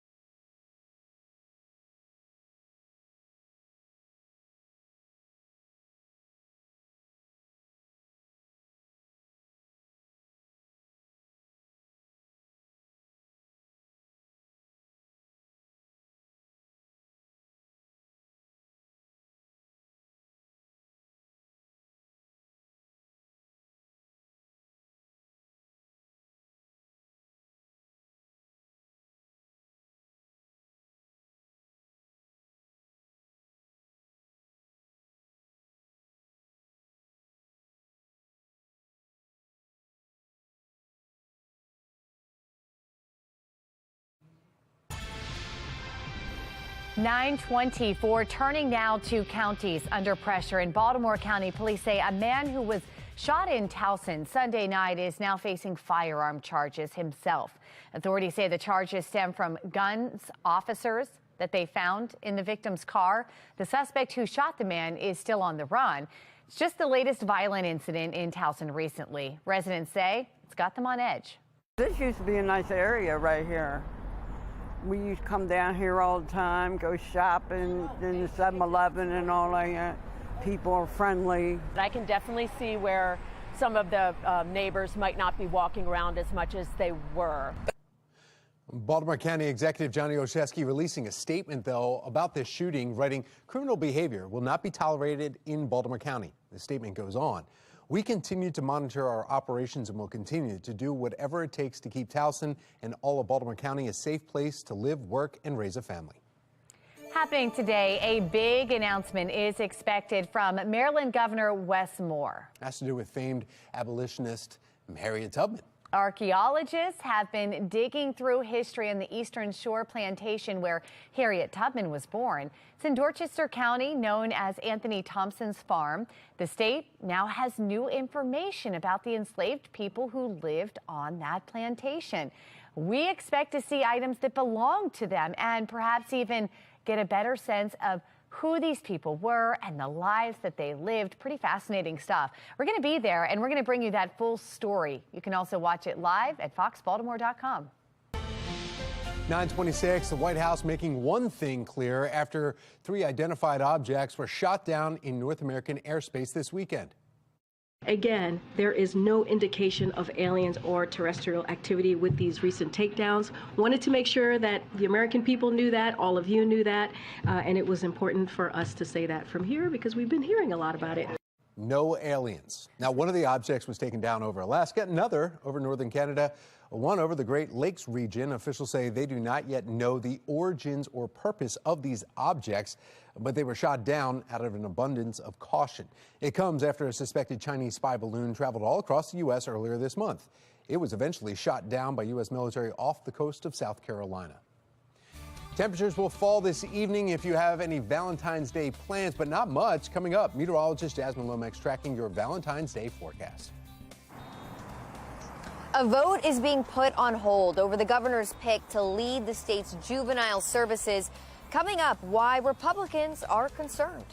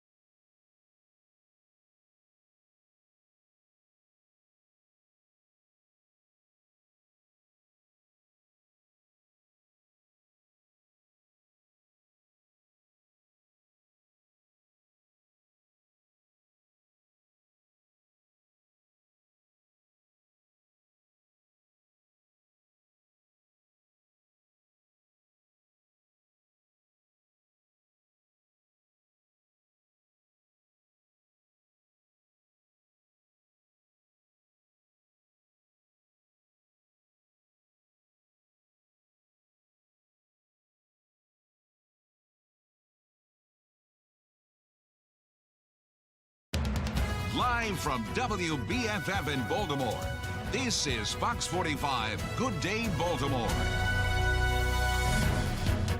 Welcome back to Fox 45 Good Day Baltimore. It's Tuesday, Valentine's Day. I'm Megan Gillen. I'm Tom Rogers, and you'd think when it's pizza day or ice cream day, we have pizza, we have ice cream, we have bagels, we have donuts, we have it. Whenever Justin tells us about the day, we have it. Valentine's Day, you'd think we'd have chocolate in here. Taco Tuesday. Taco Tuesday, that's true. We should have tacos. No. We have something better, and that's coming up, and we're talking about some beef. It's way better. Yeah. In the meantime, meteorologist Jasmine Lomax is here with what to expect outside. Well, it's certainly going to be a great day for eating. You mentioned so many different types of food, and it's perfect for that. We're at 47 right now with mostly cloudy skies and calm winds. Across the state, we're seeing temperatures in the 40s and a couple spots in the 30s in western Maryland. We even have the 50s in California. That's where most of us are heading as we make our way into the afternoon. Temperatures will reach the upper 50s and low 60s. That means we'll be above average once again. So if you are planning on getting lunch or dinner this Valentine's Day, it looks great. I'll let you know how high temperatures get for the middle of the week and when to expect our next weather maker coming up in my full forecast. Back to you. All right, Jasmine, thank you. We are following 3 big stories for you this half hour. The Cockeysville man accused of shooting 2 Baltimore County police officers has waived his bail hearing. We're looking into what comes next in his case. Now, rescues continue in Turkey this morning, a week after a deadly earthquake hits the country. And we have live center hits coming up here in a little bit. Megan's going to show us the efforts to reunite children with their families. Plus, a committee hearing surrounding Governor Wes Moore's pick to lead the government, the Department of Juvenile Services. It's put on hold. And that's where we begin. That committee ultimately deciding to wait to make a decision on the governor's pick. Shannon Lilly is joining us live this morning with the concerns from some Republicans. Shannon? Yeah, those concerns come, Tom, as we continue to see juvenile crime rise across the state. And so some Republicans fear that Vincent Schiraldi's strategies that he endorses will only make that problem worse. Now, remember, Schiraldi, who's right here on your screen, he is the person that Governor Wes Moore is choosing to lead the Juvenile Services Department. But before he can actually take that office, he must be approved by a Senate committee. Well, last night he went face to face with members of the Senate's Executive Nomination Committee, and ultimately they never made a decision. But we do want to listen to some of the dialogue that happened in that meeting. What are your specific plans and approaches to violent juveniles? If they're in custody, I want to expand the kinds of programs that are going to help those young people turn their lives around. The ones that are in the community, again, we need high intensity wraparound services for the highest risk young people. Now, previously, though, in the Washington Post, Schiraldi suggested that because the human brain is not fully developed until the mid-20s, that no criminal should be exposed to the adult justice system until they turn 21 or even 25. Right now, as it stands, if you are 18 years old, you are sent to the adult system, and so are some younger offenders who commit the most horrendous crimes. So at the hearing, Tom, there were members that were on both sides of this, some that were in support of Schiraldi's strategies while others opposing. Yeah, but Shannon, since they didn't actually come to a decision last night, what's next? Right, and that's a good question, Tom. So we do know that they want additional senators to meet individually with Schiraldi so that they can ask more questions. And then we do expect there could be a vote. The committee's nomination vote could come as early as later on this week. But after that, we do know that this is going to have to go to the full Senate where they will have to vote again. Reporting live, I'm Shannon Lilly, Fox 45 News. Good day, Baltimore. Thank you, Shannon. 9:34 now, and we have an update this morning. The Cockeysville man accused of shooting 2 Baltimore County police officers waives his bail hearing and will remain in police custody. The 24-year-old is facing nearly a dozen charges, including the attempted murder of his own father. Officers initially went to the suspect's home in Cockeysville last Wednesday after his father had called 911 reporting his son was suicidal. Charging documents show that he fired 15 rounds at an officer and his father as they approached his bedroom. Now, the suspect was then able to escape his house and wasn't seen until Thursday evening when police say he shot Detective Jonathan Chi, stole his vehicle, and then made a run up to the Fallston area in Harford County. Detective Chi remains in shock trauma. Neighbors that we spoke with off camera said the father and son were private and they kept to themselves. The suspected shooter is scheduled to have a preliminary hearing March 10th. Now, people in Baltimore County and beyond rallying around Detective Chi. Look at that number right there. This GoFundMe page for the injured officers raised more than $124,000 in just 2 days. Baltimore County Police saying Officer Chi is recovering. He's alert. He's laughing at jokes, so he's in good spirits. You can see that written on the bottom of that page on your GoFundMe page. You can find the link right there to the page on our website, foxbaltimore.com, news links. New this morning, police need your help gathering information about a family of a found child. Southeast District officers were called to South Conklin Street about 2:30 this morning in reference to a found child. Take a moment to look at your screen right there on the right. This was in the Highlandtown area, just a few streets away from Patterson Park. Once there, the officers located this little cute boy, and they say he's approximately 3 to 4 years old. He was transported to an area hospital as precaution, but police are asking anyone with information on the child's family to call 911. Breaking this morning, more miracle rescues underway in Turkey. From our live center this morning, we're showing you this video right here. That is rescuers there placing an oxygen mask over that young girl, promising her strawberry milk and bagels. After pulling her from the rubble, she was trapped for more than 178 hours. And despite this rare and inspiring rescue, there are thousands of bodies now being removed from toppled buildings. Experts say the chances of finding survivors are increasingly slim. Now, more than a week after the quakes hit, millions are left homeless. Government officials estimate the total cost for the country to recover could be upwards of $50 billion. We're talking about rebuilding housing, transmission lines, and other infrastructure as well. Turkey's family minister now reporting at least 1,362 children separated from their parents as a result of last Monday's earthquake.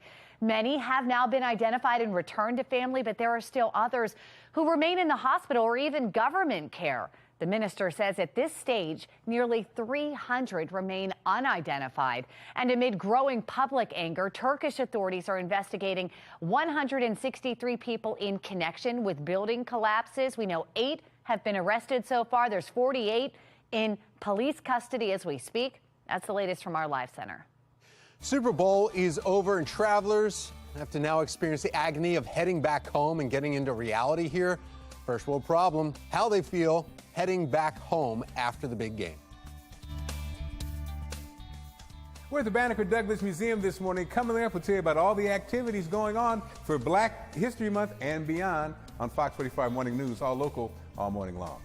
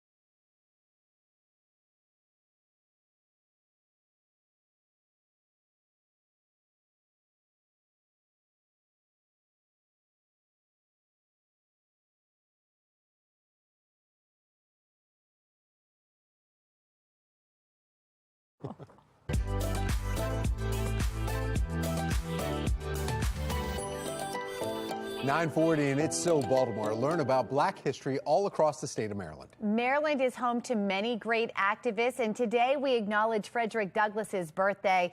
Be More lifestyle host Mark Clark is live in Annapolis at the Banneker Douglas Museum with more. Hi, Mark. Guys, I can't hear you, but that won't stop us. Chanel is here, the executive director of this amazing facility. Chanel, we got a lot going on for Black History Month, but that's not it, right? Oh, no. We have Black History 365 days out of the year.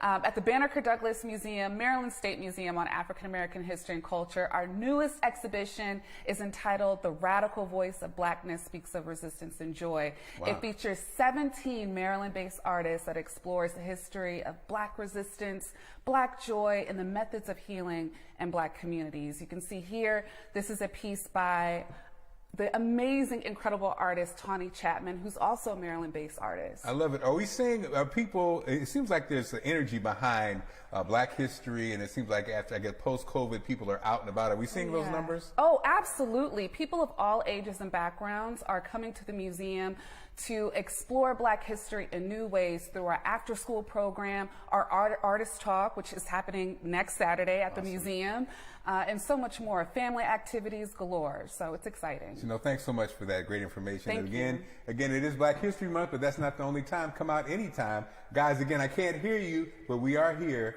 and we're having a great time. Thanks so much. All right, we can hear you, Mark. Thank you. If you'd like some more information, just go to our website, foxbaltimore.com/newslinks. Mild Tuesday, where highs will reach the upper 50s. Yeah, maybe a nice, lovely walk with your lover. Meteorologist Jasmine Lomick breaking down the increasing temperatures in our Valentine's Day forecast. And sometimes the greatest love on Valentine's Day is a good meal. Next, Voga Show is going to be joining us live right here in studio to cook up some of their fresh favorites. Show us how to do it. It's 9:42 now on Fox 45. Good day, Baltimore.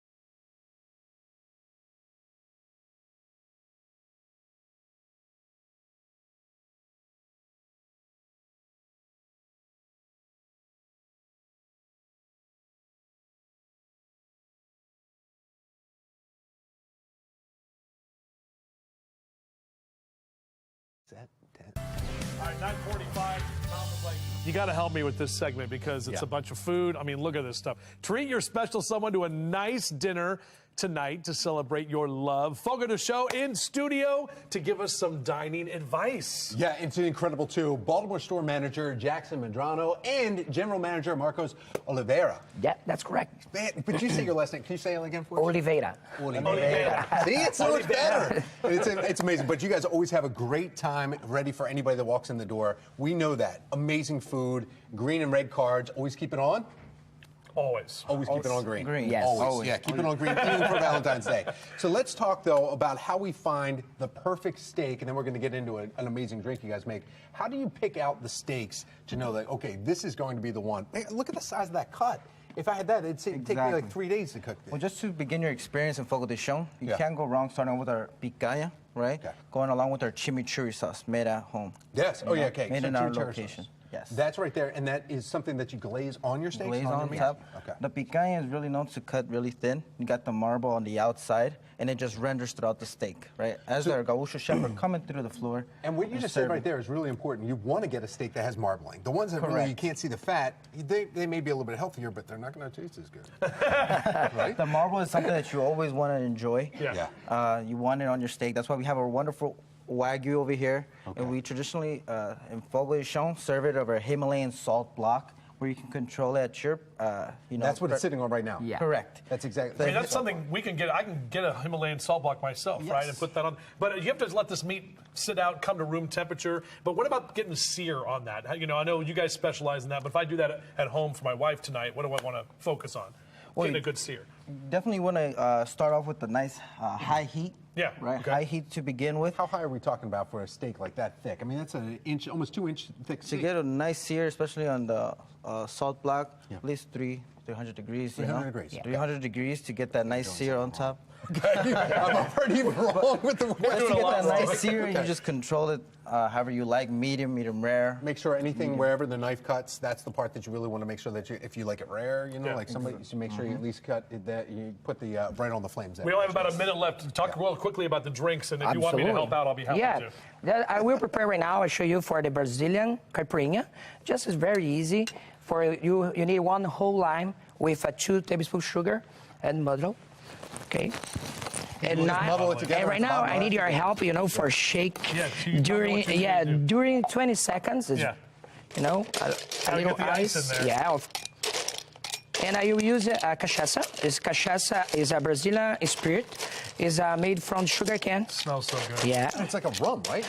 A little bit similar, yeah. It's a Brazilian style rum. Yeah. Aged for 2 years in 2 different barrels. We only got like 20 seconds. Get it in there and I'll shake it, and then we got to go. Shake it and rock it, huh? All right, and this is something that you can get there, and then also you can just up your shoulder. Yeah, up your shoulder. Up my shoulder. We got a wrap. Go to Fogo de Show. We got all your specials tonight. Valentine's. Thank you very much for being here. Gentlemen, always great. Thank you so much for the best time, you know, for you. For you, just for you try. I'll definitely try. I shook it myself, so. Boom. All right, Jasmine. Jasmine, you jealous now? It's very good. What happened? Wrong meteorologist job right now. Anytime we've got food, I want to be over there. Whatever you're planning on doing today, it's a perfect day for outdoor eating. We've got temperatures at 47 right now, so still a little bit on the cool side. But as we head into the afternoon, those numbers will keep on rising. We've got temperatures in the 40s across the state, a few 30s in western Maryland. But again, temperatures will be on the rise, and it looks like a great Valentine's Day forecast. High temperatures will reach 59, which is well above our average for this time of year. And notice even as we head into the evening, it still looks good with those temperatures in the 50s. So if you have dinner plans, you should be good to go. We start to cool down as we head into the night. We'll stay dry throughout the day. There's not much happening around our region. But as we look toward Colorado, we've got this low pressure system and rain ahead of that. That's all a part of our next weather maker, and it is going to bring a change to our forecast late in the week. First, today we stay dry throughout the afternoon, and then into the evening, skies will stay mostly cloudy. Then as we head into the day tomorrow, we start off with the dry weather again. We'll stay mostly cloudy throughout the day as our temperatures rise to the 60s.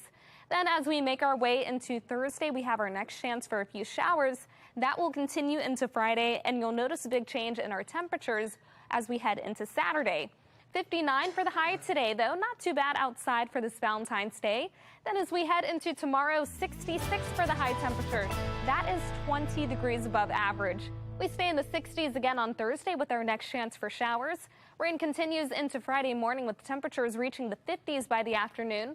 We'll be in the 40s for the coolest day on Saturday. Then we're back to the 60s as we head into Monday. Back to you. All right, Jasmine, thank you. The Chiefs making their triumphant return home to Kansas City Monday after Sunday's Super Bowl victory. A celebratory parade is set for Wednesday in Kansas City. They beat the Philadelphia Eagles in a tight game, 38-35 in Glendale, Arizona. The Chiefs were down 10 at halftime, but quarterback Patrick Mahomes led his team to a furious second-half comeback, limping sometimes. With the score tied at 35, Mahomes led a time-consuming drive that ended in the winning score there. The Chiefs kicker Harrison Butker hit the game-winning 27-yard field goal there with just seconds left in the game. And that win was the franchise's third championship and second Super Bowl title in 4 seasons. Yeah, what a homecoming right there. The Chiefs have returned, you just saw that, but many at Phoenix Sky Harbor International Airport, they're experiencing, well, they did the busiest travel day of the year, and it's not on a holiday like Thanksgiving. It's actually the Monday after the Super Bowl, and then, of course, the days that follow, like today. Fox's Steve Nielsen has more from some of the travelers making their way home after that nail-biting game. The lines barely ever backed up, just a 22-minute wait during the Sky Harbor morning TSA security rush. It feels fantastic, but it's also by design because we have extra officers all the way around. An extra 120 agents brought in from across the Southwest for the mad rush of WM Phoenix Open and Super Bowl travelers headed home. It was unreal. It was awesome. Nash is headed back to Kansas City after going to the game with his dad. Why not get a few mementos of the trip? That's like a father-son dream. It is, yeah. I mean, coming to the Super Bowl was one thing, and then getting the win. Well, and seeing your team. Like, you can't always see your team at a Super Bowl and the win, so the three together is a great experience for us. Others weren't quite as ready for the camera. You wide awake for this flight right now? Not really. I'm about dead, really. I'm making it, barely. Fantastic game. Listen to this. Sky Harbor says they will see up to 185,000 travelers today, the busiest ever. So not Thanksgiving, this right here. Not Thanksgiving today. Today will be our single busiest day of the year. It'll break records, they believe. They've been training for a year for the mass of people coming through like Ace. Yeah, how'd you like Arizona? I love it. I'm gonna move here, Scottsdale. You're moving here? Yeah, Scottsdale. Was that the plan ahead of time, or did they sell you this week? They sold me this week. I'm sold. Looking at properties next week. Are you for real right now? Yes, yes, yes. Well, I mean, KC did win, so he's got that good luck in Phoenix here. So another warming trend, though, is headed our way. We've got meteorologist Jasmine Lomax. She's still working while Justin's eating steak. She'll show us what we can expect to see the mid-60s in her 10-day forecast right after the break.